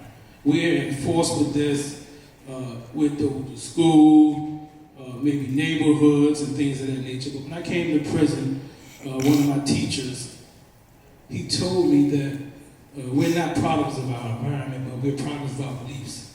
So if you believe that you can do something different, or that you want to do something different, and that you can, then you will. And we sit around here and all of us maybe have different beliefs and different paths and stuff like that, but we all came to the understanding that we believe that we can do something different, or we can believe that we can obtain something different, and then we set off and did it. So during this phase, I knew that I had to change my surroundings and not be a part of it. So this required me to change the people, places, and things like we all heard. And through this journey, I've met men who were incarcerated with me that helped guide me along this path. Some of them, Mr. Earl Young, we've known him for 30 years, who's always been a reminder for me, and I've been a reminder for him. But our paths didn't always start off that way. It was only until we started to think different that we started to unite. And it's a few other, Mr. Mitchell, Mr. Huffington, and a few other guys in here. Probably a lot of them were not here. So for me, I was a child. I was 16. And one of the things that I do want people to know that, okay, yes, I did what I did.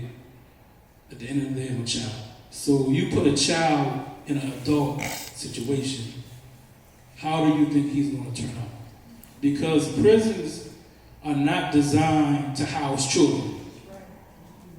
The child develops different from an adult. So if you don't install programs for this child to develop, then he's going to develop in a perversive type of way. And this is some of the things that we're facing in our prisons now, the gang epidemic, the drug epidemic, and stuff like that, because you have a lot of young guys, a lot of children who are in these facilities that were not designed for them, and it's chaos. So I think the way we rehabilitate has to change. For me, I was fortunate enough to have older individuals that took some form of liking to me for some reason. I don't know why, but I'm glad they did. That they directed me to a certain direction. They wouldn't allow me to get involved with some of the things like in my heart internally I probably wanted to get involved with, but they would put that foot on me as they go to school. My direction was a lot different, and we don't have that nowadays because our prison's designed. And I just want to say that again, when you put a child in this environment that was not designed for them, the result is what we're getting today. When you direct like resources in prison for rehabilitation, it has to be done in terms that will be more beneficial to the people that you're trying to rehabilitate. And one of the key components is mental health. I believe in mental health. I have a mental health therapist that I meet with every week. I have a mental health therapist that I've known for 30 years, that since I've been home, I went to her home, I met her family, that we've been in constant communication with each other for my entire incarceration, because she helped me learn how to communicate. Because I came to prison, didn't have any education, had a lot of childhood trauma, had a lot of things I was going through with my family, but through therapy, I was able to learn how to redirect a lot of my anger and my trauma into a more productive way. So therapy is like one of the greatest keys to changing this environment that we're living in. Because I only been home 11 months. I came home in June of 2022. So I was in prison during the COVID time. And one of the things that you saw, the mental health of the institution started to decline. Like drug abuse started to rise, suicide started to rise, because people were confined to their cell for 23 hours a day. Maybe come out to get a shower, make a phone call, and that was it. And it was because of COVID. So during this, there was not enough mental health staff to help the institution. You have one mental health therapist, maybe two, and you have a prison of 700 to 1,200 people. So for me, I think the best way to redirect these resources in prison for rehabilitation is mental health. Okay.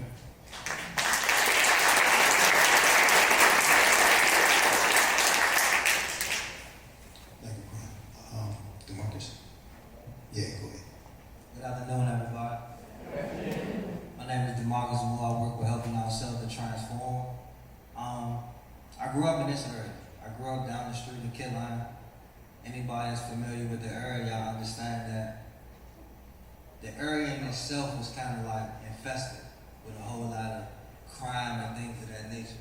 So my story is kind of like different from a lot of people because I grew up in a household with both my mother and my father. So the inside structure I had was solid. My foundation was solid.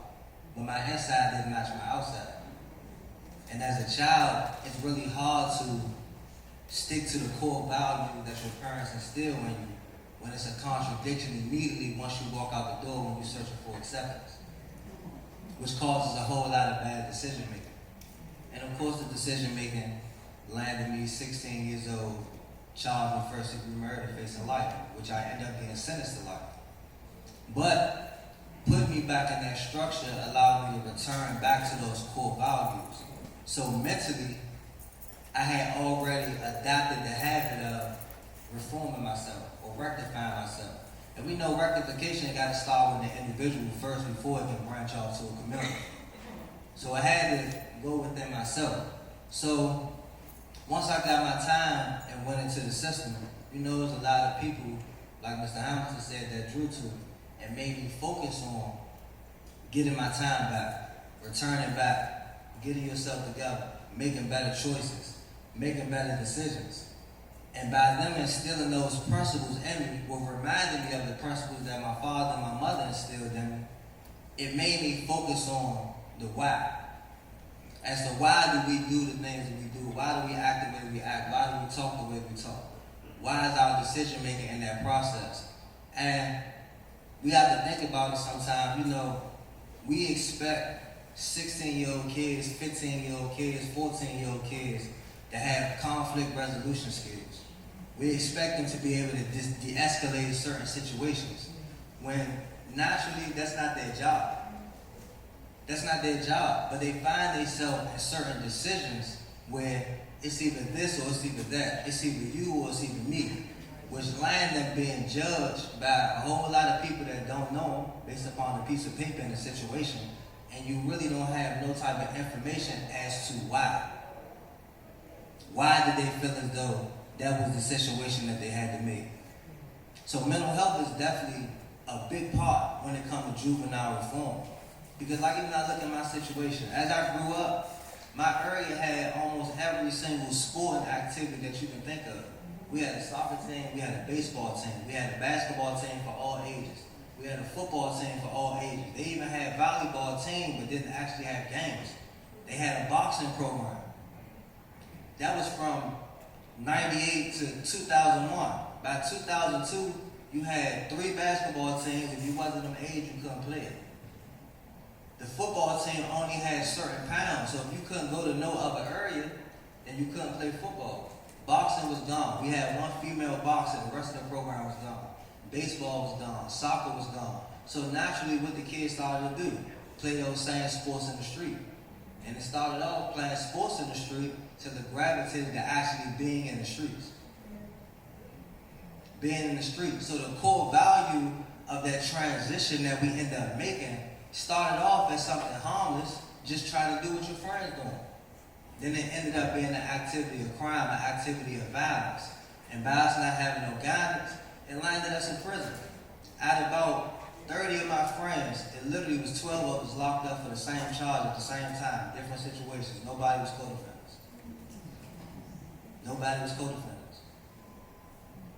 But that's just how that situation went. But now that I'm on the other side of that, because I had the opportunity, I was fortunate to have to learn my situation myself. Every single petition that was filed on my behalf was pro se. I filed it pro se, then I hired a lawyer. And then I went back like that. So I was fortunate enough to get the research and get the information to be able to help myself because I always wanted to help people. So now that I'm on the other side of that, I just look at it as a deeper issue as to now we got to tackle back to that starting point. We got to go back to the point where an individual was kind of like naive to committing crimes or staying away from that. Like he still had that fear or that state of shock. Kids today really don't have that fear. Like it's like a thing now to commit a crime. You don't even hear people say they want to be athletes anymore. You don't hear people say they want to be lawyers no more. You definitely don't hear people say they want to be police or firemen. Now it's about being a rapper. It's about being this. It's about being that. But the reason why it's like that, because we don't promote that positivity no more. You have more police on the streets than recreational activities, and we wonder why they act the way they act. We have more activities for them on the street. We have more structure for them on the street that lead them to prison instead of leading them away from it. You got more programs, you have lesser programs in school that really directly focus on making people be a better person, as opposed to in-school suspensions or things of that nature. So in my opinion, I think that's really what we need to tackle. That's what we really need to focus on, is to get back in this and put hope back into the youth. Let them see something else. Thank you for that.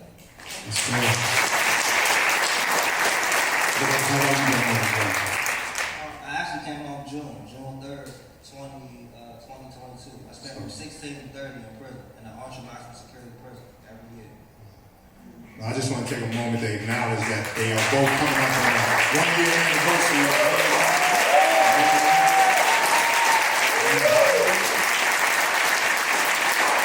And some of y'all know how significant that is, because the recidivism rates often reflect that if they make it past the first 3 months, good money, 9 months. Okay, you're looking good. You get past that first year, the chances of you going back are a lot less. So definitely. We heard from our two JRA representatives as a prologue for our next speaker. And I just kind of want to throw this out there that a lot of you are in this room, y'all been here all day, because you want to see things change. And regardless of what side you have as your job or your position, you want to see things change. And one of the things that, I at least try to advocate is that there is power behind an expert by experience mentality. Let me say that again for the people in the back. An expert by experience. So these two gentlemen on the bookends of our panel, I can take them into a school and have them talk to some of the young people that want to go the path that they want. And who would be more effective in convincing them not to go down that path? Them two? Or, forgive me for saying this, the good pastor of a church and deacons, and they'll be okay, but I'm sorry, Pastor Barbour, not you. You fall into a different category. Me and you, we with them. We will go with them, right, Bob? No, just recognize that there's an expert by experience methodology that works. You take people who have been through it, done it, got the t-shirt, and allow them to be the ones that speak into the life of those who are struggling. With that, I present Mr. Terrence Davis. No introduction, let's talk to people. Good afternoon, everyone.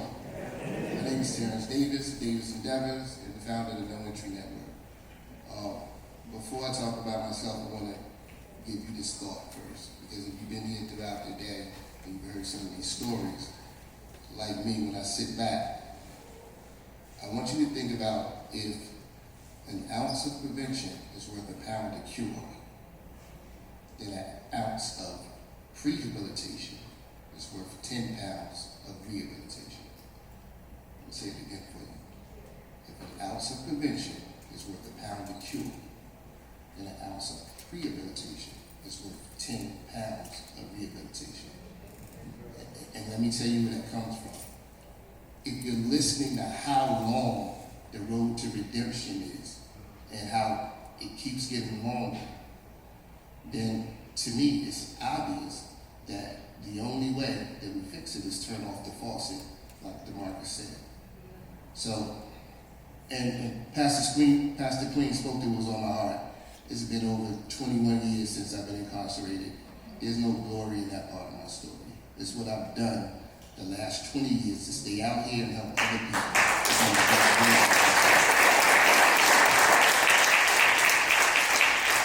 So, about a decade and a half ago, I started working with juveniles in secure detention. And a decade ago, I started working with adults in reentry inside the Department of Corrections.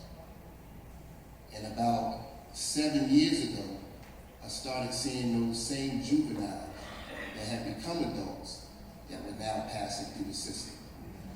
Young people that we had as a captive audience, they aged out, and we just didn't do enough. That was the moment that I thought about turning off the faucet. And even though my heart was in reentry, I am an alumni, to me it just made sense to take that whole way of thinking out, because it was like accepting a loss. And I formulated no entry. And what that was, and DeMarcus pretty much made the case. I want to give him a t-shirt because he made the case for me. You know, like, if you look at the resources inside of prisons, and whether that's all the way up to PlayStations and tablets and all those other things, programs that are inside of carceral spaces, if you look at the monies that came out of the budgets that went from the same programs that DeMarcus talked about into policing and prisons, our fix is there. So in no entry, we did get those credible messages, such as DeMarcus and such as my brother here, to go back into the community. We did get those people with lived experience to go back and talk to those young people and about not making those same mistakes that we had made. Because as a young man, my life was pretty much defined by mentors and mistakes. I had the wrong mentors, so my mistakes cost me more. We put together a group of men without any money, just a group of men that cared. And we started ministering to young men. We started teaching them how to be men so that they wouldn't spend a lot of time in prison and then have to have some of these great, I hear some of the most amazing stories with the alumni, but it took 30 years for us to meet that person. We've had, and actually, they probably thought I wasn't going to do it. I have two of my mentees sitting there, you know, with those two young guys right there.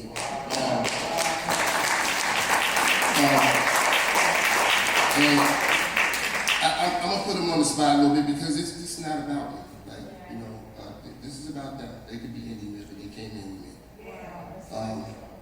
And they are an example of early intervention, and that is what no entry is. My godson over there, he served 8 years, he's only 26 years old. In the last year, he's gotten his driver's license. He's graduated from HVAC.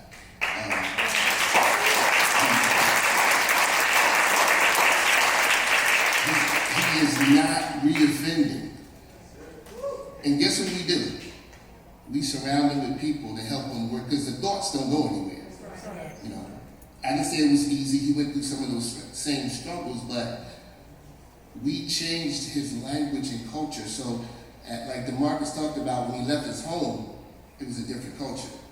So we created that same culture around him, that we're all speaking the same language about the consequence and how well you've done. So even if he doesn't remember, we remember.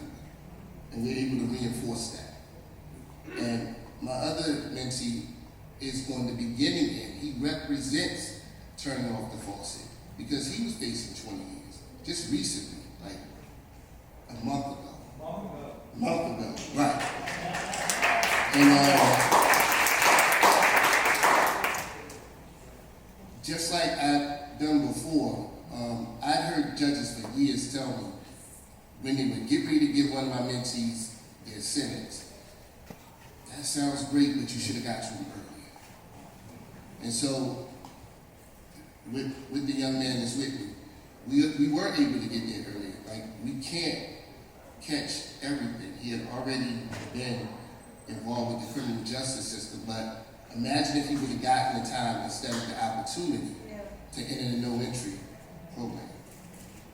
So, when I say that it's worth 10 pounds a cure, we don't know what would have happened if he would have either stayed in the community with that mindset or went to prison. But at least he has a chance now, because we do have the avenues to try to begin to guide him in the right direction. But what we're missing is the funding. Because if you take money away and put it into policing in prisons, and you don't turn off the faucet, so yeah, there will always be more people coming out than there are resources to take care of. So no entry is actually part of reentry. There will be more money to take care of persons coming out of incarceration. But by the same token, young people are different today. So I believe that, yeah, we do need a carrier.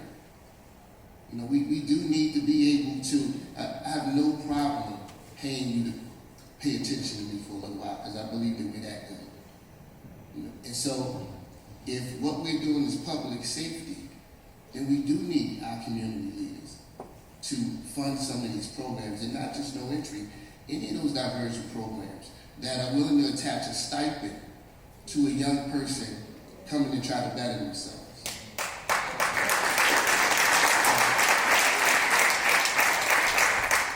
So I wanted to make sure that I saluted them, and you know, if you see me, you know I always have one of these young people with me because I want them to see as possible.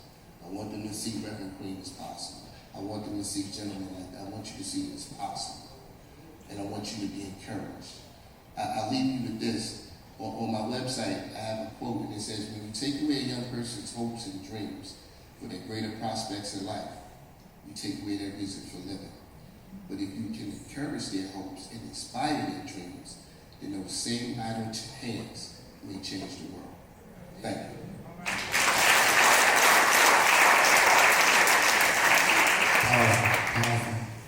Thank you, young people, for coming through. Stop ducking down like that, though. We're proud of y'all. There we go. Yeah. Hold it on. There we go. Amen. Instead of making excuses, amen. We're going to be able to say that no one's ever cared. No one's ever shown them something different. Because that was my excuse. You know, I was lying, but that's what I said. No one saw me something. Miss Shanice, it's on you. Talk to us. Good afternoon, everyone. Before I reintroduce myself, I just want to let you guys know that this morning I had a whole different set of talking points, right? I feel so comfortable right now. I feel like these are my peeps, right? Well, I had a whole set of different talking points, but I was reading an article, and the article was from Dr. Scalea. And Dr. Scalea is the head trauma surgeon at University of Maryland, the hospital in Baltimore. So they were interviewing him, and I just want to give you a snippet of this interview. So he said, it starts out, this is affecting so many youth and young adults, and so many young children who are witnessing violence and the trauma that comes along with the violence they're seeing in their neighborhoods and families. This year alone, 10 juveniles have been shot and killed, a more than 50% increase over this time last year. Nearly 40 other children have survived gunshot wounds. Dr. Scalea acknowledged they definitely see the spike. No question at all. And really hurt, not just a little hurt, really hurt, he said. One of the youngest homicide victims was 12-year-old, I'm not going to say his name, but who was shot and killed last month in South Baltimore. It is the worst thing I do. I could tell you the number of steps it is to the waiting room, and it was just so discouraging. As I age and get closer to my own death, it has affected me more and more and more, not less, said Dr. Scalea. Then he went on to say, what we're doing is harming a whole generation of citizens, children. It is just not right that the number one cause of death in children is gun violence. It's just not right. Dr. Scalea, who has been in the trauma center for more than 2 decades, says it hasn't crossed his mind yet that he can't do the job any longer. We'll see 700 to 800 gunshot wounds this year. And if the year continues along as it has, 100 is not out of the question, he said. When asked why the doctors believe this is happening, they remarked, I certainly don't know. I do know it's a terrible problem. I do know we haven't done anything so far that has had any measurable effect on it. And I personally believe it has to do with this culture that is now part of Baltimore. It's acceptable that people are going to get shot, said Dr. Scalia. We had a young kid come in and die recently with a gunshot wound. We went down and talked to his parents, and as I have remarked before, they're very sad, grief-stricken, but they're not surprised. It's a lived reality for parents raising their children in Baltimore. But this is what impacted me the most as I was getting chills up my spine. What he went on to say, what I care about is getting to a place where there are fewer holes in a smaller number of people. When we have a solution that leads to fewer holes in a smaller number of people, I'm all for it. This is a national, local issue. I mean, it's a national problem, but it hits locally because you can insert anywhere that you are from and instead of Baltimore, right? Because it's just occurring nationwide. We are in a crisis right now. The solution is in prevention. The solution is in wellness and healing, as all of the panelists have said throughout the day today. The funding should be in prevention and in reentry. So as I said, I will introduce myself. I am, after that somber note, my name is Shanice Anderson. I am the Community Engagement Coordinator for the Office of the Public Defender. I have the best job ever. I work with impassioned, emboldened social workers and litigators, public defenders, paralegals, a whole community of individuals that fight for freedom of people that are incarcerated or who are pending incarceration. And they challenge the system every day.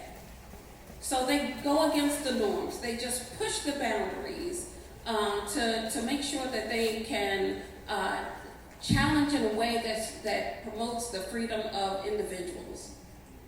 So what I have done with the Public Defender's Office in addressing the many issues that we are facing as a community, as a society, is I developed a reentry project called the Community Engagement Reentry Project. And what the Community Engagement Reentry Project does is it pools in resources. The DeMarcuses, the Willie Hamiltons, the Jeanette Grahams, the many, many faces and organizations here that are doing the work on the ground right now, but it brings them from their organization addresses into the courtroom. So what I do is I develop, I compose reentry plans. So a lot of the JRA cases that are in the Unger cases, I've done like reentry planning for. But it hasn't been alone. It's been with this wonderful network of people that have lived experience and who have the passion and the drive and the goals that they set for themselves in order to help to secure freedom. So I renamed us all. I call us now CPUF. That means we are now the Coalition of Professionals United for Freedom. So everybody in here has adopted. We are all in one concerted effort to reduce recidivism, to see people just get back on track if they've stepped out of the way, right? And we are in the business of prevention. And I think that we can do it all together, but it's going to take the entire community, right? So in the release plan, and I want to give a nod also to Mr. Quarles, because I use him in all my release plans. He runs that organization called Hope. But I use him in almost entirely all the release plans. But they have a support group, right? What better way? So it's not NA or AA necessarily, but it is Exoneration Act, right? It's for ex-offenders or re-entering citizens that just want to band together and just just collaborate and talk and just brainstorm. I've dropped in they've allowed me to just bombard a few of their meetings with some new clients and also just myself, and I just feel so comfortable in that space. But I just want to say that the way that we are going to solve this national local problem is to fund it, and just like you said, Marcus, to fund it, and the funding needs to go to reentry and the prevention, so that our young people can grow and just prosper in the way that they really should. Thank you. I know I can say this a lot. You can bombard our meetings anytime. And we are now official members of CPOP. Everybody say it. All right, we have come to the closing of our panel, but I want to give y'all one question. And it's great because y'all want to answer the question, but everybody else is going to answer the question as well. And I want to set it like this. This was a juvenile justice panel. And we've spoken to that in a great deal. But I want to bring it all the way home. My role here as the former youth pastor, I'm responsible for the young people. And recently there was a case, a young man got caught with a gun at school. And this is a good kid. And I know we say that about all the kids, but let's be honest, some of them aren't. You know, I was not a good kid. I played it off like I was. But this young man, 2-parent household, good area, but as DeMarcus explained earlier, and as Mr. Hamilton said, sometimes we make choices as children that don't make sense. So, he's on bond, he's being charged as an adult, and they asked me to mentor him and try to prepare him for what's coming up with his court case now. My question for you all is, because he couldn't be here today, couldn't get the permission to be here today. The good news is that they did remand his case back to the juvenile courts. So we can celebrate that. But it's still a case. And my question for y'all, since he can't be here, what do you tell a 15-year-old who is on that path where he's bringing a gun to school? What is the encouragement, the advice, the quote, something? And if you can't answer for him, I'm asking, what would you tell your 15-year-old self? And I want y'all to keep that in mind, because y'all want to tell the answer to the person next to you as well. But first we'll hear from him. Mr. Hamilton, what would you tell your 15-year-old self in the context of me advising my young person? I think we're asking the wrong question, me personally. I think we should be asking what the community, how the community should feel that a 15-year-old needs to carry this. We've lost the true core of what a family structure is within the community. We don't know each other. You know, we in a social media world. We don't get together. We don't have community events. We don't get to know our neighbors. We don't go to our neighbor's house and eat dinner with them like it was when my grandparents were coming out. So the real question is, how the community should feel that a 15-year-old needs to carry a gun? That's the real question for me. Take that. Good. Ms. Shereen, what would you, Shanice, I'm sorry. What would you tell them? I think I would ask him if I could listen, because a lot of times we spend a great deal of time talking at children, but not listening to them. So I think that if we embark on active listening, then I think that maybe you will be more keen at hearing. Good. Excellent. James. You know, it's a tough one because I work with a lot of young people and they have two-parent households.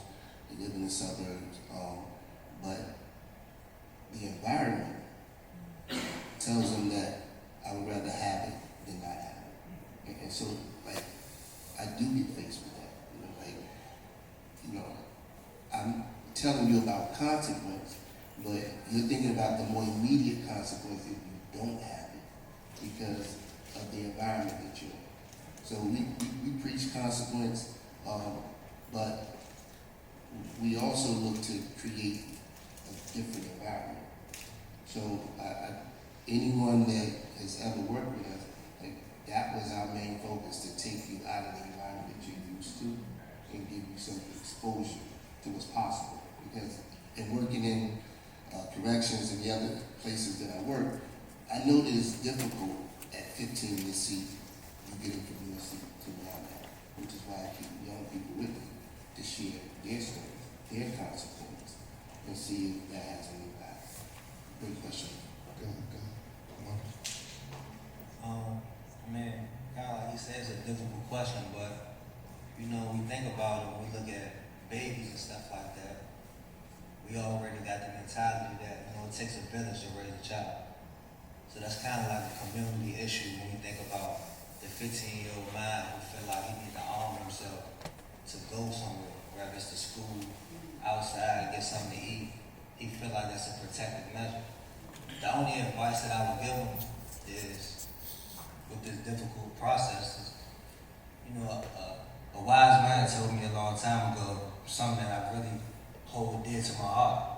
He said, never put the things that mean the most to you at the mercy of something that don't mean nothing to you. And it kind of helped my decision making when it comes to some of the things that I did, or some of the things that I didn't really think the process I just acted emotional about. I'm like, Dad, like you said, the immediate consequence is if I get caught without it, then what?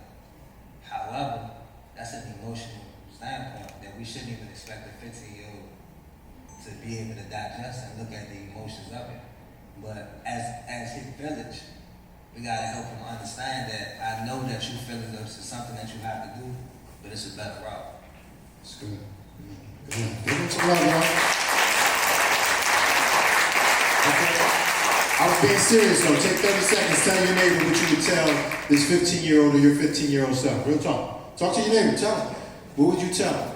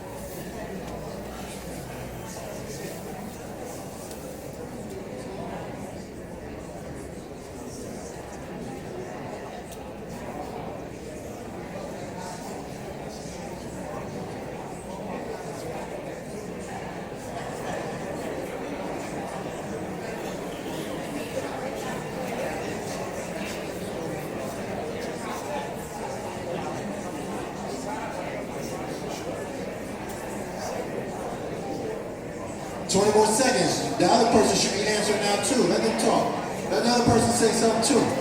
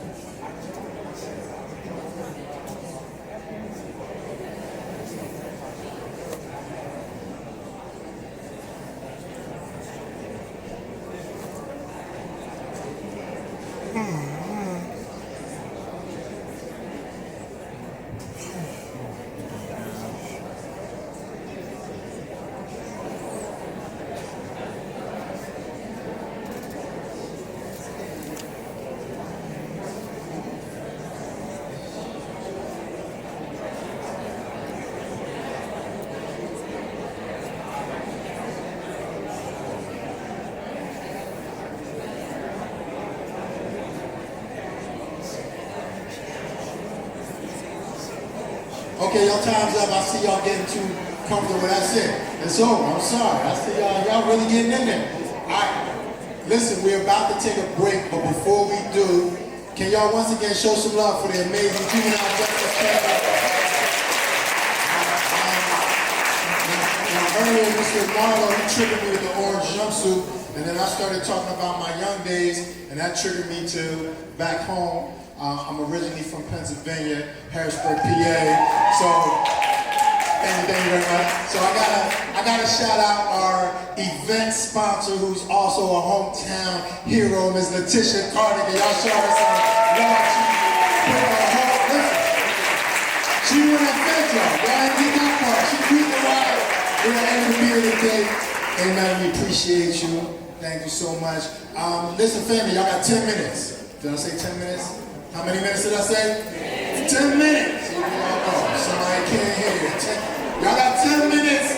Go check out the vendor tables and come back for our next panel, which is going to be amazing. Give somebody a high five. Talk to somebody that you need to connect with. Fantastic. Okay, wonderful. So before the day gets away from us, I want to make sure that I recognize some very, very special people in this room. Now, don't get me wrong. Everyone here is special. There's a group of folks here, however, that are very critical to helping put this together, okay? And that's the Maryland Statewide Alliance for Returning Citizens. So any members in this room of MSARC, please stand up. Okay, wonderful. Awesome. And I know we had a few members that were here earlier and they had to leave. But MSARC is a very critical group of nonprofits, organizations. It doesn't matter really who you are, just so long as you have a stake in this issue of reentry, right? And as we were talking about in the previous panel, no entry.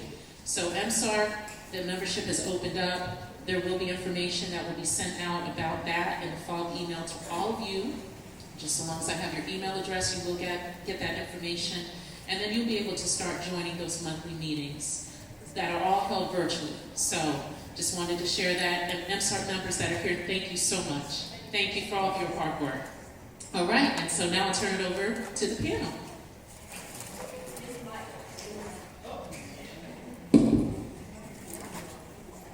Hello, everyone. I know this has been a long day with a lot of heavy topics, but I have to say that throughout it all, and I hope you all feel the same way, that even despite the heaviness of the topics that we discussed today, I feel uplifted. And I feel uplifted because of the work that everyone is doing to make things better and making a clear message that the status quo is just no longer acceptable and that we're all going to play a part. And, I thought about it a lot, and I love jigsaw puzzles, and there was always a lot of talk here about a village and about pieces and how everybody has to work together. And it really is like a puzzle. And this panel is really made up of a lot of the pieces of that puzzle, but we all have to work in coordination and we have to work together in order for us to be successful. And so it really is a village. And I just thank all of you for being here. I also thank you all for being here at this late time throughout the day, so thank you. And certainly thank you for Tolan for putting this together. It is a massive thing to do in the first time we're doing a statewide event talking about reentry. My name is Claudia Jones. I am the co-founder and board president of a nonprofit called HTP Homes. We are currently in Baltimore City teaching construction, trade skills, and job readiness seminars to returning citizens. And our focus is on juveniles that have had lengthy sentences and what to do and how to get them acclimated into their communities, as well as those that have a history of recidivism. And so that is what our focus is. And we've been very fortunate to have a wonderful relationship with a construction developing company in Baltimore called Mason-Dixon, and they're actually hiring a lot of our participants and bringing them in for full-time jobs. So it is rewarding to see someone return home come into a program and then see them, really working and feeling good about themselves. And that word hope came up a lot today. It's wonderful to be sort of a creator of hope for people who have none. So I want to introduce you to our panel today. We actually had to bring in another chair. It's like it's been a growing panel, but a wonderfully good panel. We have with us today Antoine Quarles from HOPE, Helping Oppressed People Excel.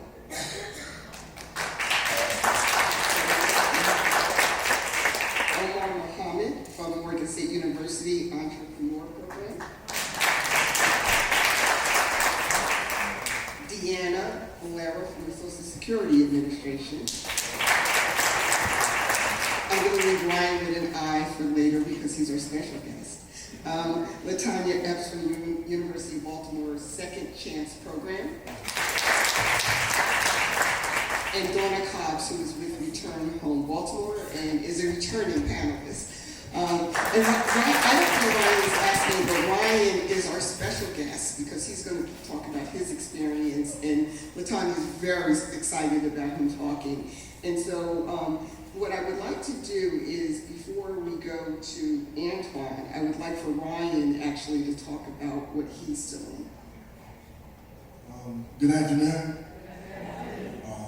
I would first be remiss in my duties if I didn't say thank you to Dr. Cantor, our program director for the Second Chance program with the University of Baltimore, Ms. Latanya Epps, our reentry coordinator. If it had not been for these two women, I would not be sitting here today with y'all.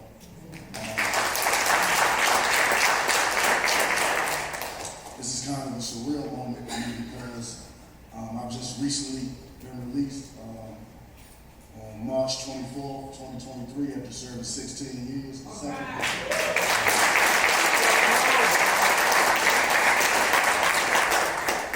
When I first got to the Jessup Correctional Institution, I had been in maximum security my entire incarceration, getting in trouble, floating around, doing whatever I needed to do to survive. And one of the first things that I saw was an application for the University of Baltimore.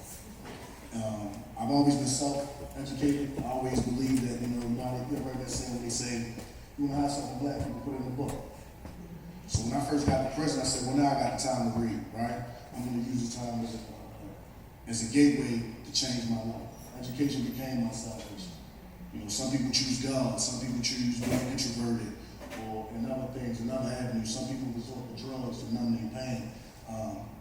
So I went to books. So when I first sent that brochure, it said write 500-word essay and get 2 reference letters, right? And I said,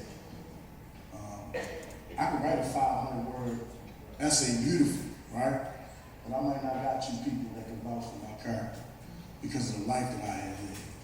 I was on a perpetual cycle of ignorance. My first time being incarcerated was at 8 years old in 1986. But this program that with Ms. Epps, Dr. Cantor, our other assistant program director, Danelle Holmes, not here. I mean, they come inside the JCI multiple times a week, every day, from 2 in the afternoon to 8:30 at night. I'm talking about real work. When we always talk about reentry, we talk about the last 6 months that somebody is getting outside of prison. It starts way before that. We gotta go to the elementary school, y'all, before you can go meet a man in prison, y'all. That's where it started. If it wouldn't be for them, I would not be here. I'm so honored to say that through the University of Baltimore, I made the Honor Society and the National Society of Leadership and Success, all because of their encouragement. Textbooks, pencils, pens, laptops, encouragement, telling you when you're out of order, because sometimes we need that. Because we can all, sometimes we get caught up in our mind that, I know all, you know nothing. This is just an honor for me. Like I said, this is surreal. There's so many beautiful people from all over the spectrum. I honestly believe that there is no justice in the criminal justice system, but in here I can see something.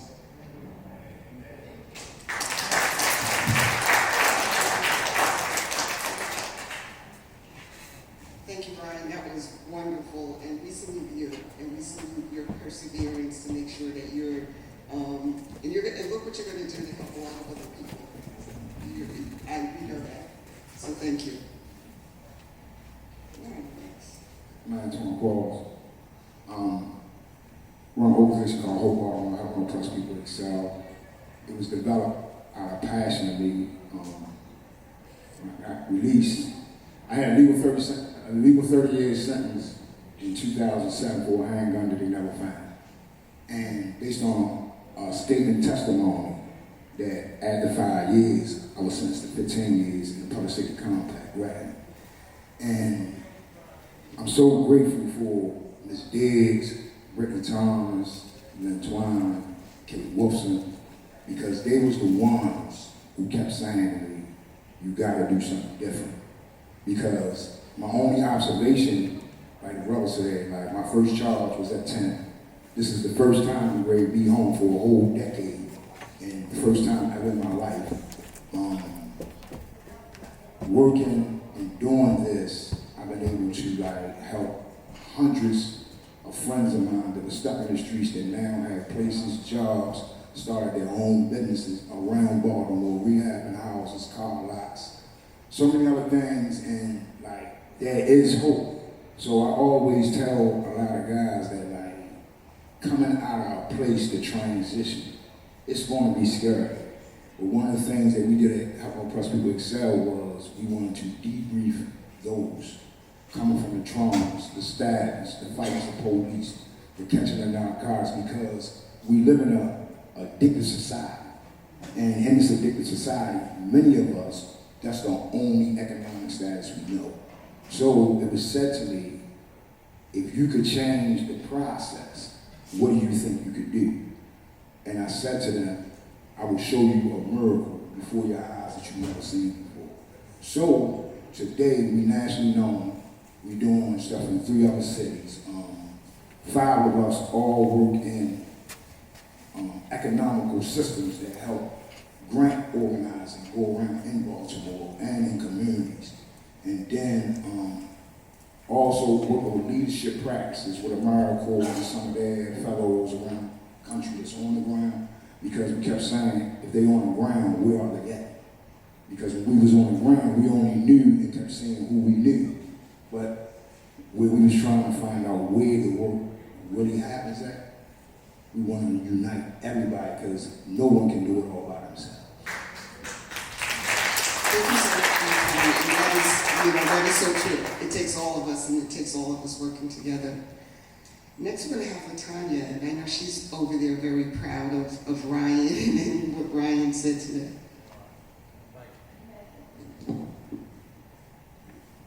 Good afternoon, everyone. I'm super proud of Ryan. He's come a really long way to get to this point, and just happy that he's here to talk and tell you about his story. Again, my name is Latanya Epps. I am the reentry coordinator for the University of Baltimore Second Chance College program. Our program began in 2016 when, during Obama's administration, he established the Second Chance Pell Grant, which allowed us to offer college education inside of prisons. The University of Baltimore was one of, I believe, 67 colleges that were accepted as a trial experiment to see, if this would work again. I'm happy to say that in 2022, that it was extended. So that's a good thing. So during the course of the time, we have probably served over 100 guys who have come through our program. We are inside of Jessup Correctional Institute. The guys there are earning a bachelor's degree in Human Service Administration, and they are minoring in business management. We were blessed to have our first graduate come home last year, and he actually graduated on campus with us. He was our very first graduate, so that was a really exciting moment for us. And this upcoming week, on the 24th, we will watch 2 other gentlemen who just recently came home, probably within the last 6 months. graduate as well, and one has already been accepted into the master's program at University of Baltimore. I'm just looking at the journey of the guys. You know, they are in there every day. Like Ryan said, we come in about 2 o'clock until about 8:30. We are, you know, doing individual jobs. I do reentry. My director comes in and she's doing whatever she does. But we have professors that's coming in from different places, our colleges, Georgetown, other places that are teaching courses to these guys. Like, they're not watered down. They're the same courses that you take when you are on campus. The expectations are the same. They have papers, they have internships, everything that you would have in a real life college setting. The only difference is that they also have a lot of animosity sometimes towards what they're doing, and that they are having the opportunity to take courses where other people feel like they can't. And so they deal with that as well, and you know, we're seeing them persevere in ways that, you know, people don't really understand. And I want to say that, you know, education just doesn't stop at academics. We're also committed to education as when they come out. So we understand that there is a technology issue. We understand that, you know, for many of our students, they've been incarcerated since the age of 16, some younger, and they're coming home kind of like the Flintstones walking to the Jetsons, right? They have no idea what's going on. I had a student come to me one day and say he was overwhelmed going to the supermarket trying to pick out bread. He had no idea that it was so many different varieties. And, you know, that speaks volumes of things that, you know, we have to focus on, also addressing the needs of the students when they are, you know, preparing to be released. So again, reentry doesn't start 6 months when they're about to come out. It starts from the very beginning. As soon as you meet them, like, we should be incorporating these skills so that they can succeed. So I think that's pretty much my spill with that. I know there's a lot of other programs. Georgetown is right down the street. Bowie is actually sharing a space with us, and Goucher is around the corner. We're looking forward to many other colleges that are now trying to develop their own programs to start, because this education is really the means to keep the recidivism rate down.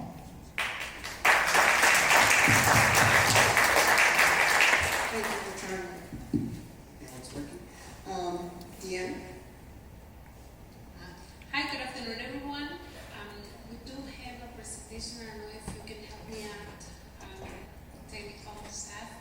And first of all, I would like to say thank you to the organizers of this event.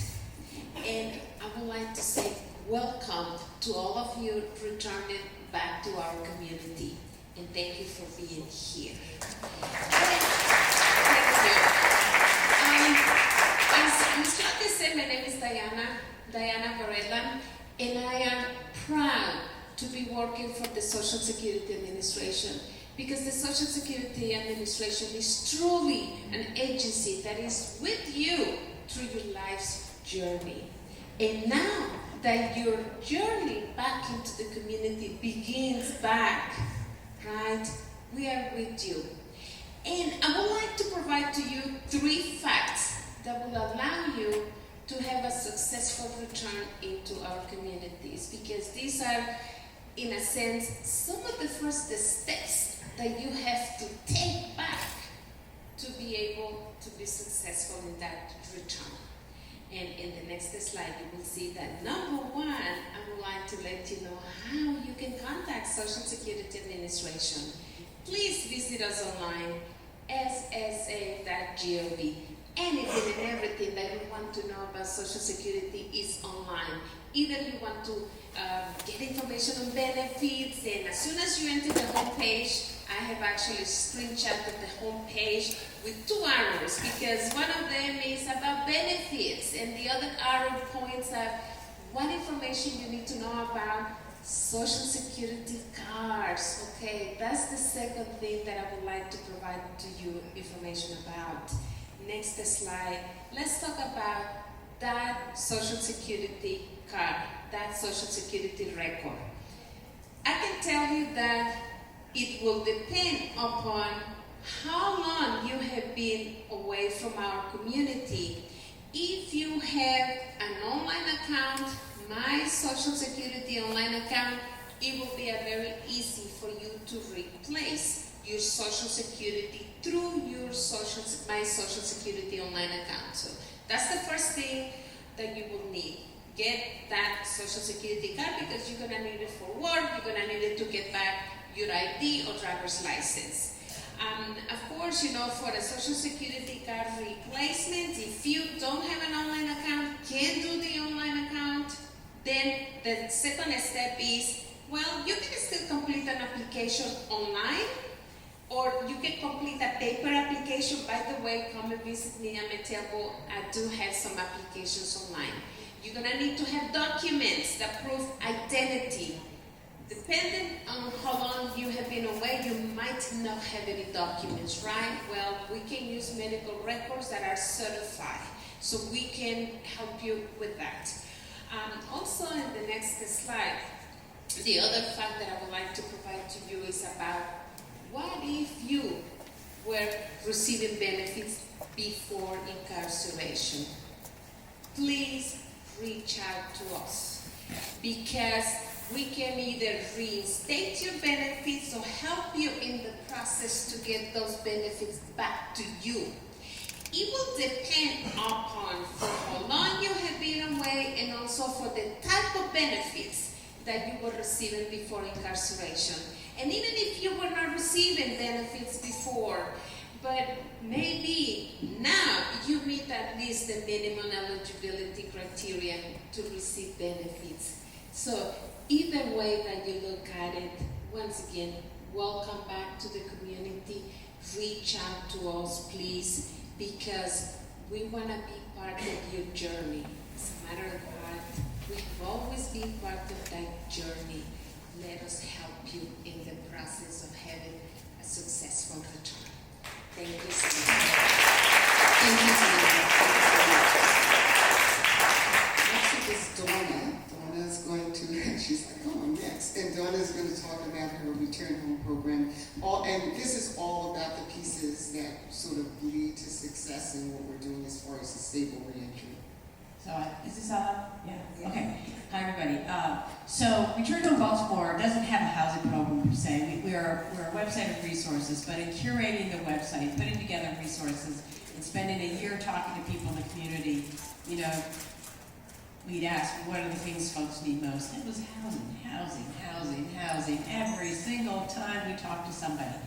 And what we learned was that a lot of the housing that's available is for people with substance use disorders. Well, what if you don't have one? We heard about people faking having them because they needed housing so badly. So all this is to say is that I don't know how many of you have ever thought of housing as a public safety issue, but it is. And it is because people who have safe, permanent, supported housing are way less likely to recidivate. And that's why it's a public safety issue. But why it's such a problem is, we know why it's such a problem. It's frustrating that it's such a problem. And what I'm here to say is that I hope the state of Maryland, I don't know if anyone here is from the governors, I know some GOCAP folks here, is I'm hoping that they will look to some of the other states in this country that are doing really innovative cross-partnership work. Michigan, Pennsylvania, Colorado, there's a whole number of them that are doing work to really increase access to affordable housing for returning citizens. I'll tell you about one other thing that I'm involved in.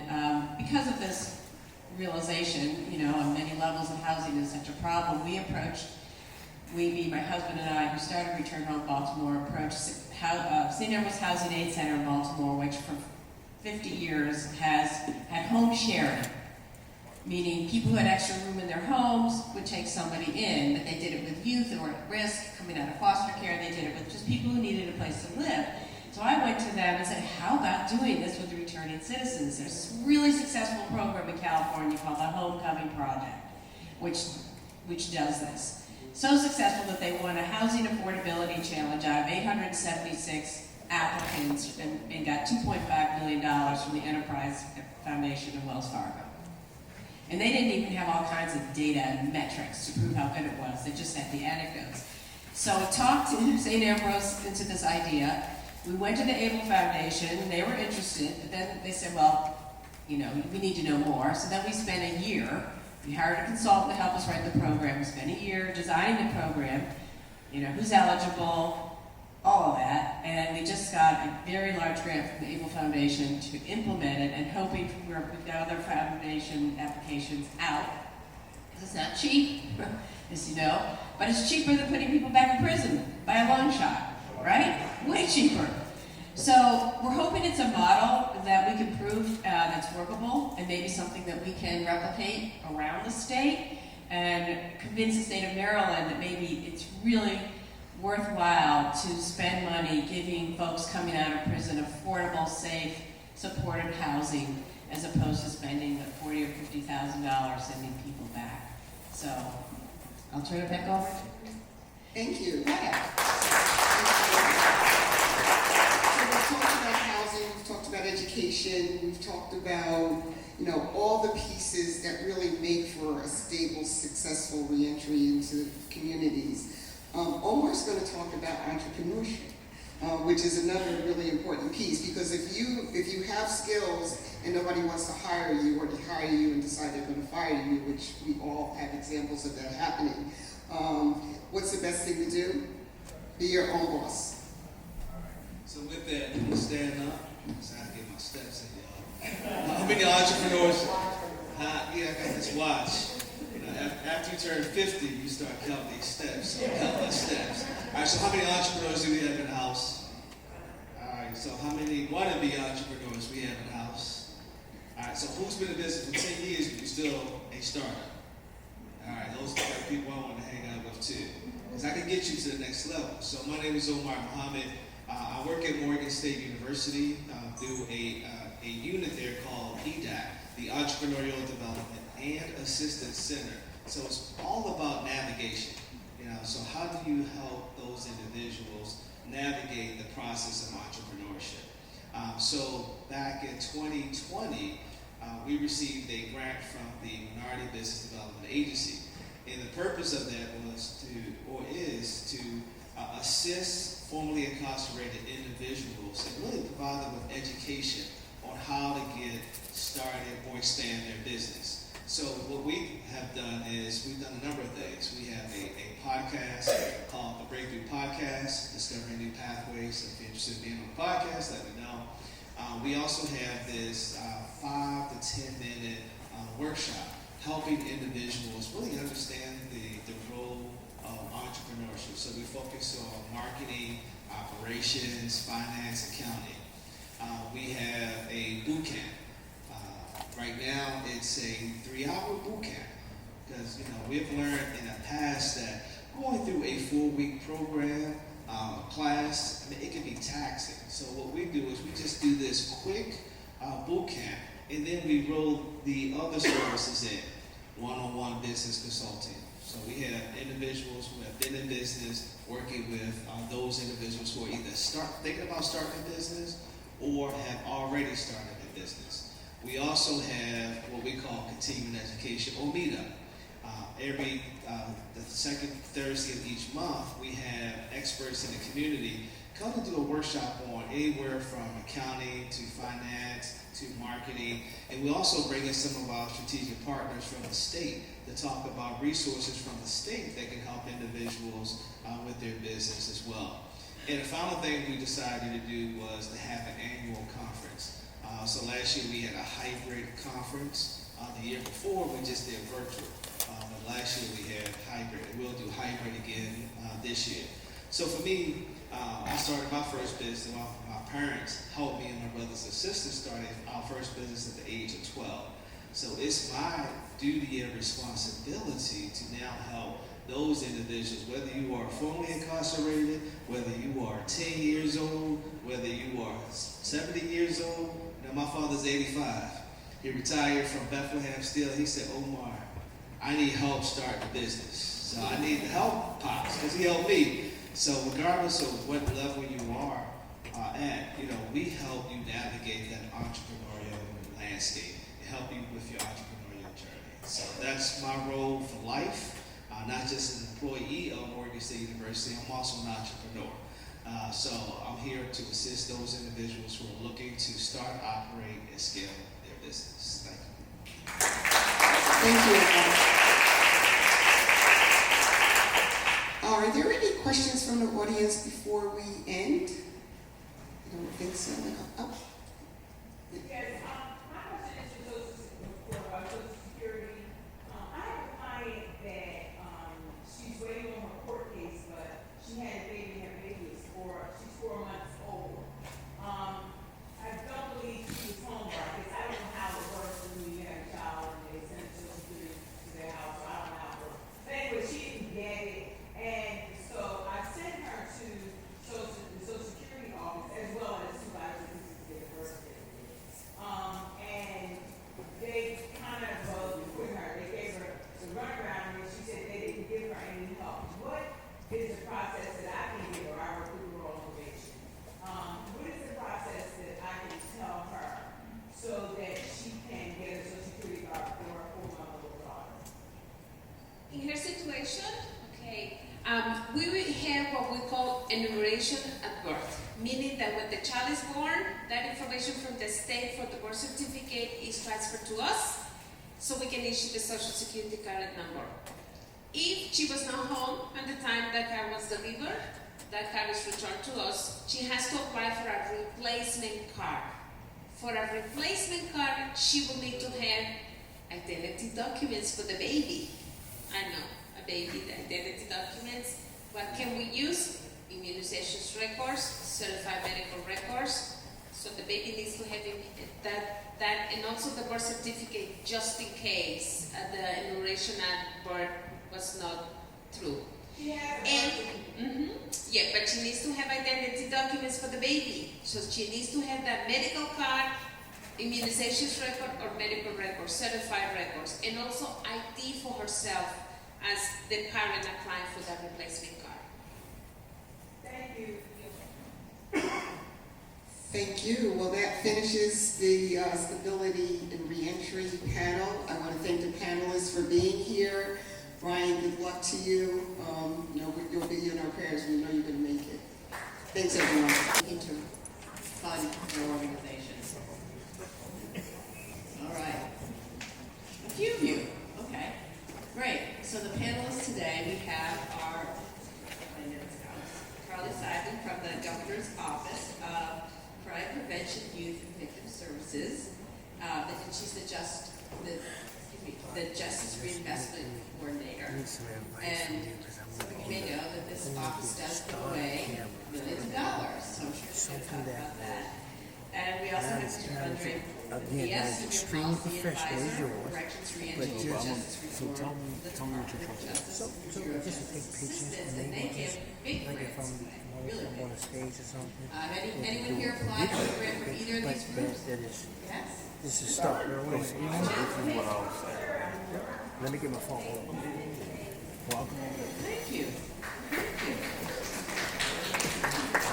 I'm also going to sort of wear the hat of a philanthropic funder, not that I am that, but I've had the experience of applying to philanthropies for funding, and I'm also a member of a women's giving circle in Baltimore, and we give away grants, and so I've read many, many grants from nonprofits. I'm happy to say that no struggle, no success, just got them.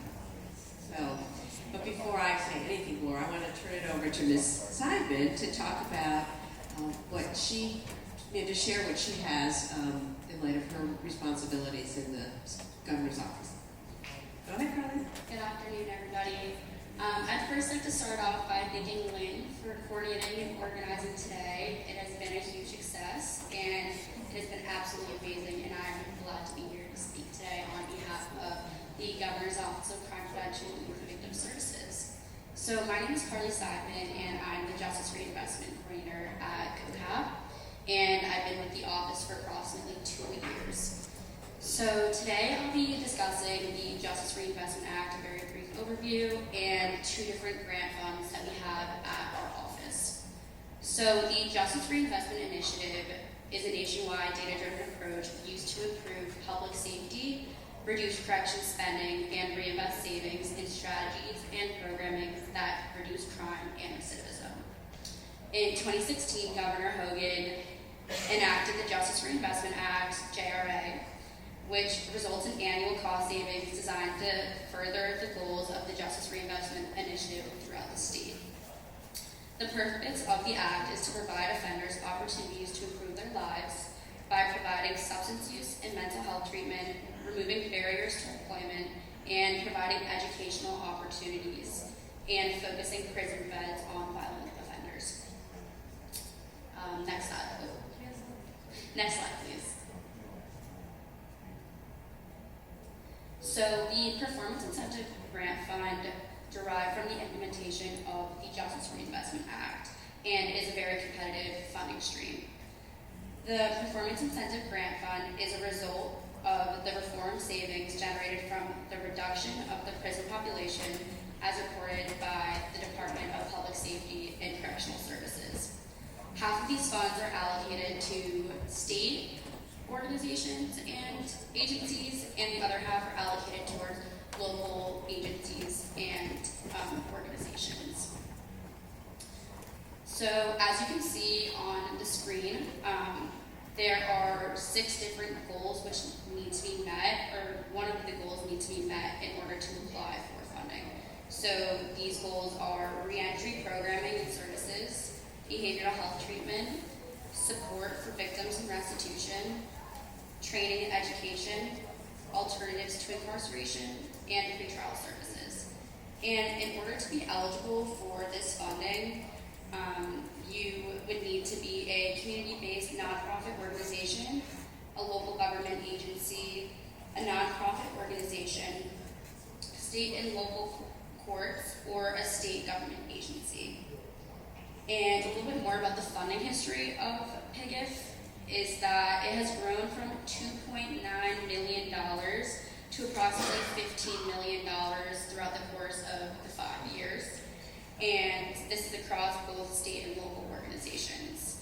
And some of the programs that PIGIF has funded are reentry programs, co-occurring diversion programs, abuser intervention programs, tablet programs, etc.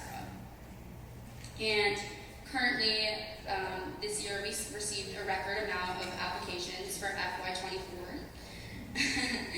And we are excited to share that we will be awarding over $7.9 million in grant funds to support incarcerated individuals. When will the applicants know? The applicants should know within the next couple of weeks, I would say about 2 to 3 weeks. We are hoping to make award announcements within the next couple of weeks. So if you applied, you should be receiving some letters soon about that. And we continue to work with our boards and commissions to evaluate the goals and performance measures of this program. And for the next upcoming notice of funding availability, so our funding, NOFA, just closed last month.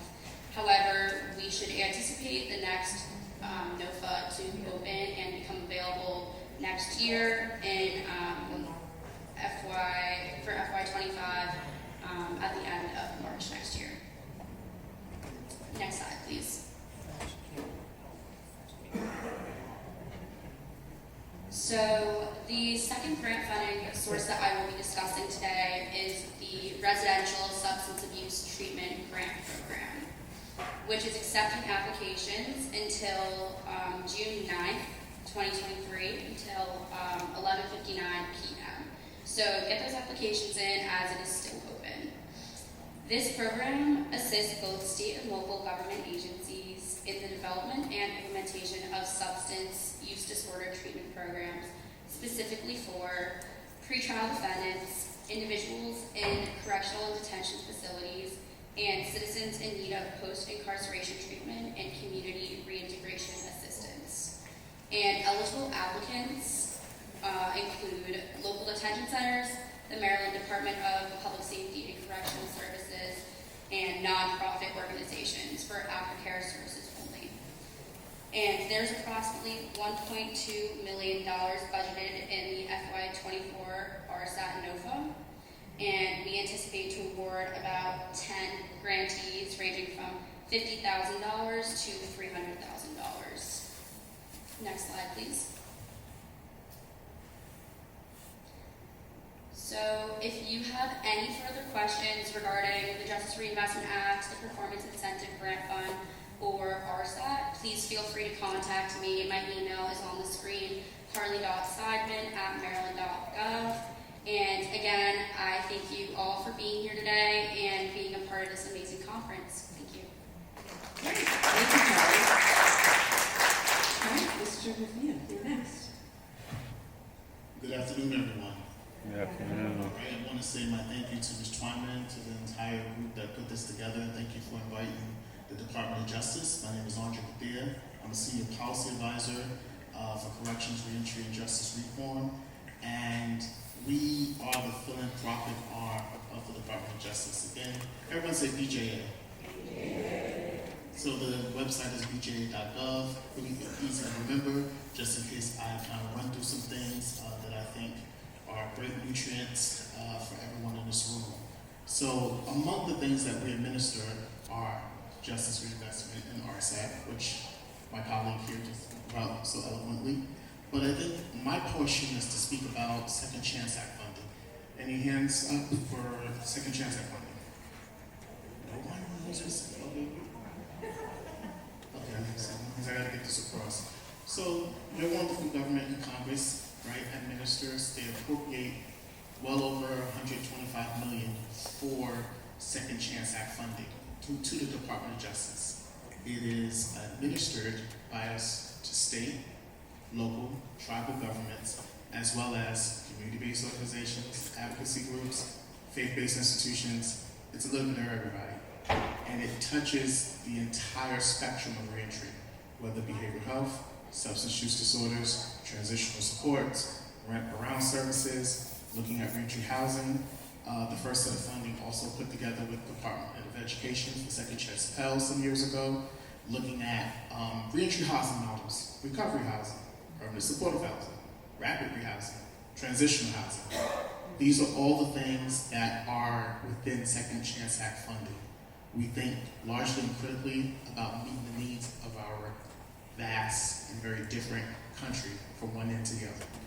So, in this particular case, I want to highlight that currently open, we have the community-based reentry, which is totally for community-based as well as faith-based institutions. If you feel like $1 million is too much to go after, we have a very new community incubator initiative where we hope, this will be our first time approaching this, but to do smaller micro grants, if you will, for some of the smaller institutions who may not want to go after the $100 million challenge, if you will. I love that you said, I think you said this when we prepared, the micro grants are like $150,000. Very small. Because And that's micro for the federal government. Well, we also understand that everyone in the community is doing this great work. And so there are some places that have the financial stability to run after larger grants, right? Because they can deal with the administration that goes along with that, the audits, the compliance. And then there are those who have a pretty good niche about what they do, and they might be smaller and they just need a micro grant of about $100,000, $150,000. Again, all will still come with the audit and compliance of the Department of Justice, I can guarantee that.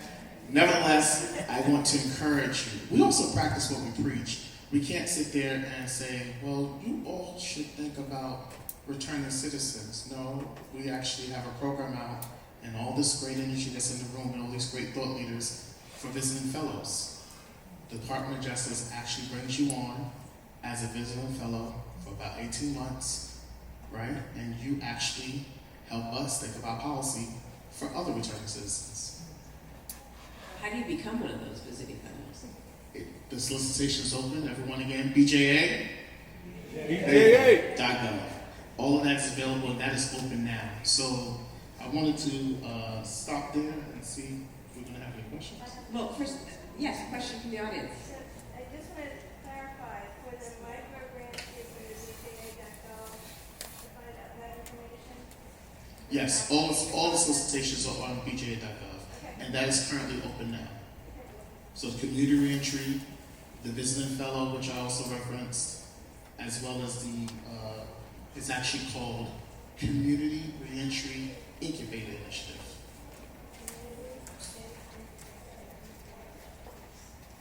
And if you get lost on the website, just type in Second Chance Act. Right. There's a lot there. What about if you never applied for a grant from either the state of Maryland or the Bureau of Justice Affairs, and you want to? Are there any resources, just to learn more about the process and what's required? Either of you, both of you? I'll jump in to say, on bja.gov, we have some workshops, some webinars to kind of talk you over with it, walk you through the process. It is a huge endeavor, right? Dunn's number, SAM number, making sure you have a narrative, a budget worksheet, and what all goes into those pieces to make sure that you're competitive. Again, Second Chance Act is discretionary funding, so it's competitive, it's not formulaic. And in the sense that you will be competing with other institutions across the nation for the same funding. Thank you. Carly? Yeah, for our office, so I know our office name is a mouthful, but it's the Governor's Office of Crime Prevention, Youth and Victim Services. If you go to our website, you can go to our grants webpage, and it will walk you through how to make an account for our grant management system. And it's a fairly simple process, and there's also plenty of contacts on that page that can help you as well if you want to reach out to them. We can help you with that process.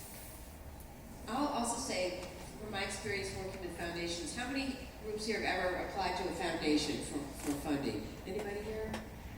Wow, okay, good. Well, I just want to encourage you. I was just at the Towson University had a nonprofit summit last week, May 5th. I was there, and the funders were there, and they encourage, and I've had this experience myself.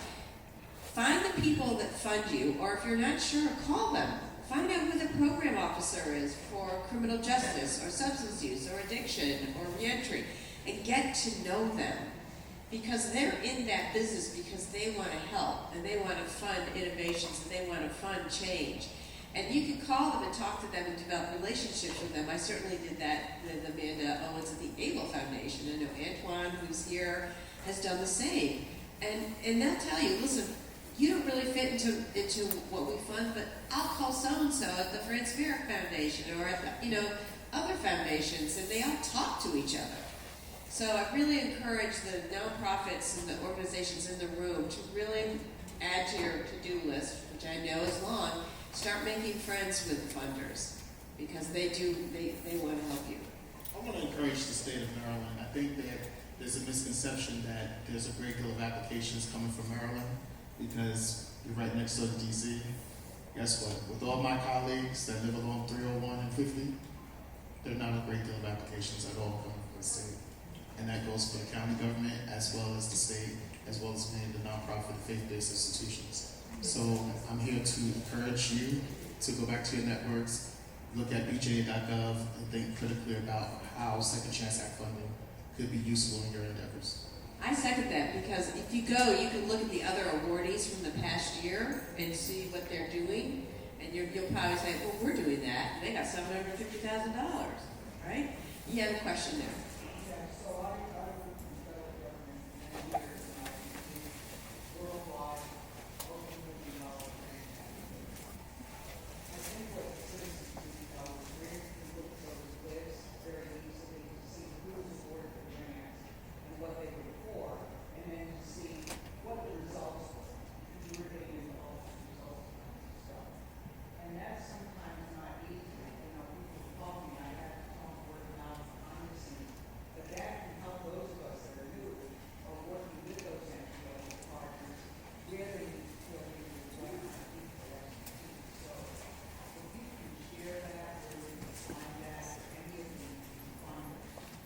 I can only speak for BJA.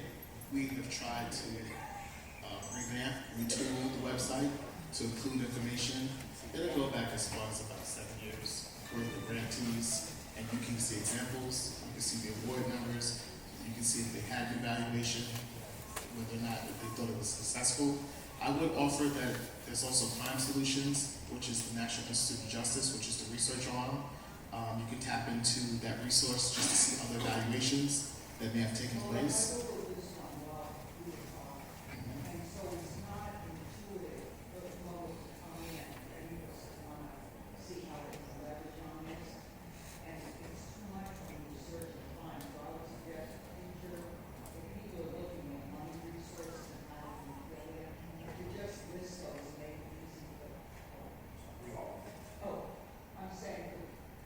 Background vocal for? 8. Background vocal 8. Should I start singing now? Okay. If I am fancy free, yeah, and I love to wander. So what I'm saying is, I reviewed multi-million-dollar grants when I worked with the federal government worldwide, and we looked at everything from, like say how you were going to implement. We looked at results. I went out and monitored and did all of that. But one thing that was helpful to people that wanted to come in, let's say they didn't want to apply for the grant themselves, but they want to participate with an NGO or anybody else, was to look at the list of what had been funded previously, what they had done, and what they had accomplished, because there's a lot of gaps where people can fill in now. I'm not going to apply for a grant. That was a little bit of a lie. But what I am going to do is try to identify in those NGOs that are applying for grants, or the states or otherwise, I'm going to try to see where we can fill in and bring these things to life and get, say, an evidence results-based opportunities to look at how we do a better job of that. And so I'm just saying, for future conferences, just make those resources available like on the screen if possible, so I don't have to Google all day long. Thank you. Well, I'll offer another resource that's sponsored by the Department of Justice called the National Reentry Resource Center, and it's all one word.org. And that's another place where we allow for a deposit of all things reentry. Again, it looks very nuanced because we have to talk that way. The rest of the country doesn't look the way Maryland does, and we just have examples from around the country about what makes sense for how reentry. The National Reentry Resource Center. And all one word. And just so everyone knows, there's going to be a FOB email that will be sent out by close of business tomorrow, because I got to get some sleep tonight. Sleep in, maybe just a little bit. But, and it's going to include the resources that we're talking about here. So just as long as we have your email address, everybody will get it, but we have to have your email. So before you leave today, don't leave now. We're going to lock the doors if you try to. No, but before we leave, make sure that you put your email address on the sign-in sheet if you did not pre-register for this and you were walking and somehow you missed that. So thank you. All right, any other questions? I want to put in another plug for there are many leaders here with lived experience. The Visiting Fellows is a real opportunity. So just put that out there. The Visiting Fellows solicitation we're looking for individuals with lived experience to join us for about 18 months, develop some real policy criteria around the country. Is it a volunteer thing? No, you get compensated. You get paid. You get paid. Just check it. Another question back there. Uh-huh.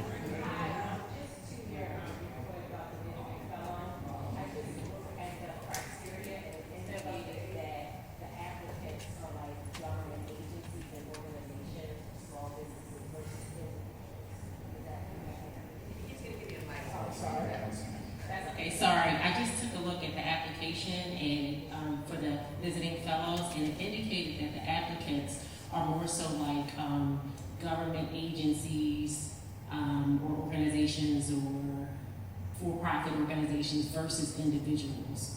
Is that your understanding? It is. I think that we have in the past made a great deal of progress in terms of asking individuals to do things that require a team. The state has a team that allows them to get a wire, to get paid, to pay other people, to pass the grant through. That's a great deal of administration that one person who doesn't know anything behind the scenes. Just remember, the state has about 10 people that takes on, every state has about 10 people that takes all of that on. And we were asking one individual who may have never thought anything to get the award, and it's like, well, now how do I pay myself? And then how do I pay my taxes? And then how do I budget my travel? Because obviously your policy is not just going to be in DC. You're going to go around the whole country.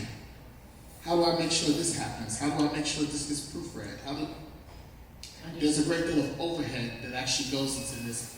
And we heard from previous fellows that it was a bit arduous and a heavy task. Thank you. Anybody else? Thank you both so much for your presentations. They're super helpful. And thank you all for sticking around.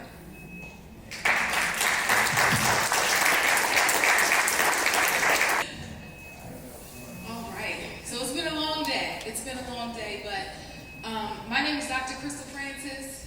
I am the Vice President of Maryland Alliance for Justice Reform. It is a organization, all-volunteer organization that works to improve public safety and end unnecessary incarceration in Maryland. And I'm going to be facilitating this fireside chat with two esteemed guests here. And really what we want to do is kind of frame the evening or the afternoon that we've all endured today. So throughout this day-long conference, we've engaged in thought-provoking discussions and conversations, highlighting the approach toward addressing the challenges and solutions in Maryland and re-entry in this great state.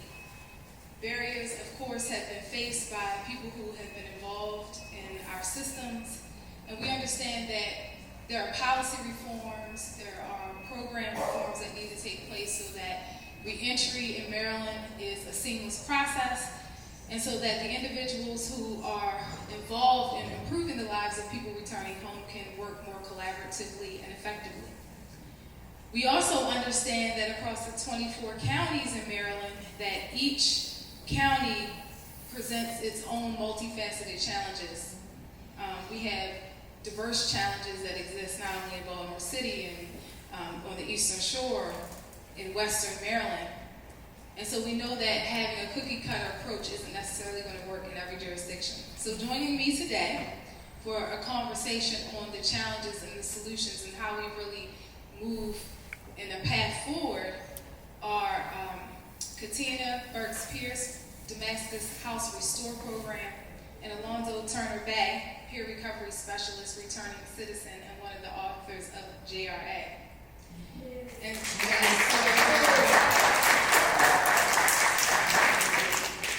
so we have just a brief couple of questions here to kind of frame how we're going to leave today, and more so a call to action for all of you. What to do with this information when you walk out these doors. So, Katina, I'm going to direct this question to you first, and then Alonzo, you can please respond. How can we better engage families in the social support system of reentry so that we can really have success in Maryland throughout the reentry process? Because we talk a lot about justice involved, and we know that this is a family-oriented process. I would say the best way is through self-awareness, education, community, organizing. Oftentimes, the family member don't realize the barriers or the challenges that someone coming home from incarceration face. It does become a burden for the family, but it also becomes a burden for the person returning home. For instance, you oftentimes can hear a family member say, just go get a job. Well, it's not that simple. They have to check the box. Their history plays a huge factor in that. And Catholic Charities has one of the best reentry simulations that I've seen, where you can come out and you can walk a day in a returning citizen's shoes. You face just about all of the challenges one could face within the first 30 days of returning home from incarceration, like not having a birth certificate, not having a social security card, all of the vital documents that would be needed in order to re-enter the workforce, or let alone get an apartment. So I would say getting the family involved and getting educated on the process, the challenges, the barriers, participating in family counseling, and things of that nature. Thank you so much. And Alonzo, you know, from your perspective, there are lots of programs out here. I mean, you go on the internet internet, you can find, Department of Labor and License and Regulation has reentry navigators, there are peer recovery programs, there's lots of programs. But there is also a barrier to communication in how organizations are marketing these services so that they can be accessible. Can you just share a little bit about your experience and what you think is needed? And if you could, there are lots of organizations represented out here. What's the best way to communicate the available services to people who are returning home that may be off the internet grid? Let me say this. Right now, reentry is the hip thing. It's the fact. Because there's a lot of money in reentry. But let's see who really is about reentry. Let's go back 5, 10 years and look at the organizations and the people who were on the ground doing the work. Those are the individuals who we need to be giving resources to first. Not these newcomers in the game, because they are there with an alternative motive. We got to look at the people who have been doing the work over the years, have been putting in the work, who genuinely care and want to see the community change for the better. Because a lot of people are in reentry right now because they run for another office, they want to get a bigger piece of the grant, they want to see like they're down, they want to see like they're okay, but in all reality, they're waiting for the next one to happen. I told you not to let them go. I told you not to let them out. That's what they're waiting. They got all these programs on the internet. Oh, we're going to help you do this. And when you go there, man, they make you jump through hurdles, run through hoops, crawl under boxes. They make you do that. So what we got to do is go back to the people who've been doing it for the past 5, 10, 15 years and say, look, can you help me? And what they do is give you a plan. Say, look, if you follow this plan, I'm going to walk with you and help you get through it. It ain't going to be easy, but we can get it done. And that's what we got to look at. The individuals that have been in this space for years. And that's not no newcomers. I'm not slighting new people who came, but you got to put your work in first before you get a piece of the pie. Let's look at the people who've been putting in the work first. Let's look at their track record. Let's look at their numbers. Let's look at their success stories and see what they have been doing for the past 5, 10, 15 years that has given their clients the success that made them not return back into prison. That has aided and assisted them getting the things they need. Let me tell you something, man. They always talk about banning the box and all that. They can't ask that question. Man, I applied for a job at Royal Farms. Royal Farms is building in PG County like no other. Man, I don't even shop at Royal Farms. I don't even buy no gas there. They pay $16 an hour, $17 starting out. Man, I applied for a job. They ain't got the box on their application. They got a third party doing a criminal background check. And they say, we cannot hire you because you're a criminal background check. They was bold with me because I've been depressed. Why you can't hire me? They said, you got a criminal background. I said, you ain't supposed to ask that question. They said, we did. We had a third party running. See, they can circumvent the law all they want. You can apply for an apartment and pay the $150 application fee. And guess what happened? They denied you. They got you $150. Preach. I work hard for my money. But see, y'all I don't like the word return to citizen. I'm not a return to citizen. I never left this country. I never gave up my citizenship. If your child went into the store and stole something, got caught, you brought him home and punished him for 6 months or 30 days and sent him to his room, when he come out, how do you introduce your child? Jim, or here's James, here's Anthony, or he's a returning son? Nah, that's your son.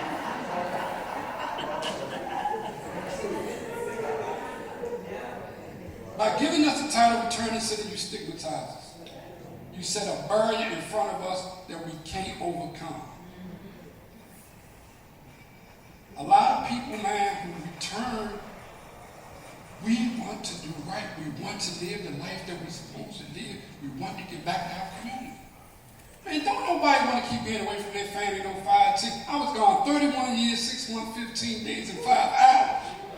I got 1989.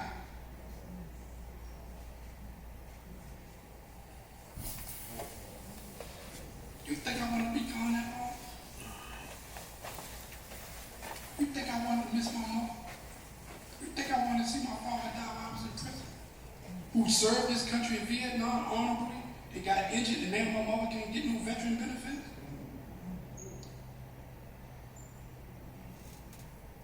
We got to look at each other, look at ourselves, man. We are stigmatizing our own community.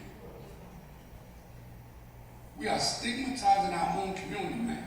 So we got to go back to the people, like I said, who've been in re-entry 5 years ago. Go back 5 years ago and see who was doing re-entry in PG County. Go back 7 years ago, go back 10 years ago. Who was doing the work in PG County to try to save our youth? Giving men and women jobs or helping them get themselves together when they came out of prison. Then let's put them in the front of the line. We're talking about giving our money. Everybody else, y'all got to hold up for a minute. We're going to take care of those first. The OGs of re-entry in this county. Thank you.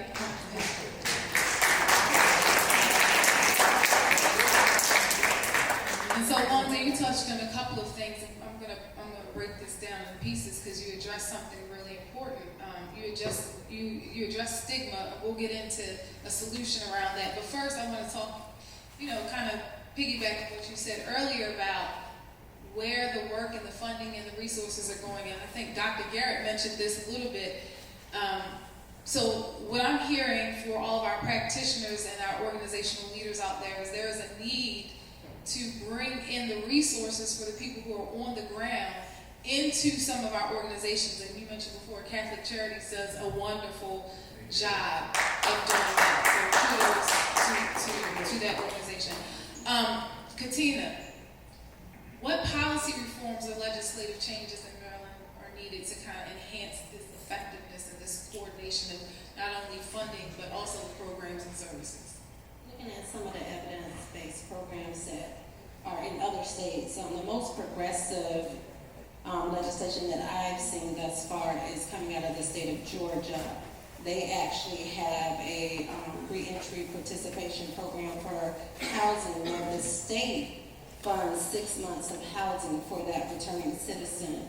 They have a state level office within the governor's office for accountability for returning citizens. All of the programs that say they're going to assist returning citizens, that office is spearheaded out of the governor's office. So Maryland could adopt some of those, as well as the current legislation that's out there that was presented and adopted by Senator Arthur Ellis for vital information, which is so needed. The prison system is required to provide identification card, social security card, birth certificate prior to release back into the community. That accountability piece needs to be put into effect. Are the institutions actually providing those documents? I can answer that question. Absolutely not.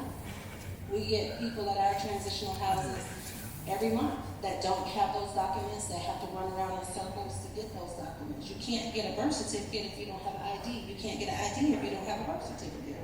So we need to have an accountability piece. We have a great piece of legislation out that came out in 2022 to help returning citizens become entrepreneurs.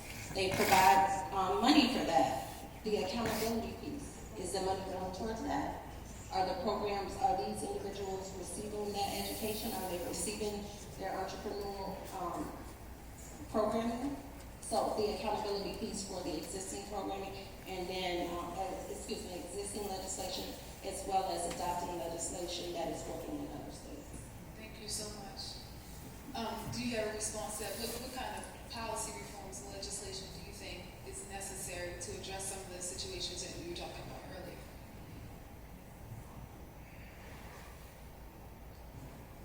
Let's look at it like this. There's a lot of policies on the books. Good policy, good legislation. We don't need to recreate the wheel. We ain't got to keep writing policy.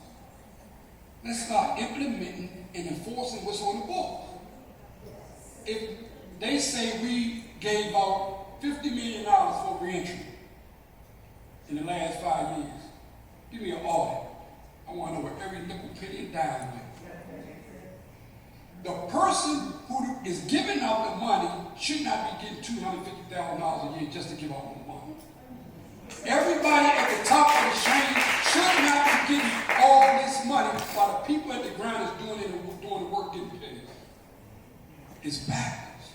You cannot do that because the people on the ground that's going in our communities, that's trying to save our children, trying to get these women a better opportunity for their children, trying to help these men, trying to help our veterans, trying to help our homeless population, trying to help battered women and children, trying to help our transitional age youth.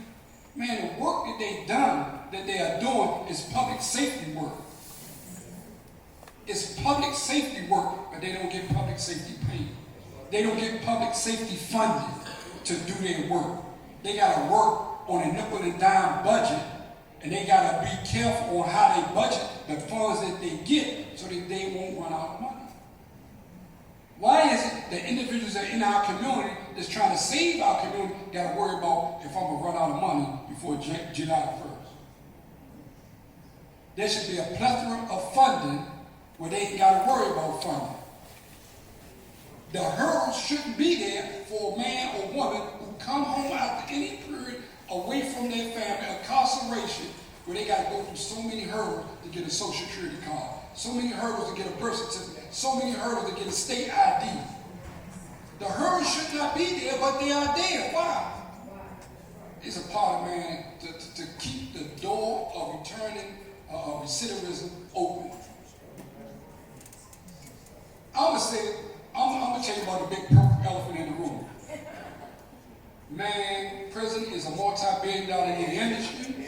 Some of us gonna get out, some of us gonna die trying to get out.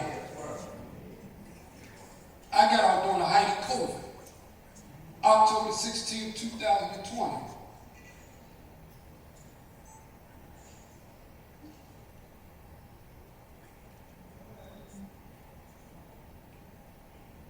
I didn't even tell my family I was being released.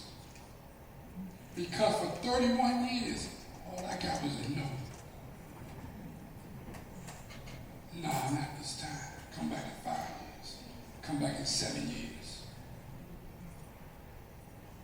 I'm 17. I'm trying to figure out how you gonna do a life in 5 years sentence. I watched friends die. I got one friend, he after doing 37 years, he committed suicide. Right when JIA came down. So I can't take it with me. Man, when you got time for me to come in, my friend right here, Earl Young. I called him. I'm gonna tell you some dates that always stick in my head.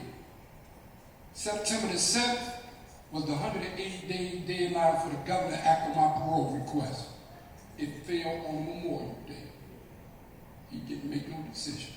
September the 22nd, I got a call from Bronson City, Lila Meadows, and Jane Murphy. That was my legal team from the University of Baltimore School of Law and the University of Maryland. They gave me the news that the governor didn't act.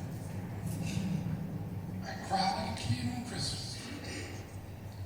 October 8th, I seen David Bloomberg. He said the governor didn't act or release me. He said, but I got some bad news. I said, you can't get me no bad news. You already told me coming home. He said, Justice Correctional Institution did not do your release papers.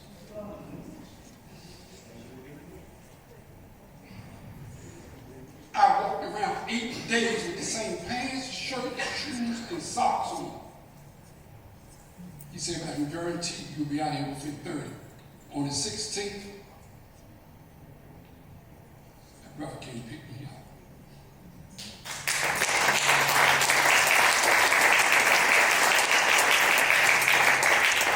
So he drove me from Jessup. We stopped at the Pancake House, got something to eat. He called his wife. He told her I got the football in the car. If you follow politics, the most important thing on Air Force One besides the president is the football. And that's a term we all use when we pick each other, go pick somebody up. We call and say, I got the football. And I called my mother. she was back in D.C. within 6 hours. So when you start talking about doing this work, man, you gotta look at the people on the ground. I'm telling you this. Look at the organizations, the agencies, the individuals who've been out here really putting in the work. We ain't gotta change the policy. We ain't gotta change the rules. And that's one thing that's keep killing me. We keep telling we gotta create new laws. We ain't gotta create no new laws. Read what's on the books. Man, they got books, they got laws that they created in the 1800s that apply today. Ain't been changed. Supreme Court ain't overturned it. All we gotta do is go in the books and apply it properly, man, and a whole lot of things have changed. Man, we are giving money to those who rightfully don't deserve it. They sitting in an office somewhere with a suit and air conditioning while somebody else out there in the hot sun sweating. And they making $35,000, $40,000 a year. What they putting in $4 million worth of work in 1 year. So man, let's start giving our money to those who don't deserve it. We ain't gotta create no new policies, man. We don't. Look at the organizations who've been doing this work. And if you need some help looking at them, just go back 5 years, Google it. You say Google tell you everything, but just ask around the county who've been doing this work for the past 5 or 10 years. And I promise you, look at their numbers, look at what they've been doing, and compare it to some others. And hands down, they deserve raises, and they deserve more finances, more budget than what they get. Thank you so much.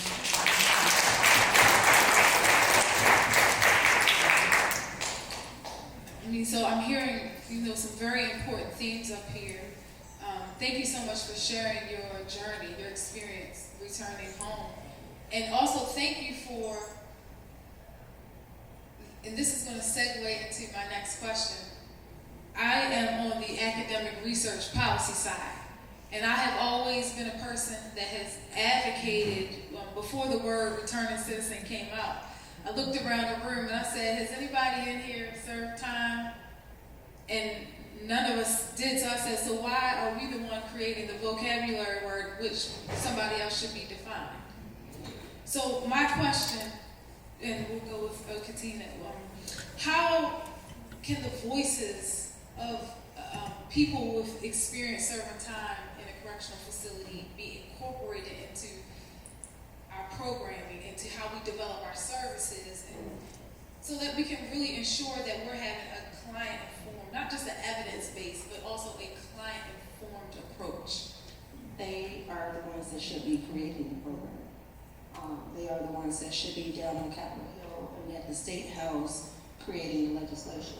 They are the ones that should be testifying about their experience, their challenges, their barriers. It's hard for someone that has never walked in their shoes to be able to say this is what they need. So it should be them, their voice, not someone else's voice.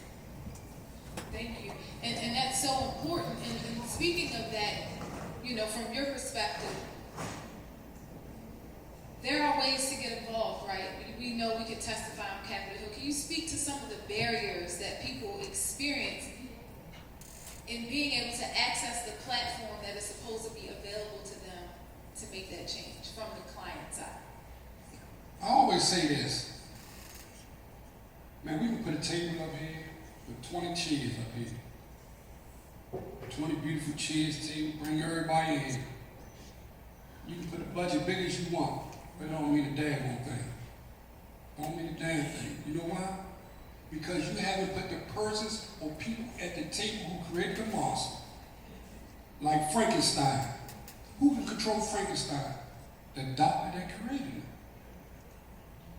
See, the people who created the issues in our community, if they ain't at the table, you just throw money down a dark hole. You can go to school, get a PhD, a master's degree, you can double up the PhD, you can do all that policy, make a politician, you can do all that. But if you don't know this, like to spend 5 years in the Supermax sleeping on a steel slab, on a concrete slab.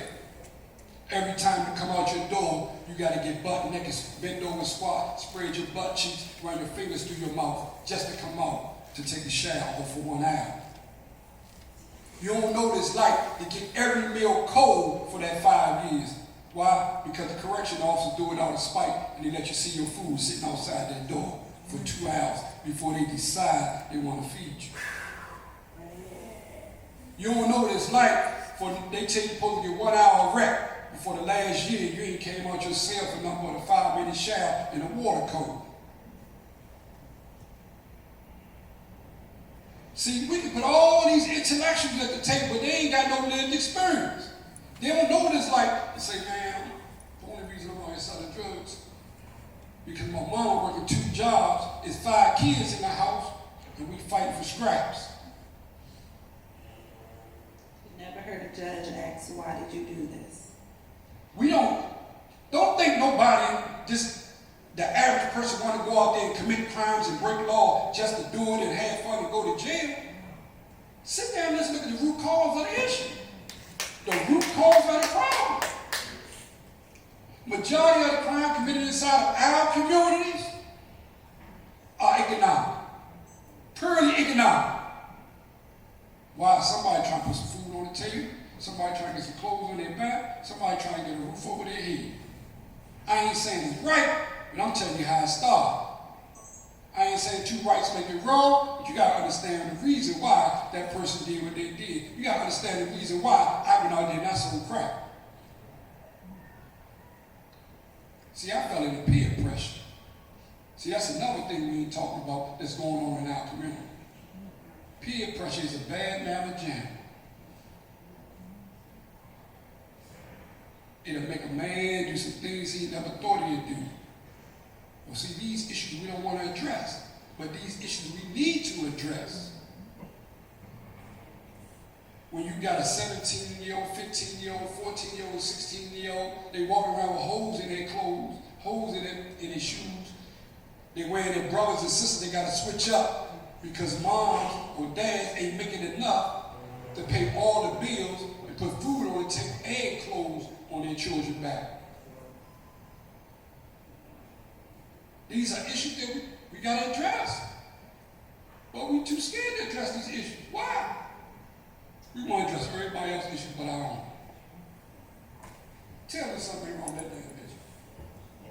We want to address everybody else's issues but what's going on in our community. But we let somebody else tell us to lock them up and throw away the key. You see what that happened? You see what that done? Devastated our community. Devastated the people that look like us. I'm going to say something some people ain't going to like. I don't care. I step in the toilet. That's why I wear hard bottom shoes. Joe Biden is the architect of the crime bill. And then Bill and Hillary pushed it. He ain't done nothing since he been in office to rectify the problem that he created in our community. But you ain't black because you ain't vote for me? Man, we better realize who we putting in office, man. And I'm going to say this. A lot of old politicians sitting in Annapolis, they need to be removed from office, man. Because they are the gatekeepers behind the black curtain. So when they talk about writing new policies, they always want to write new policies because they don't want to implement the old policies that they put in place. Why? Because that means somebody got to do their damn job. Why we got a preschool to prison pipeline? I'm going to say this before I pass the mic. I was telling somebody earlier. Y'all pay we pay about $300 for the set of tags. Set of license tags with the car, whether it's temporary or whatever. They make 15,000 sets a day in prison. And if you work overtime, you know how much you get paid at the end of the month? Less than $100, maybe $200. And every day you print anywhere from 10 to 15,000 sets of license tag. And look at what they cost. All the furniture, that's made for all the state colleges, all the furniture that's made for state office building, is made in prison. They don't even make $200 a month. They'd be happy if they make $100. Can't nobody compete with MCE, formerly SUI. And we want to know why Maryland prison system and all prison systems across the country are busting at the seam. Slavery ain't over, just modernized. Just modernized. And you see why we don't want to give money to the people that's on the ground, that's doing the work to save our community. We won't let them save some, but the great majority, we need to go back to keep the money in our pocket. We're the only country on earth, that sends their most precious natural resources to life without parole in prison. And I'm talking about our children. No other country in the world give their children life, death penalty, natural life, 100 years in prison. No other country. Not China, not Russia, or any other country. If you don't believe me, I done done the research. If you don't believe, check and see. No other country do it but America. But yet, we're supposed to be the greatest. I'm just saying.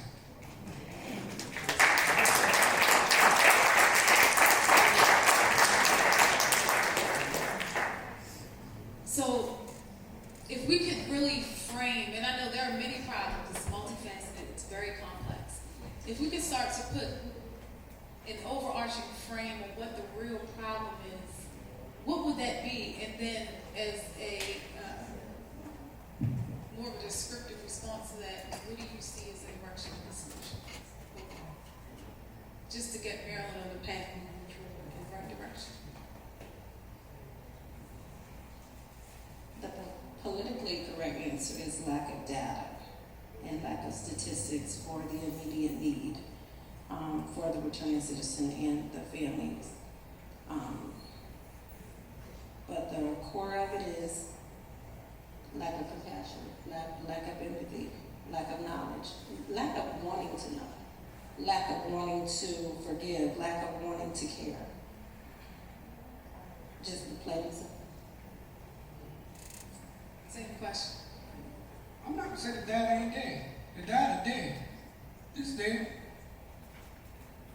But they ain't giving it to you. They ain't telling you about the men and women, that those who are on the ground, the grassroots, or the people that's been doing this for 5 or 10 years, they ain't telling you about their success. Because if they tell you about their success will be duplicated, and there will be more funds given to them because of their success.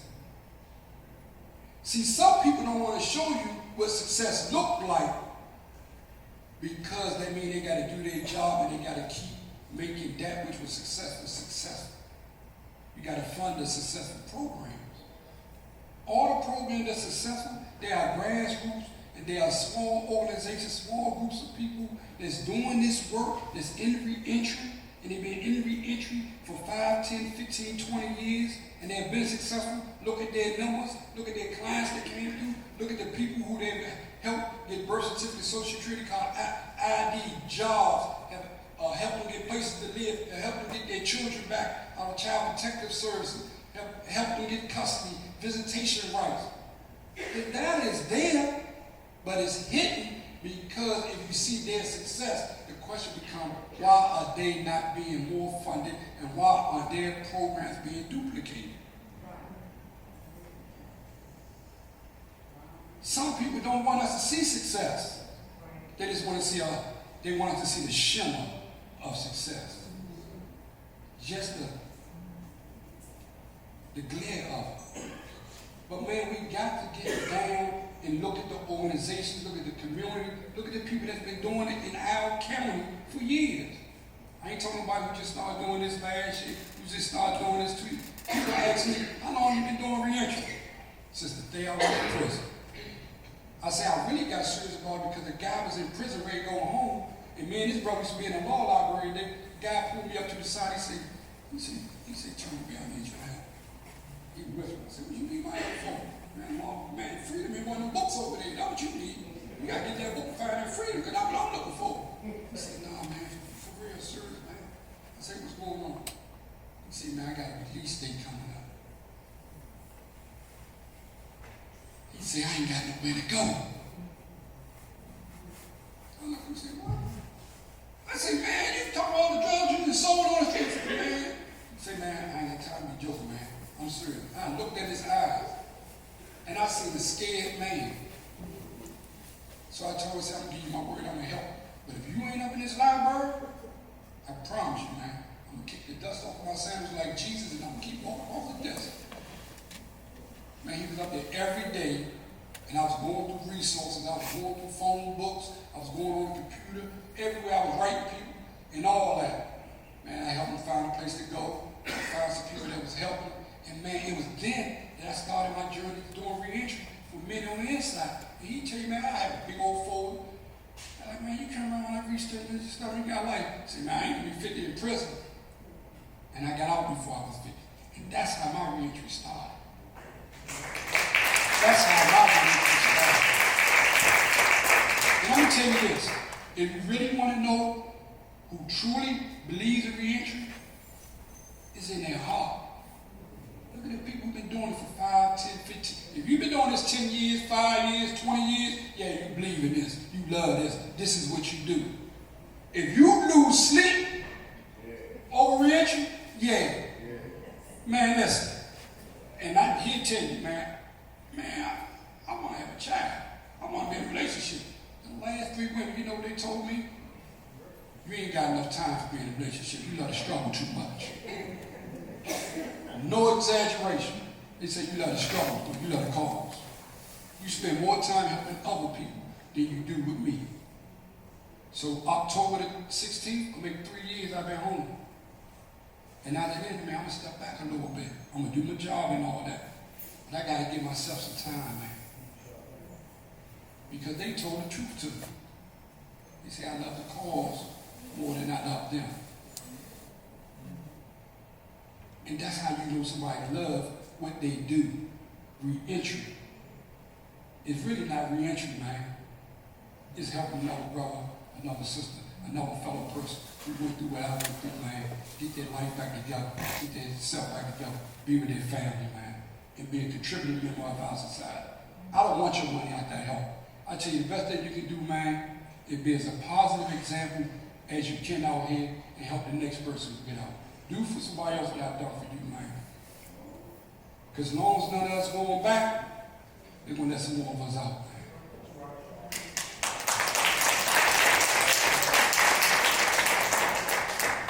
So as we close, I just want to make a couple of statements here. I mean, I'm hearing that from both of you that there needs to be more coordination in terms of the individuals and the organizations that have the resources and the funding, providing more resources and funding to the people who are on the ground who can communicate or who can connect people to the resources that need them. I'm also hearing the need to ensure that our legislators and our administrators are people who really have compassion and empathy and who recognize that re-entry in the environment in Maryland is extremely important. I want to do one thing because you did continuously mention people on the ground. If you are an individual who are boots on the ground, could you just stand up real quick? The ones that are here, just the ones that are here. Awesome.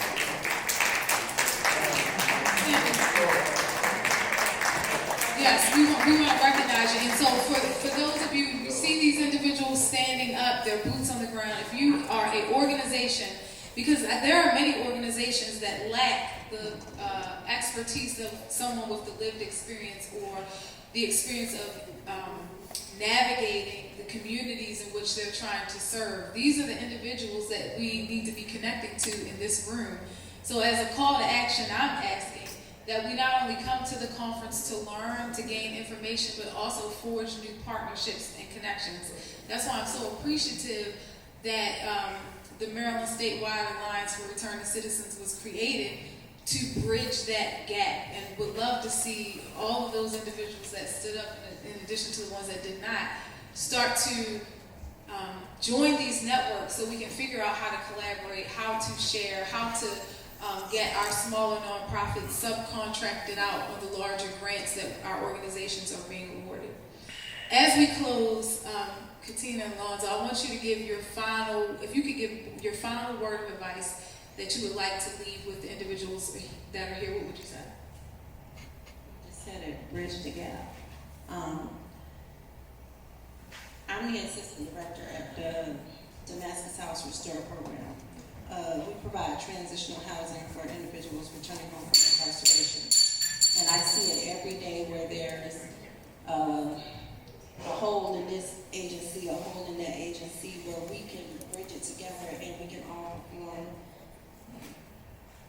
collaboratively better and to serve more people and to serve them more efficiently. So I would say bridge the gap.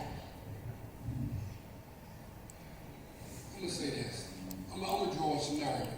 We all say we're about bridge. We all believe in God here. In Acts 9 in the Bible, Saul was on his road to Damascus.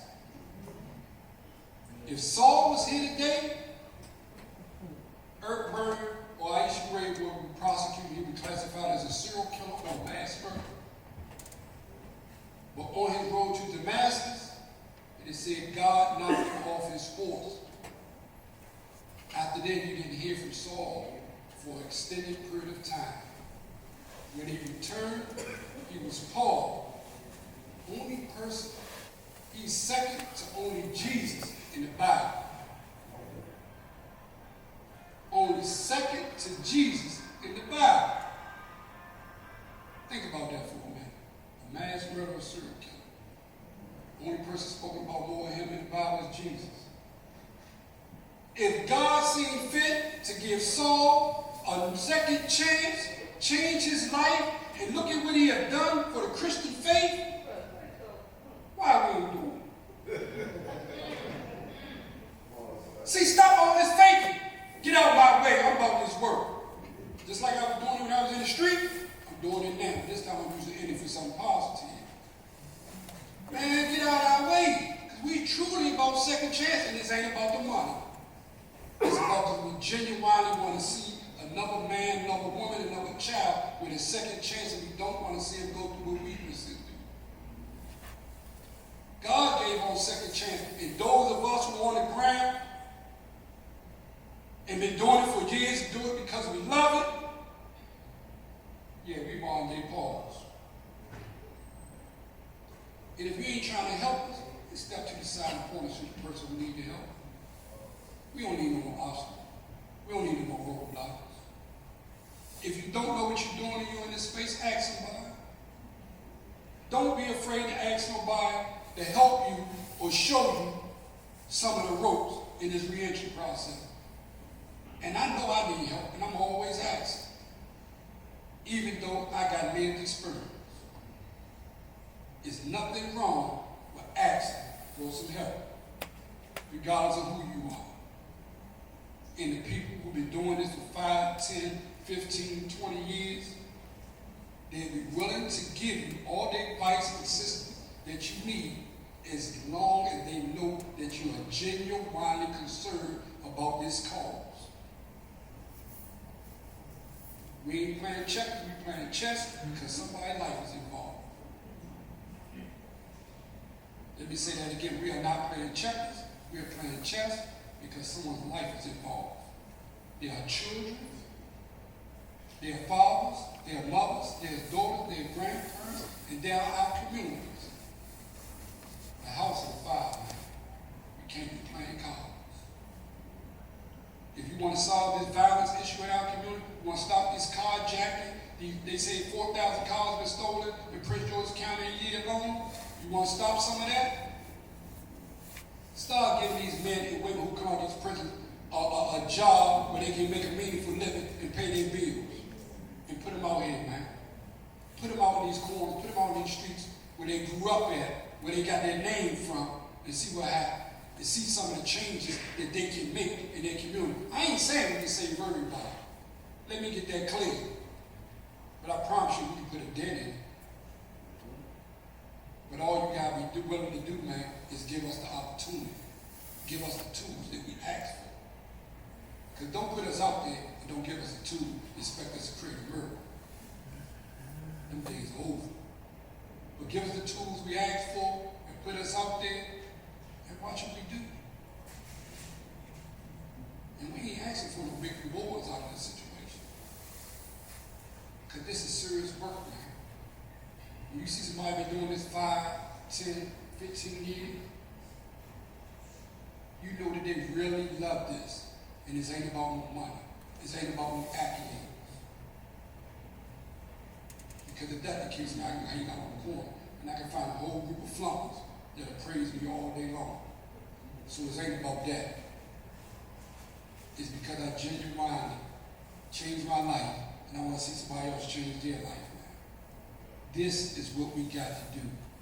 Look at the organization and the people who really inside this reentry space and has been here for 5 years or better. And humble yourself and come to them and ask them, how can I help? Or show me where you can use me. All of us got a place in the toolbox. You just got to figure out where you can be used at. And if you think you are no use, you need not be in the toolbox. You need to be back in the store and work for something else. I'm being straightforward. If you think you are not useful in the reentry toolbox, then we take you back to Homes or Lowe's or Home Depot so someone else can put you in their toolbox. Because we use all our tools in reentry. Thank you.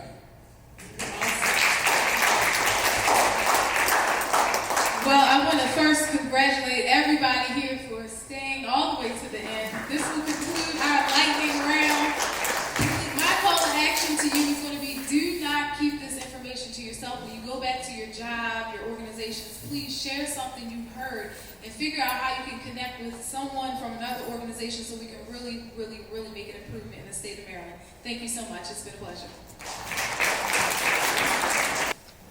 As we come to the close of this remarkable event, I want to thank everybody that stayed to the very end. I want to thank all the presenters. I want to thank all the attendees. I want to thank all the dignitaries that have come to this event. And my hope is that you take something away and you're able to forge ahead in the work, in the trenches, in your respective fields, and make space for those that continue to want to live their best life. I want to take a moment to publicly thank Lynn. I call her Lynn.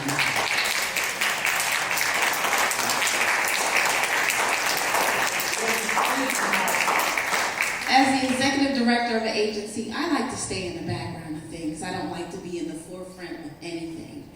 And I met Lynn nearly 10 years ago in her work in doing reentry in Baltimore City. And there was a unique synergy there. And I couldn't be more proud as a sponsor to sit back and see the fruition of everything that transpired today.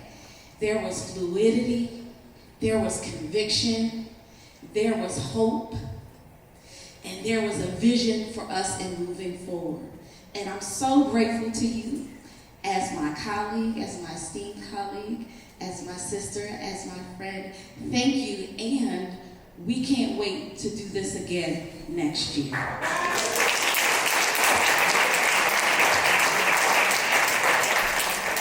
want all of you to give Ms. Carter a round of applause, please.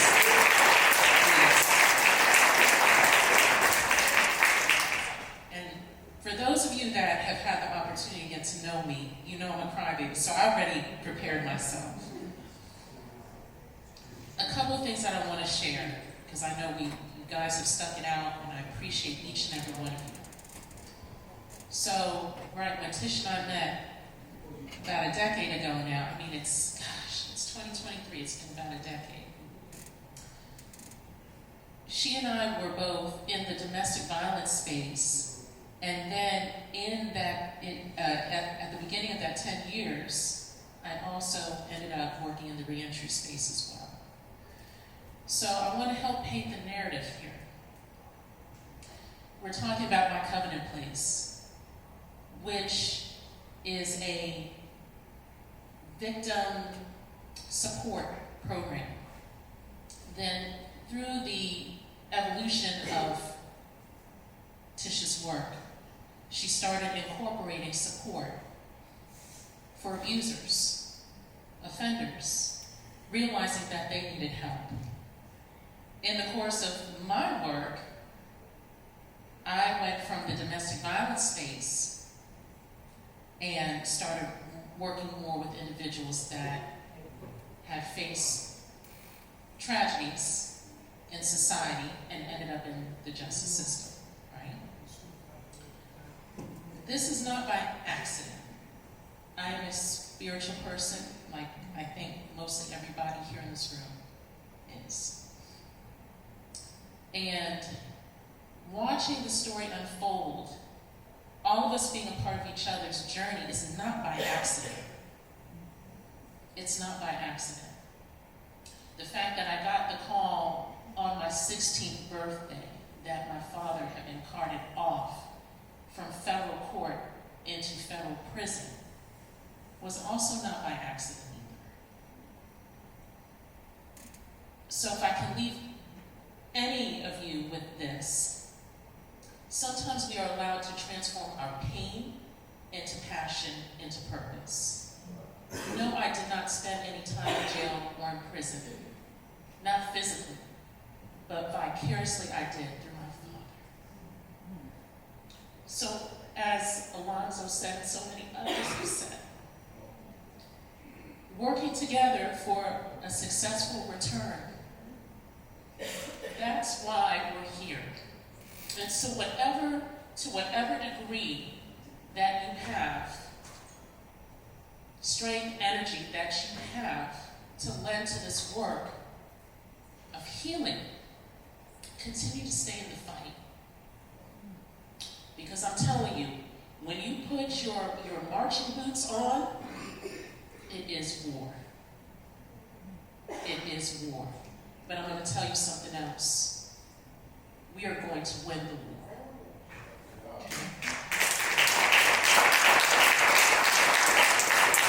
And the only way we can do that is if we work together. So as polarizing as it may have appeared to some,